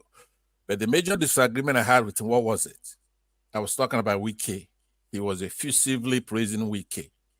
And I was trying to tell him that, look, all that glitters is not gold. Here are the signs that Wike is showing to us to show he's not a good actor in the new Nigeria we want to build. I made references even all the way back to incident of the Chibok girls and his role in that. And we argued it out here. So I made an enemy out of him from that, right?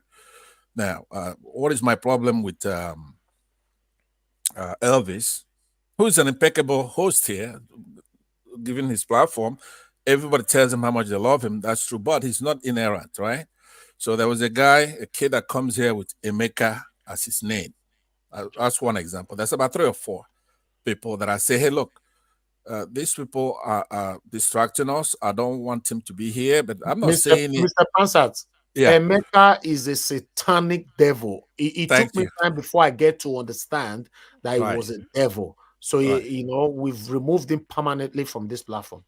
Exactly, because now you understand. But what I'm saying, at that time, you didn't understand. and Yes, who I agree. I we're agree. in the middle of battle. And that's one good thing about you. Another quality people should learn from you here is that when you're wrong, you're very proud to even admit it and actually make a lesson out of it. And then you impart punishment. There are consequences. Once you find out, that's how you know somebody who's listening to the Lord who says you must eschew evil.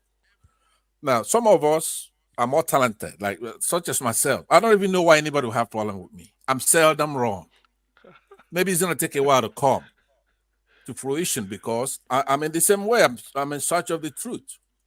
Now, unfortunately, I have to touch on a couple of things I've already passé. We've already dealt with the issue. Biafra this, that, right? People who keep saying you want to make you Biafran, right? You cannot, even if you have all the money in the world, you cannot be a Biafran if you're not one of us. In John 10, verse 14 to 18, it says, I'm the good shepherd. I know my own sheep, and my own sheep know me. In the same way, the Father knows me, and I know the Father. I put the sheep before myself, sacrificing myself if necessary. It doesn't mean that if you actually want to be an Igbo man, you're just going to jump in there and you're one of us. No. Now, the lady that spoke prior, he used a demeaning word saying that Igbos a rascality or whatever, the rascal. What may be a rascality to you might be godliness for us, loftiness, exaltedness, righteousness, respectability, honorability, integrity, solemnity. That's what you may see us that way.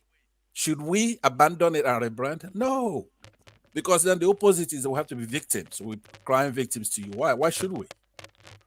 If you know, I don't know how many Igbo people you know. First of all, Igbos are not they're not all the same, right? There are many, even in my family. I'm in the middle.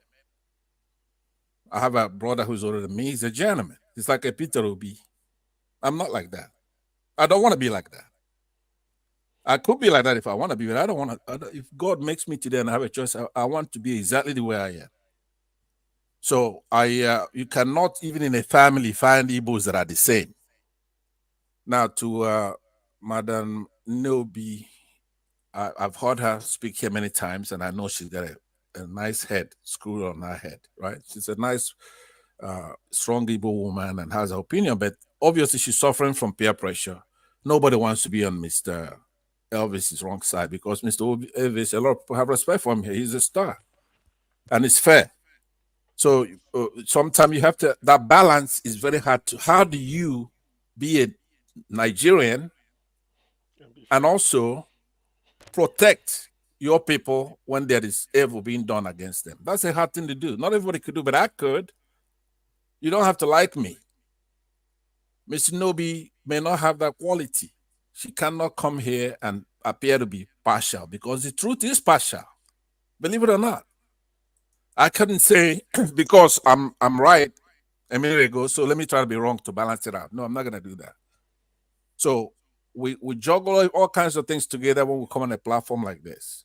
But I respected one thing that Elvis said the first time I was here. He says, this platform is not talking about Biafra right now. I've dedicated this channel to elect good people. I did it for my state, Edo State. Now, this is for Peter Obi, and I'm going to hold him accountable after the election. For right now, he's the best candidate. So that's what we come here to do. I don't start that discussion. Now, we go to Edo itself. People, you keep talking. You know how many Igbos there are? This is just a fact.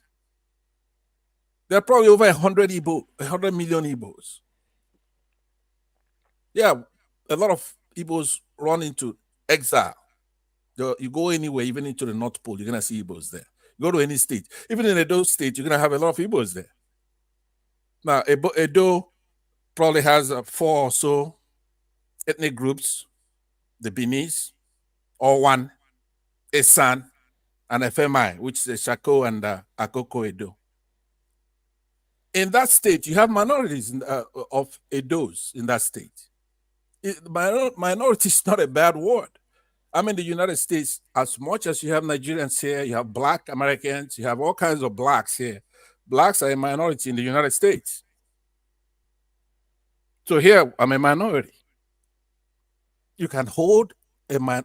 For example, when that court rules, if it's a pure court, you're gonna have a minority opinion who may say that Obi won the election or Tinubu won the election. And maybe the majority, hopefully, will say that Obi won the election. So minority just deals with the numbers. I notice that a lot of people are very incensed about that word. So if I could avoid it, I will avoid it. But if I have to talk about it, I will talk about it.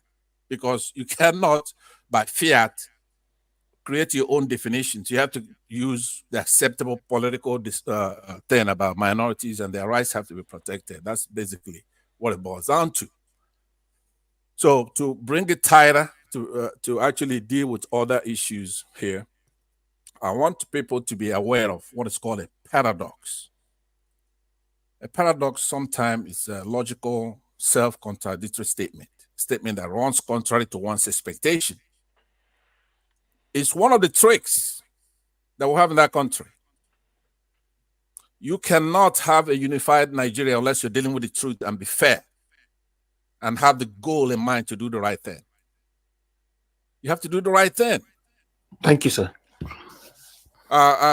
When you say that, people normally then go ahead and conclude a couple of comments. Could I do that? Okay. Yes. Round up. Okay. 1 minute. Okay. So, in the interest of time, what I just want to impart here is that I want you, Elvis, to keep doing the job you're doing, but stay away if you can. Stay away from the Biafran issue because you cannot fathom it. The Biafrans actually should be thanked, apologized to, because they got it in 1967. All these things that we're fighting then is what we're fighting now. Now, if you say, hey, we're too ashamed to admit it, that's why we keep going on, then fine. But make no mistake about it. We got it right. And if Okay. we don't stop, we're going to come back and we're going to take that country back. It is our country. To me, Okay. Biafra is entire Nigeria. And we're going to take it back by force. By force, Okay. I said. Right. Thank you. Thank you, Mr. Pansat. And I want to quickly correct you.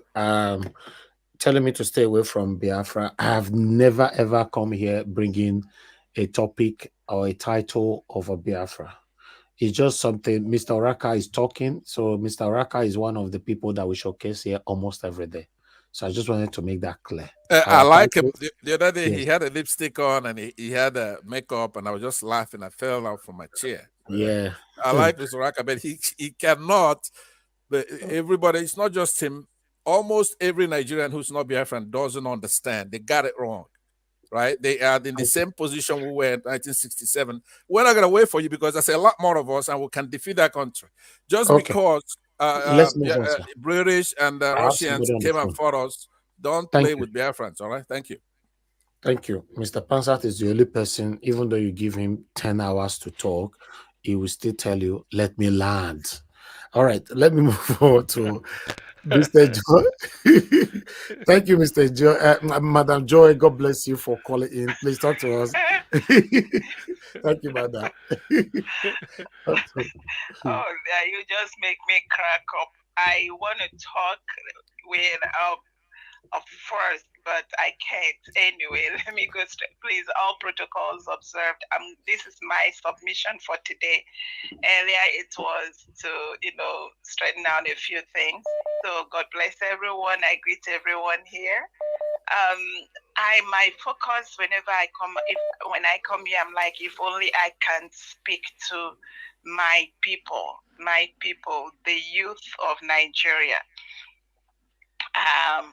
I have so much belief in you all. I have so much belief that you can deliver. And let me put this across. You see, everyone on this planet Earth, every human being was born as a child. Every one of us. And when you look at the children when they are born, they all almost look the same color. It's when you start growing, you now see some stronger colors or the other one. But we all were born children. Anything else that is put inside of you is what you learn. So when we come here and, I look at these elders, And some of them have pot belly, some have half hot pot belly. This is like an idiom. It's not like straightforward pot belly. It's like some of them have eaten and their belly is so full, there's no more space. Some of them are half full and they are shaking. Some of them have nothing because they have not eaten enough. So any elder that you hear your voice, young people, take their words with a pinch of salt. Here, one of the good things about here, we are here to learn. If you elder like, you can unlearn some things that's going to help you, or you relearn some things that are going to help you. Let me ask all of you, all of us young people, where are the religious leaders since all this katakata is coming? The ones that have nomenclature due and your brains are shaking, you hold on to religion and you want to permit with it. Where are they? I ask you. Where are your traditional leaders? Where are they? The ones that have nomenclatured tribe and you put all the marks and you want to permit with tribe, where are they? They are nowhere to be found. And you're carrying what the nomenclature in your head and you want to permit yourself with it. When we are talking here about all the evil, everyone in Nigeria is hurting. That's why I say you people should not come here and pollute this place. This is a hallowed place. All of us, we come here to vent. We come here, it's like a hallowed place. We want to see, we want to heal and see the way forward. How to take care of the evil that is in our country. It's everywhere. There is evil going on in Edo, it's going on in Igbo land, it's going on in outside. All the evil people that have taken the corridors of power, how can we move them out? How can we stop them from stealing all the money? How can we stop them from siphoning the money? How can we stop them from buying our children and everything? Please, when you come here, concentrate on that. That's why we are here. Nobody should come here and start preaching to me all these nomenclatures. Okay. Thank you. I rested there. Thank you, everyone. Thank you very much, Madam Joy. Good night. And George, please, can I come in, please? I wanted to react to Mr. Pansat. No, if you allow me. Please hold on. Mr. Miss, can I just say something because I want to everybody just hold on. Just hold on. I have somebody on the phone. Thank you very much, sir, for calling in. Good evening to you. Talk to us. Okay. Go ahead, sir. Hello, Mr. Niger. Good evening. Thank you, sir. God bless you and all members. I just came in, from somewhere. I said, when I heard what you people are discussing, I said, I must say something. That's why I kept repeating this. Please, I want to say this. I appreciate Mr. Magnus Oraka. I've been listening to him. I listened to Dr. Aaron Agoro and all them, including Jimmy, and they are really giving out what I love hearing. But I want to say something so that Mr. Magnus wouldn't make mistake. You see, when you see traders or some people who don't have the pedigree to make statements, being the ones, fighting this battle and making noise over Biafra, many of them don't even know anything about Biafra. Are you hearing me? Yes, sir. This Biafra they are pursuing is not the Biafra we saw. Anybody who saw the war will not want any other war. But it's so unfortunate that this young man clamoring Biafra with whatever they call themselves, what's his name now in somewhere there in I forgot what's the name of it. Also, Samuel Ekpa, Finland. Yes, Ekpa. Say the E. All of them, not one. Are you hearing me? If you listen to them, you will offend yourself. Including you that is the Igbo man, you will offend yourselves. This is a distraction, for God's sake. I want to beg you, Niger Watch. Tell Oraka, when those type of fools get involved in sending him stupid messages like that, he should discard them. I should not allow those messages become, the misleading factor here now. Left alone, I'm saying, even if Nigeria has to break tomorrow, I'm not even suggesting that they should use the name Biafra again. When the Biafra that Ojukwu announced came up, The man who was his immediate 2IC was from Akwa Ibom. And that was the man who eventually surrendered to Obasanjo. These boys know nothing about Biafra, for God's sake. When they did Biafra story, there are some of us who were involved, who saw it. Probably when as kids, but participated. Okay. We give them the story. They don't listen.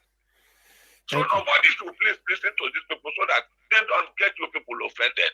Thank you. Some of them don't even have the brain to, know how to talk. Okay. Thank you, sir.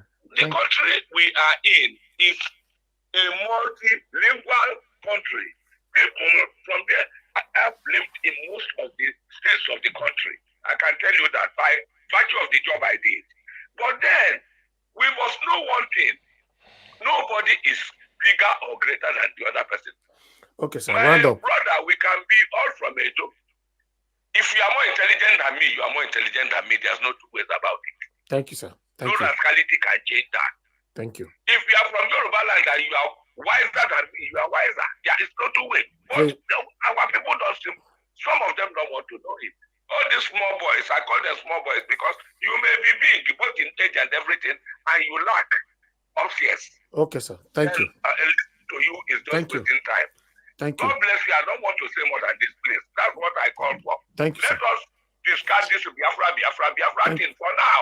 Thank you. And talk of Obi coming in and Nigeria being the Nigeria we want. If he fails, we know what to do. God bless you. Thank you very much, sir. May God bless you too. Thank you. All right. Somebody asking on the comment section which number to call. I'm going to put it on the screen right now.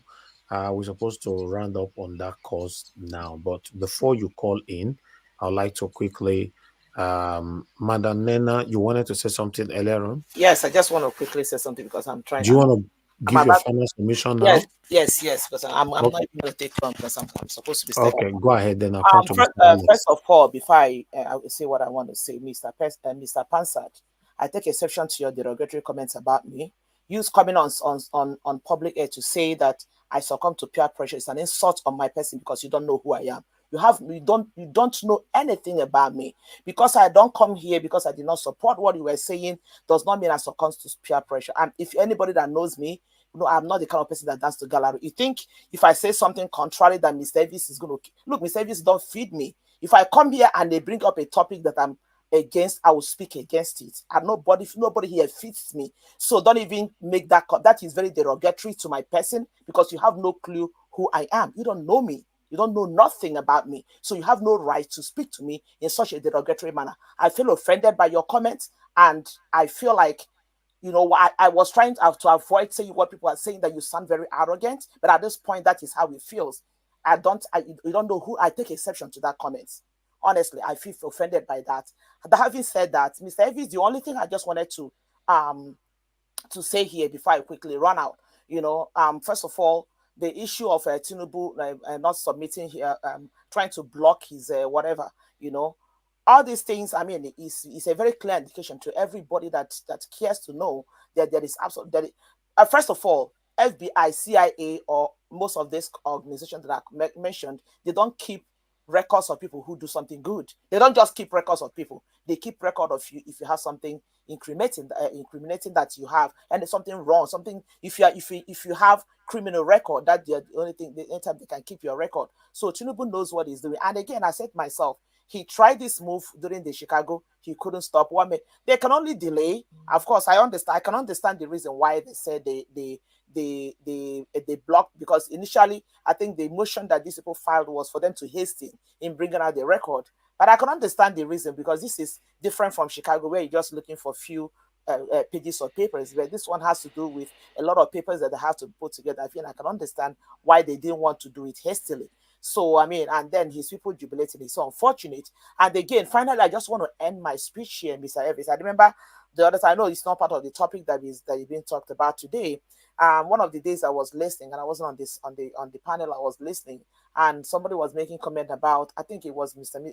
BBAZ, making comment about most of these our representatives under LP that went to the house and they seem to be silent, or maybe trying to challenge Abura and stuff like that. I don't know if it's something that we can, at this point, probably publish the names of these people to make them understand that the obedience are watching them. I don't know how that is going to be. That's just what I feel about it. Anyways, because it's high time we begin to call these people out, begin to make them understand that, look, you people got into where you get into by the name by under Mr. Peter Obi. You don't have I mean, when people voted LP en masse because they believed in the change that Mr. Peter Obi is going to believe, and that most of them benefited from it. So if they did not go in there with the same ideology of Peter Obi, they need to understand that the people who took them in there are watching, and the people who took them in there, who help them to get to where they are not happy about their silence, and the point that it seems as if they are trying to deviate from the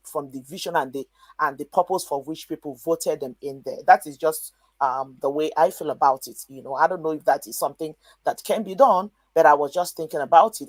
Personally, I made the list of them because I googled. I was able to get the most of their names, but I'm thinking that if it's something that obedience needs to start doing at those point in time. So that is just what I have to do because I need to get that right. Thank you so much, Mr. All right, Elvis. Madam Nena, I would like to apologize for that statement from Mr. Pansad. I think I missed it. I don't know. I missed that he called you or described you. You succumb to peer pressure. I missed that part, so I apologize for that. He said it, and that's derogatory. You need somebody. You don't have a clue who I am. You don't know who. You don't know me. It's not about bragging. You don't know me. You don't know me. You don't. Okay.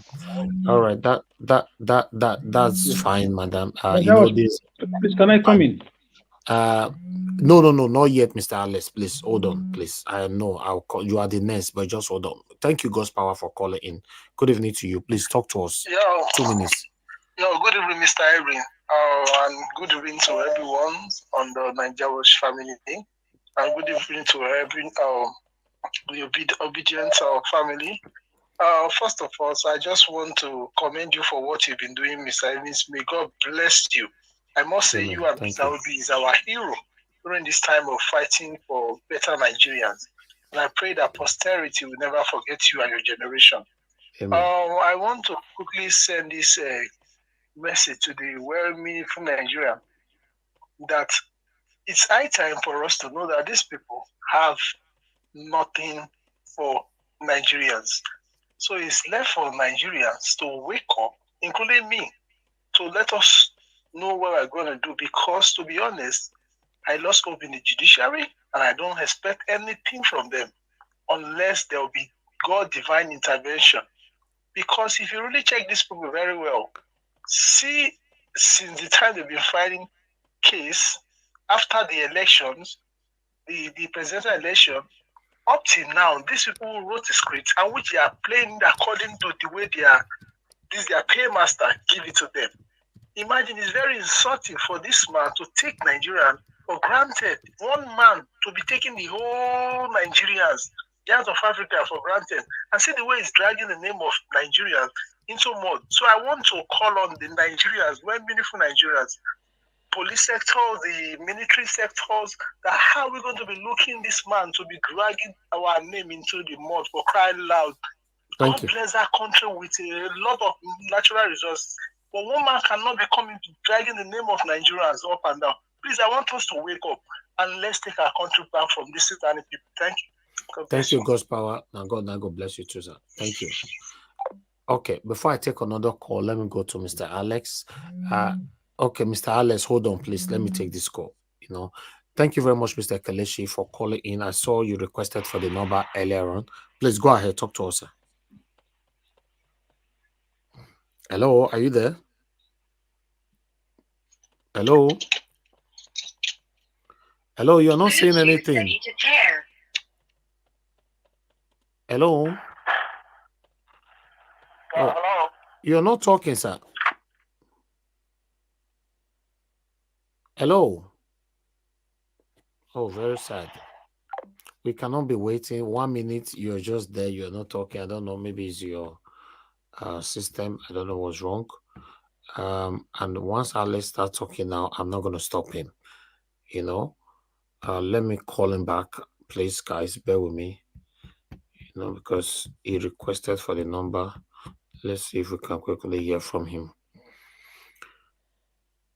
Hello, Mr. Kelechi, can you hear me? Yeah, thank you, Mr. Elvis. How are you doing, man? Yeah, I'm thank fine, you so sir. much, brother. Thank you, sir. Please talk to Yeah, us. thank you. I thank you for the good job, man. I thank you. I just want to make a comment about Biafra, okay? Please, Okay. I just want people to understand that Biafra issue is not something you can just sweep under the carpet, okay? Whoever that is saying stop it, you can't change people's mind. You can only say your own opinion, okay? But what we are saying is Biafra issue coming up right now is because Nigeria is not working, and people will come up with their own ideology. You know, the other man said that people who are talking about Biafra are kids, small boys. Listen, my father fought in the Biafran War. Okay, he told me a lot of things about Biafra, and what started the Biafra is exactly what is happening right now. And Nigerians don't want to start from number one to count where the problem started. You know, if you listen to what Amadou Bello's interview with the BBC journalist, you listen to what he said. Okay, even if Peter Obi get in the office, which I want him to get in the office for Nigerians to understand that the foundation of Nigeria is a mess. Peter Obi cannot do nothing because as a president, whatever he wants to do goes to the House. And if the House don't want him to do whatever he want to do, it's not going to work. Okay? So all we have to do is go back and bring ourselves together, discuss how do we want to remain Nigerians. Okay. We are just a new generation. Hold on, sir. You have only 2 minutes, sir. Okay, sir. Thank you. We are new generations. Okay, so if we keep, say let us move on. Let us move on. We're gonna keep moving on, right? We're gonna keep moving on, and nothing is going to work. People are suffering in Nigeria, and somebody is saying, "Forget about Biafra." Why should I forget about Biafra? If you kill my people and you want me to forget about it, sweep it under the carpet, your own people will be killed tomorrow, and you will sweep it under the carpet. But my brother, if you want me to come in on this, your last statement. If you kill my people, who is killing the people? Is it not the same Biafra people killing Biafra people? Who's killing the people? I'm not talking about what's happening. No, hold on. I'm not talking about what is happening right now. Okay. Oh, okay. What happened many years ago? Okay, now I understand. Listen, yeah, we have to. Yeah, exactly. That is what is happening in Pakistan. Okay. Sorry, in Palestine and Israel right now. It's not what happened today. Okay. It happened a long time ago. It keeps coming up, and it's gonna keep coming up. Okay. You have to address issues. Nobody has ever said Biafrans, we are sorry. This is this is that, Thank you. They keep telling people to forget about Biafra. It's not possible. It doesn't matter whatever anybody says. Thank you, sir. It's 3 minutes now. Not a joke. Thank you, sir. Yeah, thank you, so Mr. much. Kelechi. God bless you, my brother. Thank you, sir. Yes, sir. All right. Before I call on Mr. Alex, let me quickly say this. Okay. I wanted to quickly correct that until my brother Kelechi referenced back to decades ago. What happened decades ago? That means that's what is creating problem now. I don't know. But anyway, I'm not here to settle anybody or to tell anybody what to do and all that. But all I know is that whatever that is going on right now in Southeast is that my Igbo brothers killing my Igbo brothers. My Igbo sisters killing my Igbo sisters. That is not true. That's true, sir. That's true. Who's killing the thieves? Are the thieves killing the thieves? No, that's true, sir. That's true. In Southern Kaduna, are the Southern Kaduna killing themselves? No, sir. No. Don't say that. That's not true. It is. What is happening in Southeast right now? There's video everywhere. It's not true. If you come out, there's a what do you call them? No movement day and all that. If you come out, your fellow Igbo person come out to trade to feed his children, you end up taking his life and all that because they come out. You haven't answered the question. Who's killing the thieves? Who's killing the Southern Kaduna people? Let me give maybe Mr. Alex might answer some of them. It's time because I don't want to sleep here today. We're already on the final submission. Mr. Alex, good evening to you. Please talk to us. Thank you. Yeah, Mr. Najawash, thank you. My fellow panelists, thank you. We may have an ideological dichotomy. It doesn't make anybody superior to the other person. If you had told me in the beginning of Obi's campaign that it was about Biafra, I would not. I mean, I probably don't want to hear that. Exactly. And I would not even support. I would. If you had told everybody who came out for Obi in all his campaign, voyage, I mean, everybody would just stay on their own. I'm not against Biafra. Yeah, I will never be against Biafra because the country is a fraud. We know. But when you are on a mission, don't be a mixed multitude. Don't bring idiosyncrasies. Don't bring ideologies that we all know. Of course, I always sing the praises of Odumengo Ojukwu here almost on a daily basis. You didn't force me to say that. I have always been on the side of the Biafran struggle. But now we are on a course. Don't distract the movement. Don't do that. Historically, Mr. Panther have been doing this, having a way to use those State as a piece of, as a piece of joking material. Anytime he wants to say something, it's always a those State. Madam Rita fell out with you on this. Israel fell out with you on this. Leftists did the same thing. I did the same thing too. That I mean, you cannot just look at those State and say Bini or this people. Man, come on, man. Come on, it's sensitive. Don't teach us English here. There is time for everything. Don't teach us English. We are not your children. We are not your. You are not feeding us. Say what you know. I can agree. I may disagree. I want to debate it. Fine, but don't impose it on us. Don't give us that tribal racism. Don't give us that tribal supremacist. It's wrong. It's wrong, man. Where are we going with all this? If I start agitating for ancient Benin Kingdom, it's right because yes, I'm not against the Biafran. The country is a fraud. We all know, but Obi came out. And I've always said it here. Obi is the last chance to keep Nigeria together. Nobody is pro-Biafran like I am. Looking at the injustice, looking at the lopsidedness of the country, looking at the two constitutional rule in one country, the Sharia law and the Nigerian constitution, the broad daylight fraud going on across the country, the underdevelopment, the disease, the massive poverty going on, mass migration of our expatriates, young people who are doing amazing things around the world. I will never be against agitations. Catalonia is still agitated to leave from Spain. Scotland is still pushing to leave from the United Kingdom. Northern Ireland did their own. So I'm not against it. Pakistan broke away. Malaysia and Singapore and the rest of them, they all broke away. South Sudan and Sudan. How many can I mention to you? So I find it so insulting when people want to teach us, lexicons and vocabulary. For me, my dear brother, yes, I'll give you space, but for now, I will give you space.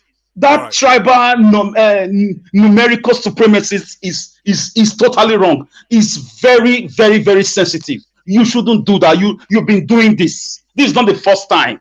I'm a student of history. I have records of you coming up with this narrative every time.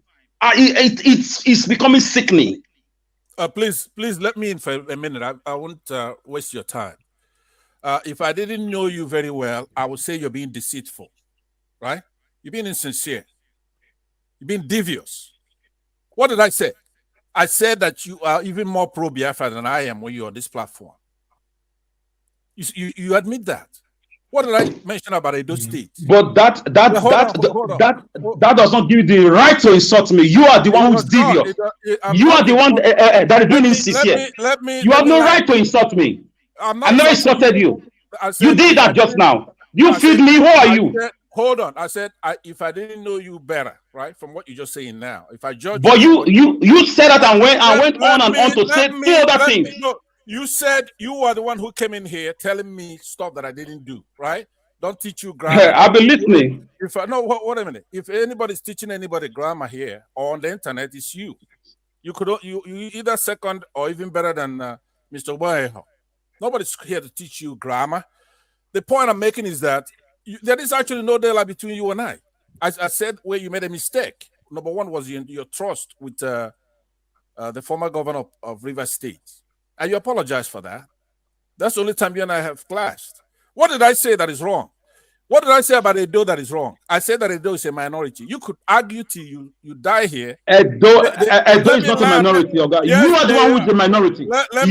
You Panther. Okay. Not even the Igbos. You are the one who's the minority.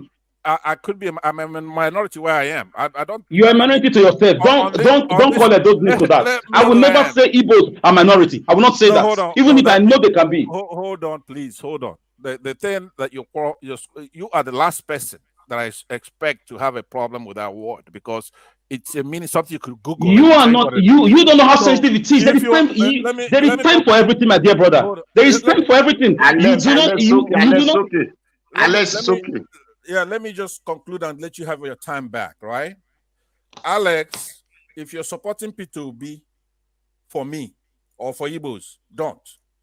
That's half-hearted. We don't need that. That's Okay, not what thank we you, need. thank you. Let me let, Yeah, let, it's let my me turn. Thank you, let thank me you, let thank me you. let me finish, please. Let me But you just said finish. let me just now again. Which other let me do you want to do again? Okay, Thank just this you, one. This thank one, you. the last one. The last one, please. Thank you. You're always the last one. Let me I am say, the guy that if I listen. They will can soon I tell me I have 2 minutes to round up. It's my time. Thank you, brother. I've heard you. I'm not against you, but in the midst of a war, we are at war with these men who have stolen our mandate. You don't use certain language. That's the point. In guerrilla warfare, whether it's a physical war, it's a social media war, we are hitting these guys really hard. It's not time to bring this sensitive nomenclatures. That's my point. I'm not saying you have your right to your idiosyncrasies. You have your right to your personal hypotheses. You have your right to your own historical philosophies. It's not my business. I can't teach you what to believe. I can't teach you your own way of thinking or belief system. But there is time for everything. It's a wrong time. You saw how across boards, across the nook and cranny of the country, of the continent, of the globe, they stood up for one man. The whole world stood up from Lagos to Mogadishu, from Cape Town to Cairo. Everybody knows that yes, Obi won elections.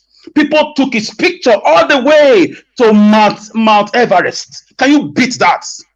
So for me, I didn't expect that from you. I know you are a very smart man, a bit arrogant, but you are a man that means well. I know it's good to be proud of your history, but there is time for everything. Nobody that don't have great history. You can chip it in, but not now. That's my point. The insensitive, you were not sensitive to people's feelings. People who have carried this matter on their head, even if Obi is not from their village. I'm not supporting Obi because of Biafra or Igbo. No one is paying me. If you have given me anything on this platform, across board, come out and say it. Say it or remain silent forever. I will never call you privately because I'm a man of conviction. I can follow you to the cross and fight against the devil because of my conviction, not for personal money or gratifications. So for me, when you tell me you least expect this from me, I expected you to know that we are at war. We are rescuing the soul of our nation for our children's children. This is a game. Ojuku saw it and told our grandfathers. They did their best. You guys fought the war. We preach about that today. They stole that history away from our youth.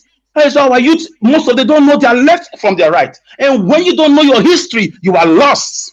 The Chinese are Chinese today because of history. The Indians are Indians today is the history.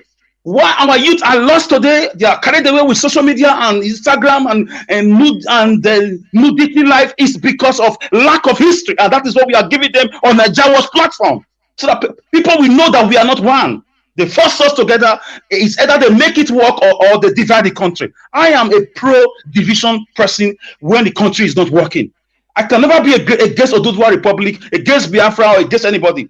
If you know me very well, you will know my body language. That nobody is more pro Biafran than I am. But there is time for everything. Don't call any tribe majority or minority in the midst of a war. That's my point. Thank you, Naja Wash. Thank you, Niger Watch, Mr. please let me Alex. take No, 2 minutes sir. to. No, Mr. Pastor. No. Please. You don't use your 8 minutes. I'm No, leaving, there but are he people waiting. just give me No, two sir. minutes to I'm respond to working him with and then. time now. Just hold on, please. Stay mute for now, sir. If I have enough time later, I'll give you 2 minutes. But for now, let's move to others. We have lots of people here. We are getting to rounding up. Mr. CM, please give us your final submission. 8 minutes, sir. Okay.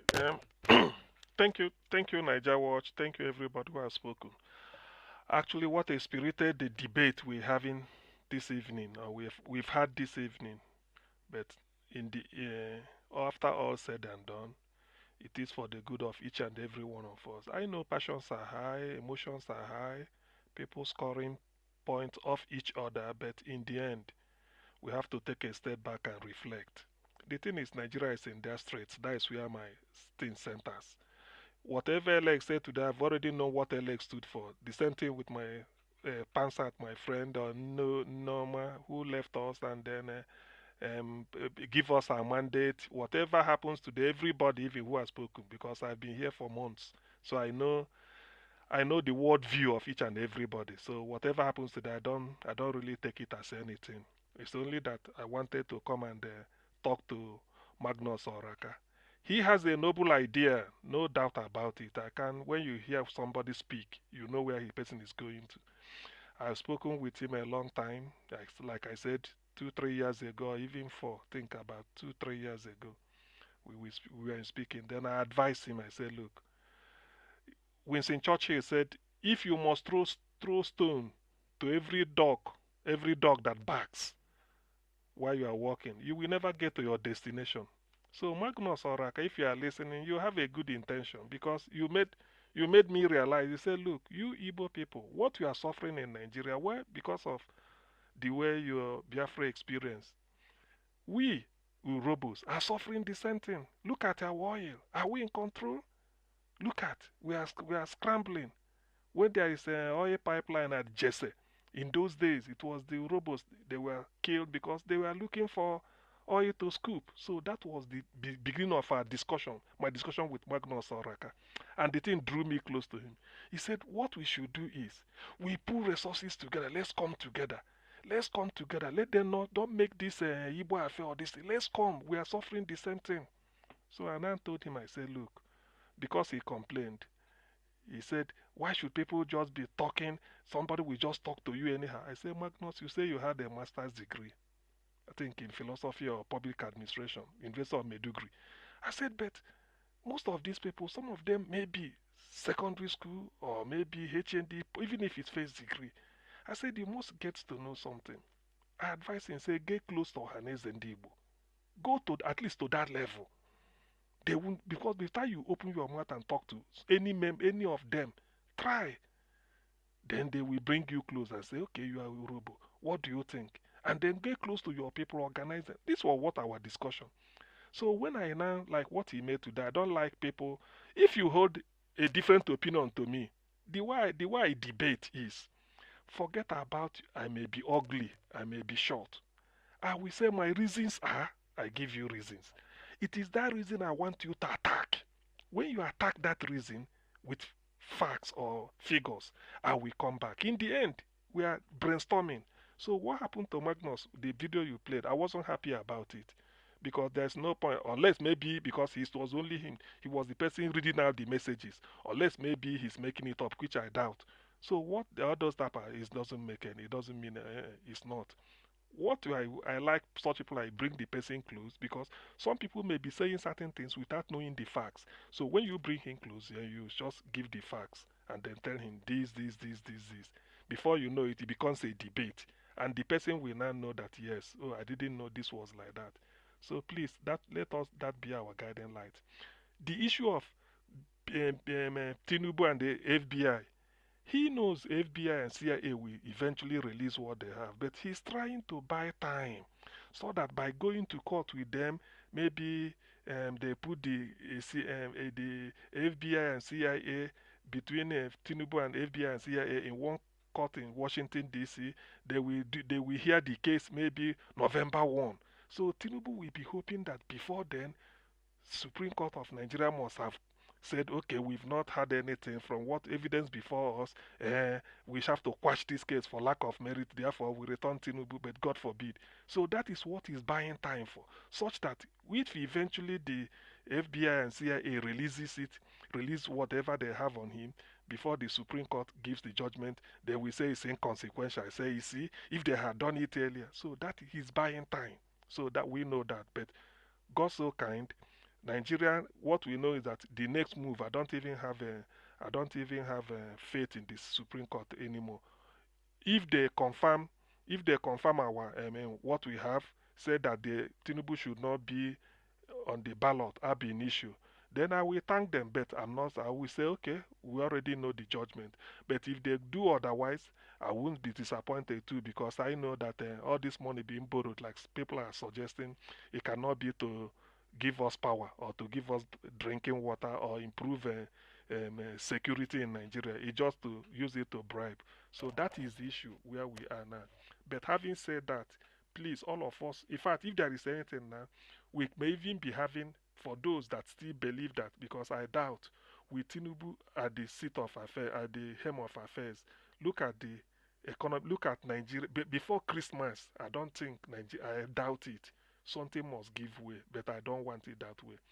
On the other hand, people, somebody said because of P2B's comportment and the way he, 1 minute, sir. Oh, thank you. Before he, thank Could you yield me that 1 you. minute, Dr. CM? Could you yield me some time? But I thought he promised you 2 minutes. Just No, say no, not you damn. Talk your own. please, Pastor. Okay, yes. Yeah, Mr. Pastor, I'll give you later. Don't worry. Hold on. CM, no give him or no give him. CM, no give him. Continue. Me, I could give up. It's coming at me. It's coming. Okay. So, like I'm saying, let me end on this. It is, we know that I don't believe the only person that is a saint can be God. P2B is not a saint, but I have the feeling, this is my own, this is personal to me, that I want P2B to be there, because people have to be here. He's the person that won the election. Now I want Nigerians to experience a leader who gets in there without dent. Even up till today, a leader, only 2 kids, a boy and a girl. The wife from Akwa Ibom, P2B, and Igbo man. So this is not a case of I marry. Nigerian president like to marry 4 wives from different ethnic groups so that they will tell you they are detribalized. So let us have a clean break from the past. And for the first time, let us have a leader who was born after independence. P2B keeps saying it, 1961. So there's a lot of things that will be going for us. That's why I want him. It may change, but that hope that P2B will exude when he's there, that is what will give the people the confidence that, oh, Nigeria, we are going back. And then when you now tell people, let's stand on queue, let's have hope, let's queue for petrol, they remember P2B. They say, okay, let us behave. Because Nigerians will behave if they feel that, if they see that the man at the top is somebody they can trust, somebody who is not there to loot. So that alone will give them the confidence. So I want Nigerians to experience it. So many people have been deleted because of bad leadership, but I want P2B to be there for the good of everybody. But who am I? That is my wish. I hope God will make it work. Thank you. Thank you, sir. Thank you, Mr. CM. God bless you, sir. Thank you. All right, Mr. Oduwa, sir, give us your final submission. 8 minutes. Thank you, Mr. Gapasa. Thank you. Thank everyone. Well, what I will say, Mr. Pansat, I want to correct your emotion. You said Edo have minority. Yes, I believe you are from Imo State. And Imo have minority also. They have Imo, they have Olu, they have Umbaise, and they have others. So we did not generalize them to be all the Igbos. So if you are talking of Edo, and Edo, you don't have Benin inside Edo, you have Edo inside Edo. Edo is under Benin, just like your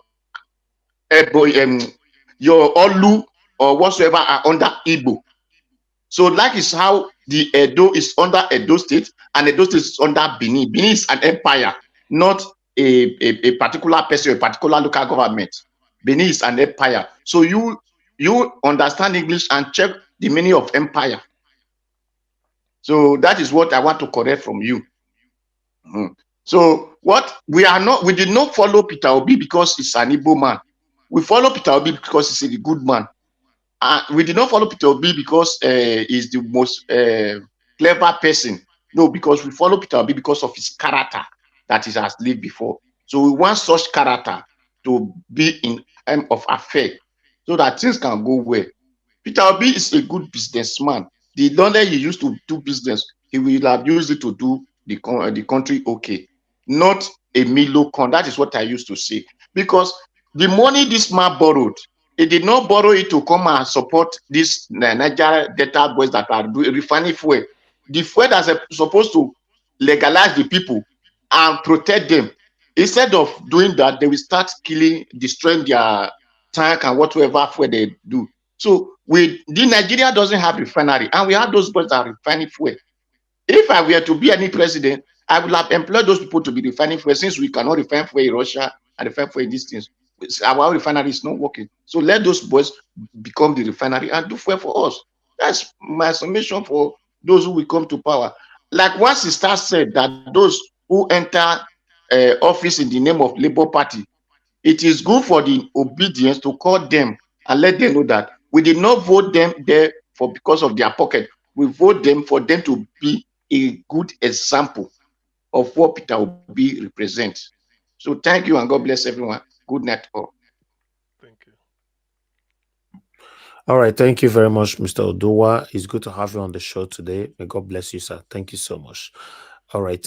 We have 2 to go.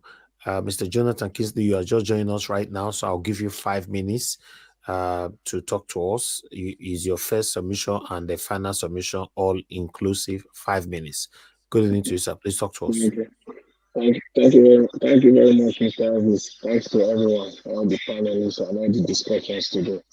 My contribution, because it is short, I will just simply state the obvious fact because it might be controversial because I listened to the broadcast almost entirely and to Mr. Pansat. You know, at the end of the day, it's like nothing was learned today. We always come to the platform to learn, but for today, I think the gentleman, Mr. Pansa, you know, as far as I'm concerned, in fact, the entire 4 hours, I really can't get any facts from him. I can't. It has been, I must say, emphatically, a pure waste of time. Nothing. Because if he's still on the show, you know,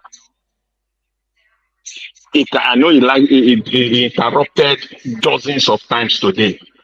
You know, sometimes and most of the time when you interrupt, you want to add to the conversation, you want to make it more robust. But the entire of his interruption, nothing to learn. I must say that emphatically because if he's still there, I think he can interrupt me now.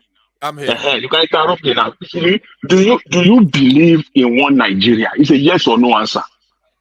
Yes. Do you believe in one Nigeria? You believe in one Nigeria? Okay, yes. Then. Okay, yes. Okay. Do you believe that Nigeria should break up for whatever reason, inequality or marginalization? Yes. You also believe in that? Yes. Okay. So do you believe in the creation of Biafra for whatever reason, either marginalization or inequality? Yes. Then I have asked you the same question 3 times, and you said yes to all of them. Yes. So I don't now at the end of the day, I don't know your Mr. argument for the Mr. Jonathan, yes. Sorry Yes. that I have to stop you. Let me address somebody on the comment section.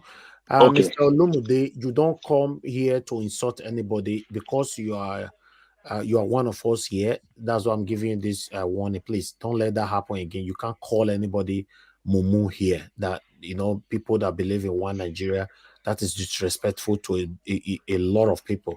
Please let it be the last warning. Thank you very much. Go ahead, Mr. Jonathan. Yeah. Could I expand a little? Could I expand? So if you let me, you are don't let them. No, I don't have time.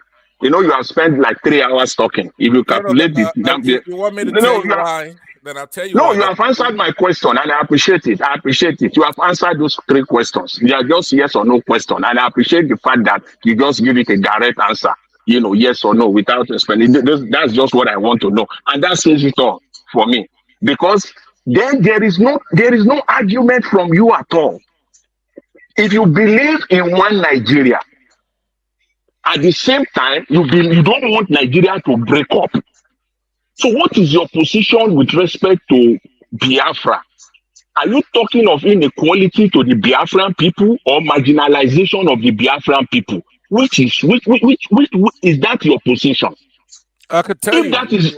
If inequality and marginalization of the Biafran people is your position, that is clear. But you can't say that at the same time you are talking about one Nigeria.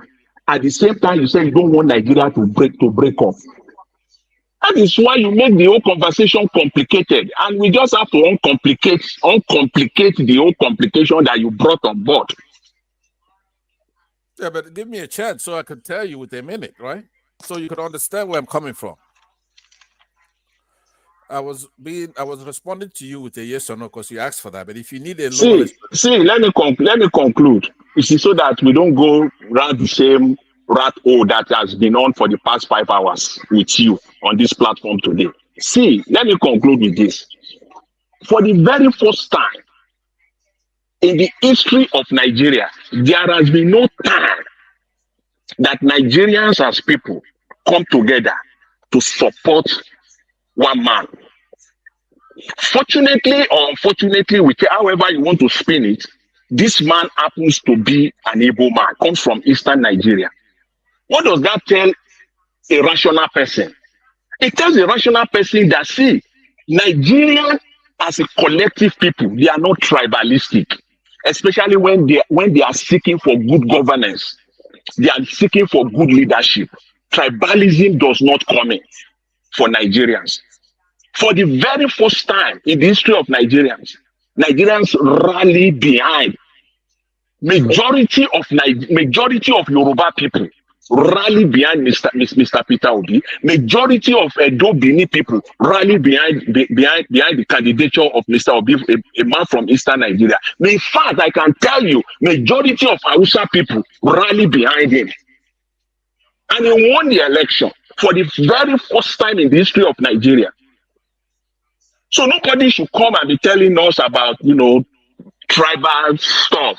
Not at this time. This is not the time for it. It doesn't fit in. Whichever way you want to spin it. Exactly. And in fact, if there has been any group or any tribe in Nigeria that have worked more than the other to circumvent this process, to circumvent the emergence of Peter Obi, majority of them have even come from the eastern region. Thank you. That I can tell you. So I will leave it at that. And then thanks very much, Mr. Elvis, and thanks to everyone. Mr. Jonathan, I'm very happy that you came in. I will say you come very, earlier than this to rescue this whole issue. It was tough, not, but still, your submission is very, very important to us. Thank you very much, my people. Madam Amen Bright, if you are still there with us, I'd like you to give us your final submission, 5 minutes. Okay, thank you, Mr. Ebi. Thank you once again. Let me just rush it a little bit because sometimes I'm rush.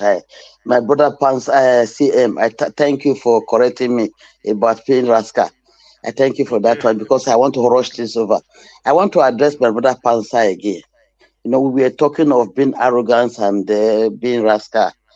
There was a statement you made when you were talking. Please, if I'm wrong, forgive me. I want to say one thing. Do you think there is no other tribe that really fought a heavy war?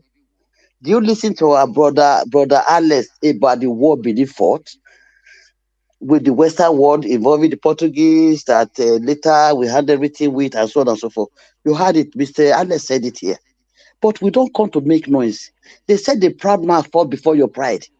Even if you, as I've said, if you have anything or you are worth of anything, let other people praise you. Don't use your mouth to praise yourself. Let people say and praise it. I love that you make one statement saying that if any tribe is out is there to face you, you people are ready to face any tribe, anyone. I don't know if I'm wrong. Please forgive me. Why that? How far that you are now even referring to everybody?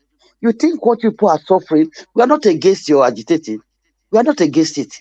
If anything has been behind before or later on, we are not against it. But now, Peter Obi, the first time he came out, and the whole world are for this man, for him, because of his character. And this is the man, Igbo man, that the Igbo, they are not be allowed to rule. Everybody is standing for the same man. The question we're asking, why are the Igbos asking their people to sit at home when this is their own brother? Why, if this is the decision, if Simon Ekpa is destroying what Unabdi have built, people should sit down and address Simon Ekpa. Not us, we are not against you agitating, but this time that Obi is dead and everybody caught everybody out, then why are you asking people to go and sit at home? That is just the question there. Nothing else. Before I come back to Bini, have also fought war. We don't come here to be proud. We don't. We always say it to educate others that are not aware of it. But why being proud? That's why we are not here to be proud or to tell me who you are. You don't know anybody. You don't know what other people have. You don't know the strength other people have. So we don't make noise with that one. Please, that is it is just a Madam, good thing. can you yield for a minute? Can you yield me a minute? Because a couple of times Please you've just let addressed. me finish. Please. I don't talk much. No, Please just let me finish. let her finish, Let Mr. me Pastor. finish, I'll please. come back to you now. Uh-huh. I want to talk to. I think where I saw something about You have 2 Iro at minutes Edo left, State. madam. 2 minutes. Oh my God! About the school, our Abaseki should do something about that one. Anyway, it is now is going to build a mini stadium in the school. The other old school students did collect money to do some 10 projects, which are still 10 projects, which are they are still on it. Now it's one to. If there are other places, Obaseki, I'm referring to Obaseki should go and do something. Now let me talk to the Supreme Court also. Mostly, I know their names. I don't know I don't know all of their names in my head. Let me refer to Helen. Helen, according to my brother Oduwa, the last person who spoke after me, you should go and before you start burning or 2 letters that came black and white, turning red to green. Please, as my brother said, you should go and ask Tinubu which school he attended 1970 when the school started 774, according to my brother. You should go and ask him if they were born in four times when he had different date of birth. You should go and ask him is drug matter, which is paid almost 460 $1 million for. Go and ask him that one. You should go and ask him about his certificate. Once he started forging certificates from secondary school, what do you think? How would you not accept that he forges in CSU, Chicago State University? Go and ask him all those questions before you start burning issues, leaving the rating you have to handle. Please go there. Our Abaseki, go to Benin and solve Benin. Don't Okay. think that Benin, we are also not suffering. Thank you. Benin, we are saying here, Benin is like a village. We are also suffering. I used to say Benin is the last. So we are also suffering, not only Igbo. Thank you, brother. Thank you, Madam Ahmed Bright. Thank you. That is everybody have given their submission. Okay, because many of you want to counter each other's here. So some want to say something, some want to interject, you know, and the time I'm going to give time now for everybody. So if you like, allow one person to use all the time. If you like, interject somebody. This one at the time of make una fight. Now the time of fighting, I want give una so talk as you like. But Niger watch. You go call fire no, service in case. As you say. exactly. Fire service ambulance go day. uh, So uh, interjection time I want give now. So I'm giving you guys 40 minutes. 40 minutes, starting with Mr. Pansat. I'm not going to stop Pansat from talking. Have that in mind. I'm not talking. In fact, the only time when I go hear my voice again now when I want to say Mr. most Naja, my I opinion. I thought beg you Mr. start with Naja me. was stopping more. He will never stop. Pansa No, will never uh, stop. no, now No. Pansat I go start I with. will. You people I go will. No, interject. Pansat, you are free. The ball is in your court now. Okay, Pansat, let's No, no, say take one. I want so now let's war. say 5 minutes then. Let's say No, it, let's say no, that no. 5 minutes for I will, before for the Philip sake of start, Mr. decorum. Pastor, Yeah, stop him when yeah. you want to. Mr. Pastor, you have the that's floor. fair. I'm I a know, I'm a it's a gentleman. gentleman. He's going to stop in 5 minutes. 5 minutes. Thank you. 5 minutes. I It's a will. very, 5 minutes. it's a complete gentleman. I Yeah. will Thank speak you very last. much. I will speak last. I will be the last speaker. After All right. Mr. Pansat, I will come in. Thank you. All right. Thank you very much. The last lady, I missed her name.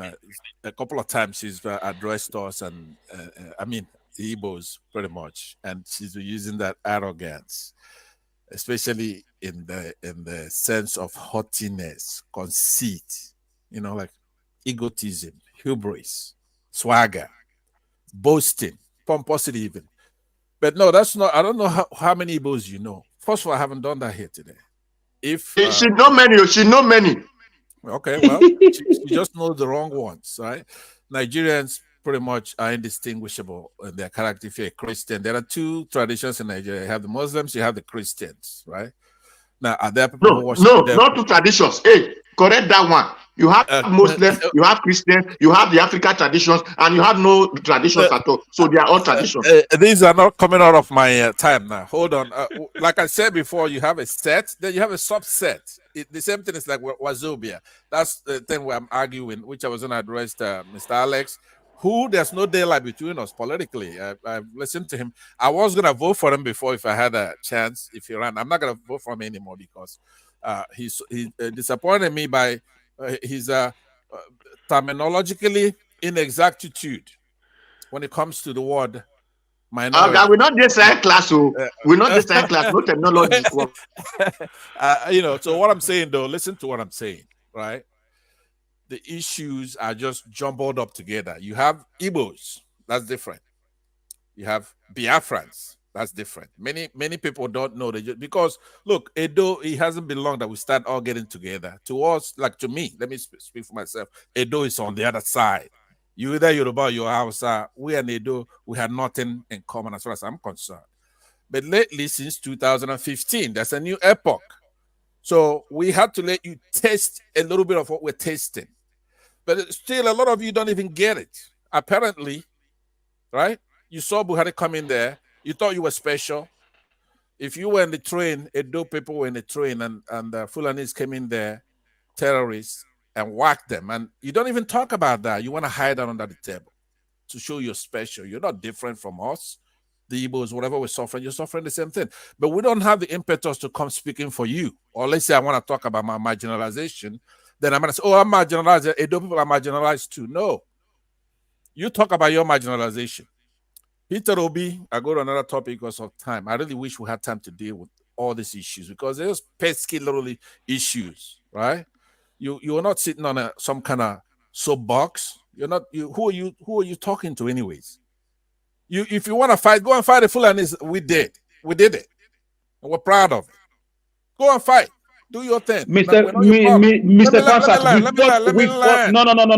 We fought the Fulani. We fought the Fulani herdsmen to a standstill in every community in Edo State, and we are still defeating them.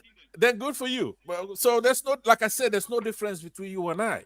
You are the only fight you have with me is why? Because I said minority group. Now I come to think about it, you're in Nigeria. Maybe it's not used a lot in Nigeria. Mr. Pansat, you are wrong. You are wrong there. I didn't have problem with you because of that. Because of your insensitivity.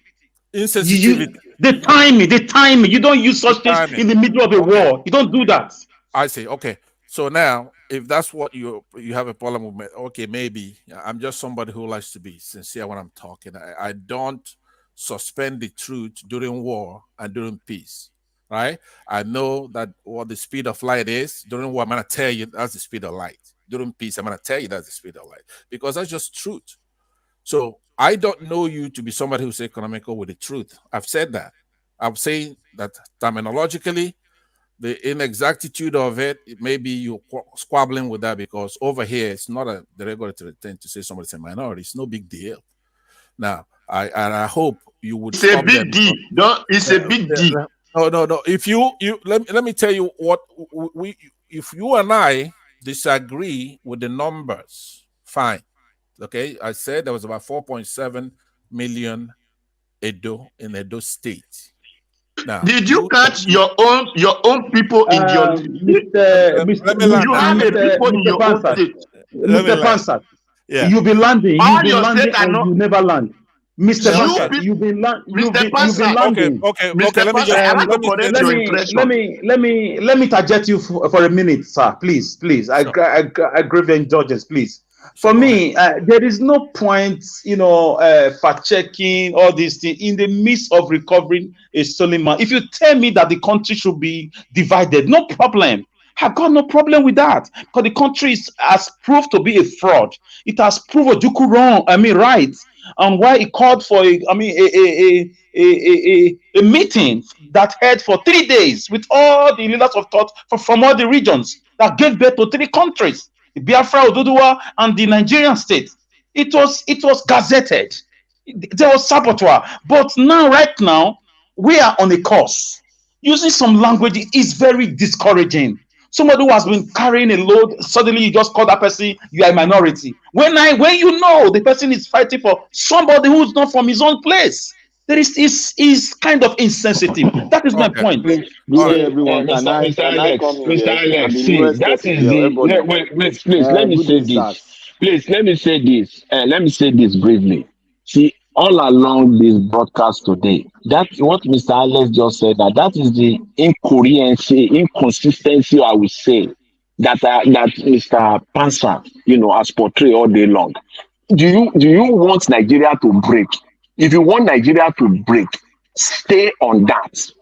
If you want this nation of Biafra and you believe in it strongly, stay on that.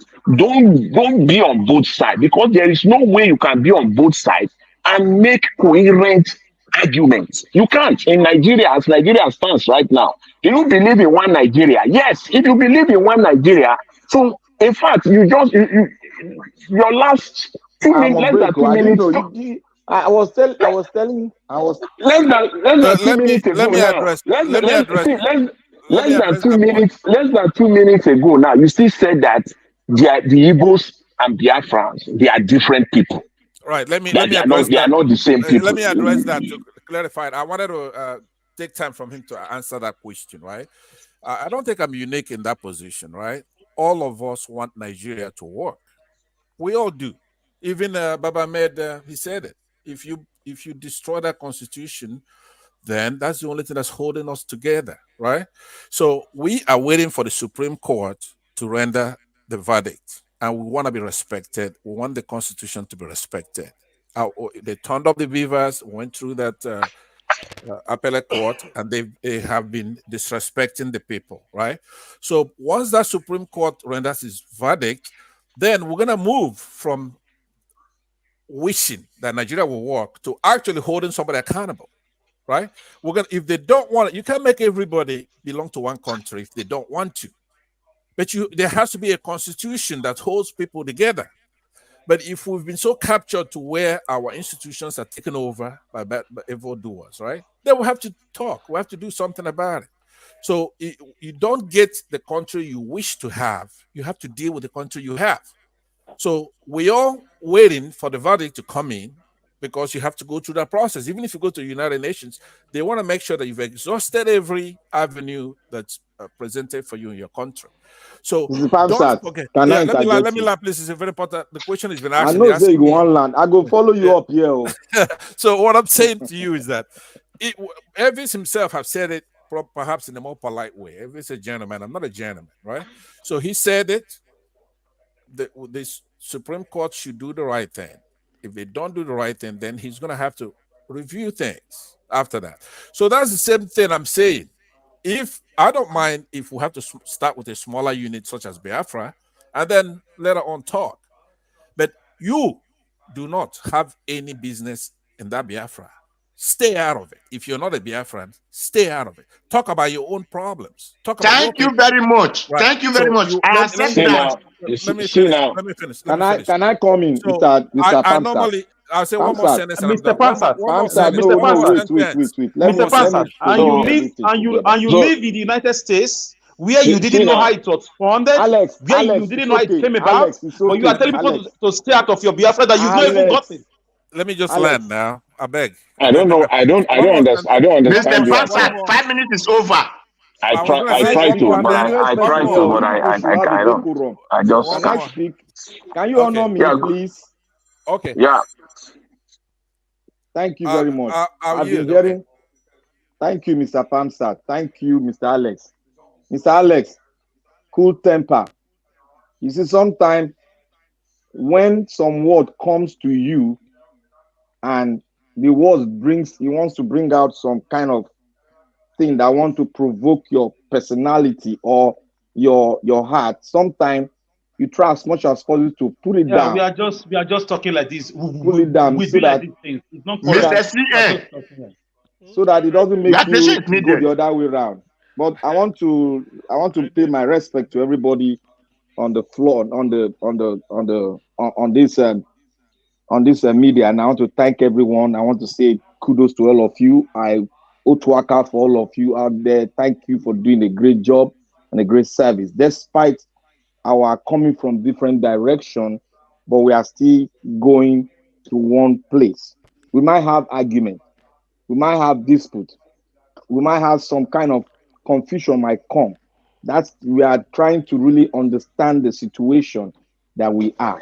And a lot of people have been aggrieved from the history of the country itself, a lot of aggrievians, and the state has not been able to say, oh, let us come together and make sure that those grievance die low, and let us do the needful as what is done in most countries all over the world that have gone through what we have gone through. And Nigeria is not a separate entity. It's a federation, just like other federation. And we have to know that there's a lot of word that have been spoken and a lot of prophetic word. It's not the church anyway, it's a prophetic word from big nations of the world that there'll come a time like this. And a time like this, the principles guiding a country, if it's not well announced and it's not well done, there is a possibility that that country might break up. It's not breaking up to the disadvantage of so many things, but it will break up to the advantage of many. So that is why we are saying it. I'm almost done. Thank you. So I'm the last person now. Okay. What I need to say, gentlemen, and I think ladies too. What I need to say is this: the thing is, in a situation in which, if injustice must exist for any reason, you cannot guarantee the wholeness of the system. That is just as simple as that. Why all of us are so fixated? Papa, let me just say, let me speak for myself. Why I am very much fixated on Obi. I said it before. I want Nigerians to test a different type of leadership. Just like you have in the Western world, an honest leader. Not that Obi will be sharing money or to come and you get contract before you. No. Let's just for once have a leader who will say no to oil theft. A leader who will say our children are at home because of how much. We call Asu. Asu how much? He says because of 2 trillion. Okay. Take this 1 trillion, go back. Within 8 months, I will find money from here, here, here, here, and then do it. That is the type of man we are. That is leadership. Why should Obi be having? Obi said, why should he be having fleet of cars or presidential jet? He will enter commercial flight, parking aircraft, maybe 2 or 3 or 4 or 5 of them, say it's presidential fleet. When for the next 2 weeks you've not used anyone, or 3 weeks or 1 month. So what we are looking for is an honest leadership, and we will get it in P2B. We've already voted for it. It's just for Supreme Court to live up to to what the people expect them to do. Let them for once be honest. After all, with the way things are in Nigeria, judiciary is on trial more than even Tinubu or P2B or whatever. Judiciary is on trial. Let them do what the Kenyan Supreme Court did. When it get to the crunch, the Supreme Court of Kenya, gave a judgment, transmitted live. Every part of the world saw it. They said, look, Uhuru Kenyatta didn't win. They stood by it, and then if the world clapped for them. We know this case, P2B want it. So I know why emotions and passions are running high. Of course, I've already said it that P2B is Nigeria's last chance. I've said it severally. Though I'm re-echoing, I'm not being original. Paya Adeban just said it when he said, if they fail to elect P2B president, then forget about Nigeria. Ayo Adeban just said it. Thank God for it. I'm just repeating, putting it in a different way. P2B is Nigeria's last chance. Even those that are cheating him out of his mandate, they know. By the way, look at where we are since May. In fact, if you close your eye and open, I can tell you in a week's time, one pound, British pound, may give you 2,000 naira. We will be here by 31st.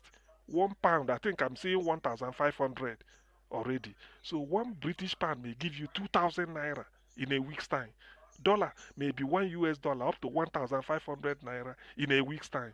And by the time you get to Christmas, in fact, dollar is like a dry leaf that is falling uncontrollably. So it's just falling.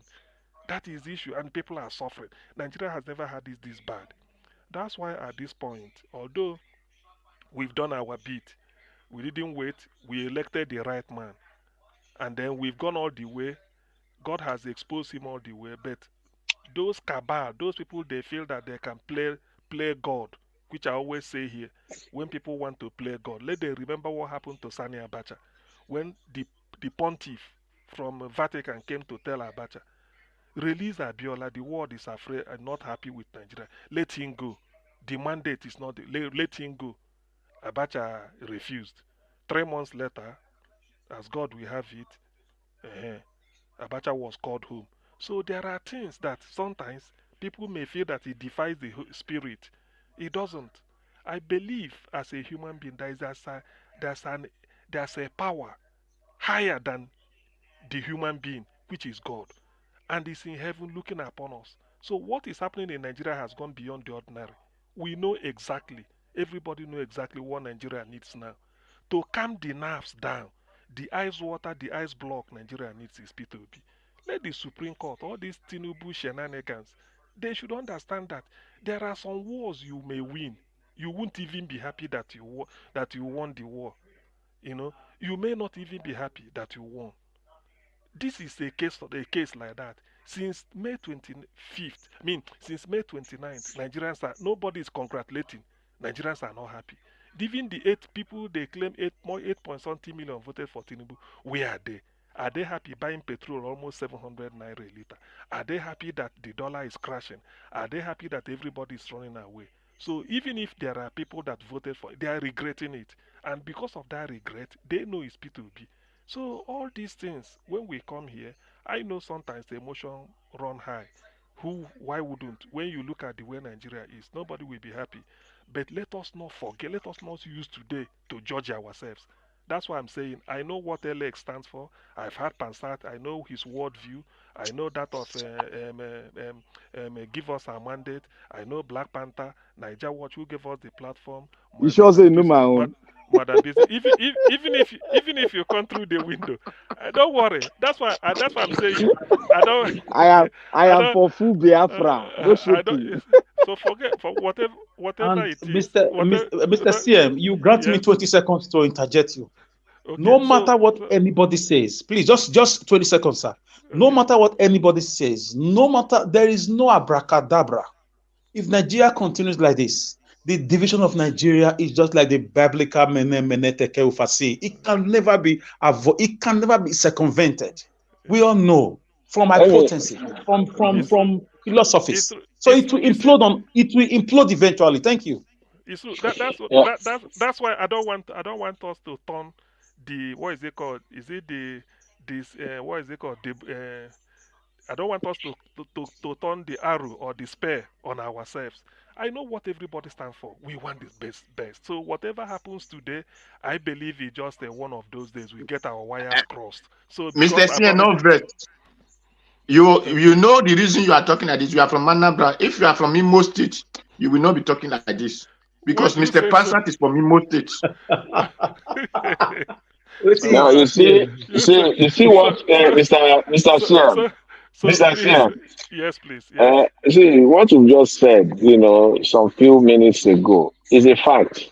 And that's actually, that comment made now by the last person that you are from Imo State, you will be probably be saying something different. That's what this moment debunk in Nigeria history. That Okay. this is Nigeria's last chance. So This Nigeria's last chance. Peter Obi is Nigeria. It's not because Obi is a smart man yes. or is the smartest in Nigeria or is a saint or that there is no any other person like him in Nigeria. In fact, there are thousands of Peter Obi in Nigeria. The issue is that at this time in Nigeria, there will be no any other moment that even a person, a man that is 10 times better than Peter Obi will come up, that Nigeria, the entire Nigeria will rise up and back him up again. That moment will not be. That is the reason why this is the last chance for Nigeria. Whether it's a Yoruba man, an Igbo man, a Edo man, a Hausa Fulani, that will come up again in Nigerian politics without giving Peter Obi the chance that has been given to him by Nigerians already for him to exercise that mandate. This is the last chance. That moment will Okay. not come again.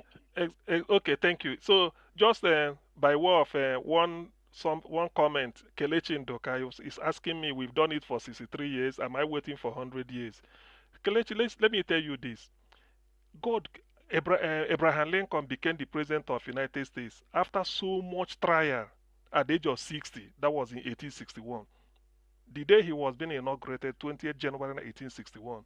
He said, God brought me into this world for a purpose. We should let us. Why is it that since all these years, since 1999, Peter Obi, somebody like Peter Obi has not, come on the federal level? It is not that Nigeria is at the worst, the worst season or the worst time in Nigeria that somebody like Peter Obi, the best I've seen since 1999, came up. If you believe in God, that there is a power higher than there is a power that controls the universe called God. If you believe, you will ask yourself, why did Peter Obi come out? Why did God bring him out? He should have, after Anambra election, after Anambra governorship, should have ended up in the Senate collecting money like them from one Senate to this, go to tribunal, but no way. So that is what made Abraham Lincoln. Do you know whatever Abraham, after all his trials, yet he's one of the best presidents America had. And he came at the worst time in American history. During there was secession, the North and the South wanted to go away. The slave owners and the slaves, and the slave owners and the people that are the slaves. So they wanted the slavery to continue. Abraham Lincoln had to address them in Gettysburg, 1863, November, what is November, November 1863. So, and the man when he came was at that is when the Americans have lost hope. That is the type of situation Nigeria is now. And for P2B to come in, you know what it means. People will be listening to his inaugural address to say, what will P2B say? A country broken. The world press will focus on him. So it's like, to me, maybe it's like Abraham Lincoln's moment we're about to have in Nigeria if P2B gets in. If you look at what Abraham Lincoln did, that is what we tell you that sometimes when you must have given up hope, because we're all mortals, we've tried our best. I mean, if you tell me today that to your tent everybody goes, it's justified. Like Alex said, it's justified because somebody with, like you said, 63 years. But when you now say, look at, why did P2B emerge on the scene at this point? And not that he said this thing. You now say, okay, let's just give him let's just say, let's know why God brought him. If indeed God anointed him to come out and repair Nigeria, whatever the Supreme Court, they will still go around and they make sure that he gets in. But if he's one of those ones to tell us that Nigeria, look at what you missed, but let it be that is the last chance, so be it. So that's what we are saying. In life, never say never. That's what I'm saying. In life, never say never. As long as you are alive, never say never. Anything is possible. That is what I'm saying. Anything is possible. I've given up on Nigeria. I had a flag I was waving before. But when I saw Niger Watch, I listened to what Niger Watch was saying. I look at everything, and then the whole everybody rallied, just like somebody said, every people rallied around P2B. Nobody want to know. Okay, look at Payo Adebanjo, the leader in Afenifere, a core Yoruba cultural organization, backing him. Duro Farotimi, Dele Momodu. I mean, I'm not Dele Momodu. Aki Oshuntoku. All of them. These are frontline Yoruba. You can't push. You not a pusher. Even Shoyinka is not against P2B as a person. You can't find anything about him. So forget about the likes of Uluomo and the Tinubu. Those ones are not. To me, they are not mainstream Yoruba. The real mainstream Yoruba adopted P2B, which we all know. Then not to talk of the South South. The whole of the entire South, Edo Delta, move, then go up north, southern Kaduna, carry and like Gala. Even in the north, say if you went to Kano, look at the crowd. People saw him because, and people became at the time that the person they've been telling us before that Buhari is the champion of the South, the whole Talakawa, the whole poor people in the north. They believe in Buhari. Oh, may Gaskia, may this, may that. They so much caught followership. But Buhari dealt with the North to the extent that they regretted, said, even with it, their man, 8 years, they never had it this bad. Jonathan from the South, his record in the North was better. Obasanjo, no matter what you say, his record in the North was better. Not talk of Yaradua. But Buhari, they said this is their God, was the person that gave them the highest, the most bitter pill. So what are they doing? Haruna Goro said this here. They said, no, we are not fools. Let us see this man, P2B, and for the way he's coming. So when you see this, me, I'm from, like somebody saying, I'm Igbo. But when I saw it, I said, look, if somebody can love my brother like this, no, no, no, no, no. There must be something. I take a back step. Let us see it to the end. That's why I'm saying when we get to the end, they will answer at least, not for effort. At least you can give me A for effort. Maybe for outcome, I may be F. But for the effort, I score distinction. So let's give it all that it takes. That's why when all these things are happening, who knows? sometimes, what do they say? You never know how God works in a mysterious way. I've cited Abraham Lincoln, and if you look at it, it's almost the same thing. Nigerians are not agreeing among themselves. We are tribally, religiously divided, and P2B is coming as a bam. And look at him till today, still no fault. You can't say utterances, he said this. You can't say you went to his record, you saw this. There's a reason why this man is still alive. That's Mr. what I'm CM, saying. So let's look at it that way. Thank you. let me Thank come, you. let me help you out more. See, Nigeria is a very sensitive state. And most of us, we are emotional. Sometimes when they mention, despite what Mr. Pamsat was mentioning, like I say, normally say, if you can remember when me and Madam Rita had some argument before, I said there are some words you need to use. And when you want to use those words, you use it at the right time. We know those words. We know. But when you use it at the right time, then you not get what we call all inclusive. Everybody will tally. Everybody will fuse into it. But when you use those words at the wrong time, you not get people to start reasoning because already Nigeria is not united. And in a struggle, we should all know that there will be mistake, and a very big mistake. If you see what is going on in Israel and Hamas now, there are some mistakes that Israel is doing, but that does not make them to lose what focus. We are going to do a lot of mistake, but it shouldn't make us lose focus because many of us are trying to lose focus. They are trying to say, "Oh, see what Mr. Aranka is doing." I'm not trying to go into. There's a time I will face Mr. Aranka on what he's doing. You see, there are some things you don't need to bring out when you are in a struggle. You don't need to bring them out. It's when you are in a round table you bring it out because these are sensitive things. You need to bring it around on a table with leadership and you need to speak this thing out within yourself. Not when you bring it to the public and start making a caricature, making you want to get more people to listen to you. That is wrong. That is wrong. In any struggle in the world, there is always a problem. And that problem should not be, people should not take advantage of it. Okay, now let's look at it. We all say Nigeria now. What way should we go? What is the next step? Nobody, none of us have. We are doing what? We are waiting for.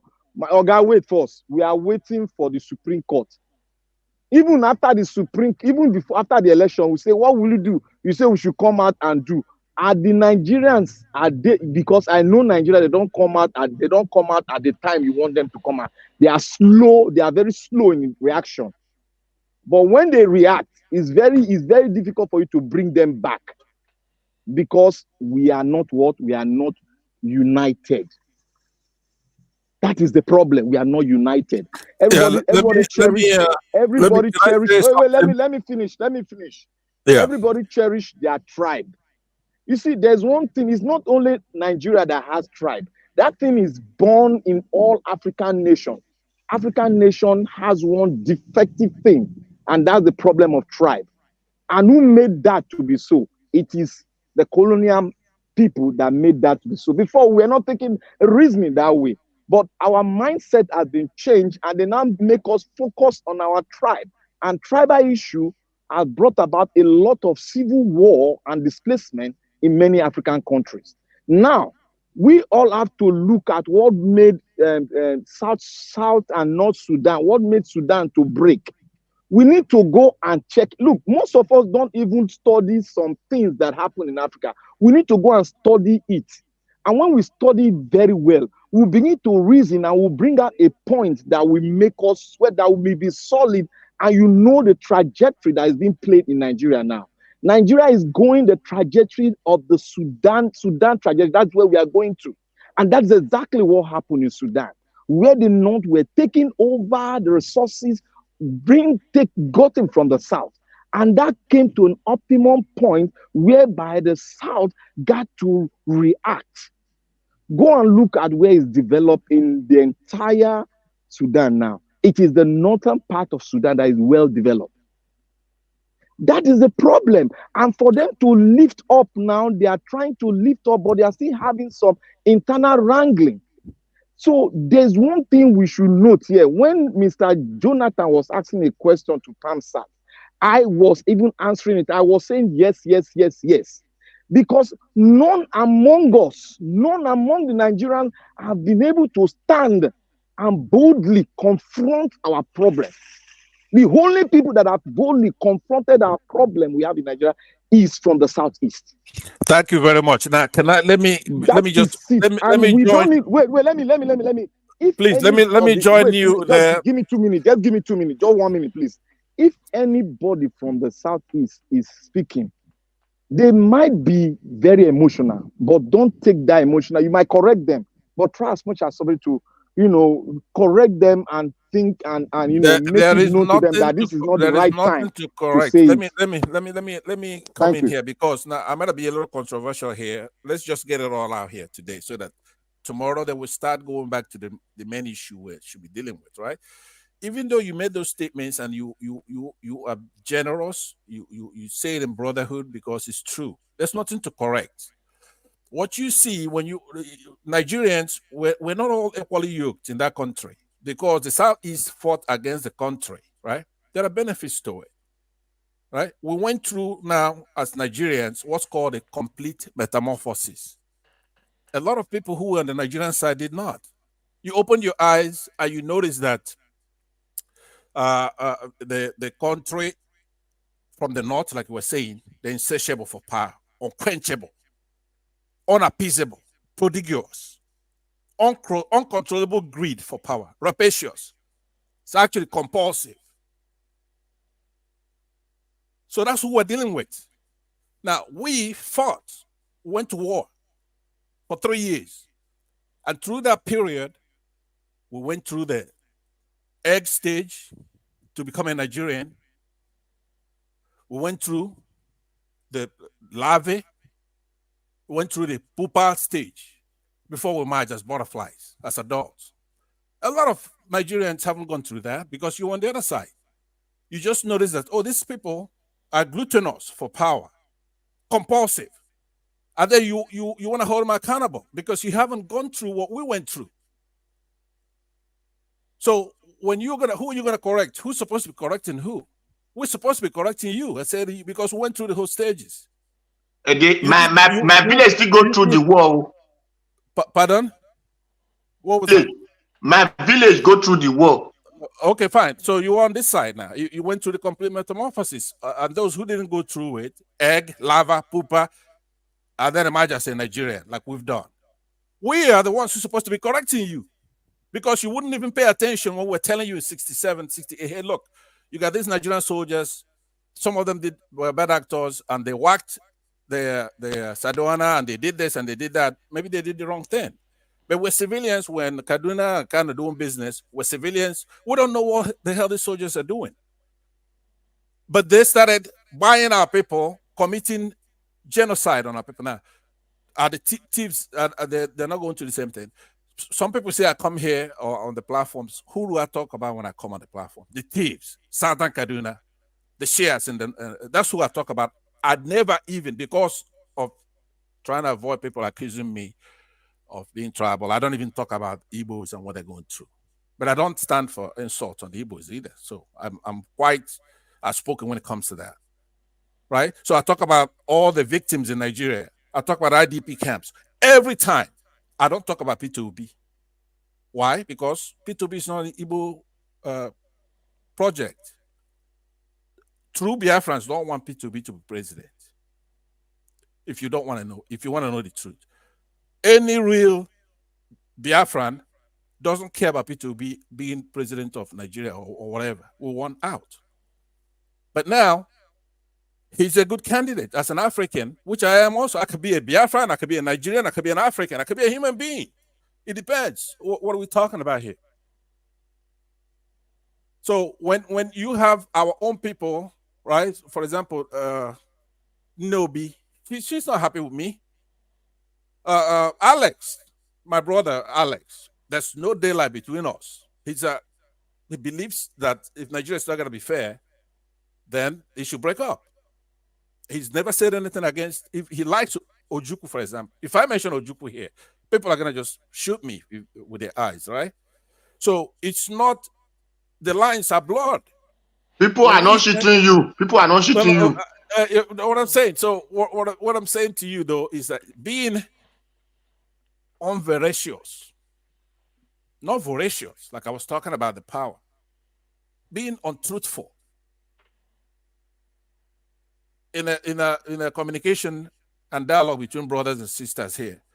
And you, instead of you keeping your eyes out on people who have us down because you haven't gone through what we went through.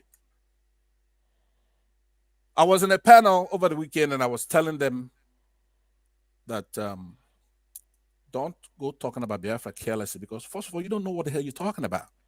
Unless you're from Biafra, trust me, you don't know what the hell you're talking about. Go and look at your people. You had an election, people came out there and they voted and they just switched off that Beavers machine. How disrespectful. So the poor kid in the southeast, a Biafran iPod that says, look, don't vote. Don't go there and vote because what kind of nonsense is this? They're going to turn off the Beavers. So you're wrong and he's right, but who are you berating? You're berating him who says don't go vote. Why should you go vote when it's an exercise in futility? It's a provocation for war.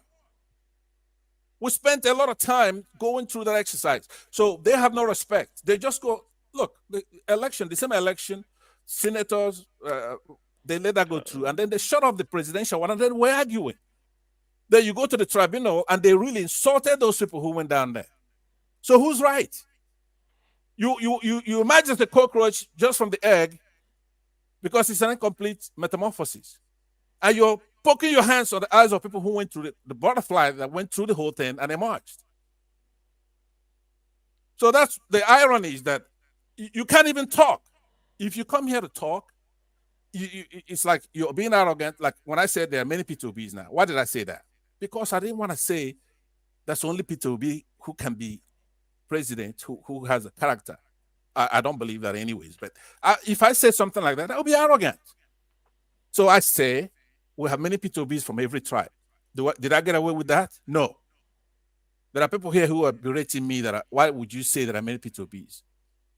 But in truth, a reasonable person could ask you, why should there be only one P2B in the country?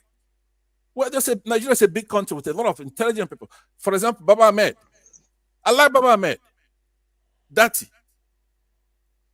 Because where there's some shortcoming with Obi, there are some shortcomings. You cannot be nice to a fault. For example, if I won that election, I would have formed the government, even if it's from exile. I'm not going to let these people do this. We're waiting for the Supreme Court. The only reason why they're not going to do the right thing is because they know there's nothing we're going to do. If they knew that that you're going to don your AK or whatever it is and chase them from there, they're not going to do things like this. So I end knowing that this is not a platform to actually have an academic debate because I will eviscerate anybody who's relying on the niceness. I don't want to be liked. You don't have to like me. If you don't like me, I don't like you. That's it. Period. Alex, are you there? Every option. One moment, please. Every option is still on the table. Do you know why I say so? It is true they've, fraudulently inaugurated Tinubu. But in the eyes of everybody, this election is still not complete for those that want to be a bit rational. That's why Niger Watch is saying we will follow it till the end. I will still keep my platform campaigning for this until we get to the end. So we've not gotten to the end. All those options, probably they may be delayed, but the option is still on the table. You know what I'm talking about. So it's sometimes, because sometimes I remember, I'm trying to, when I drew parallel with Abraham Lincoln, sometimes God works in a mysterious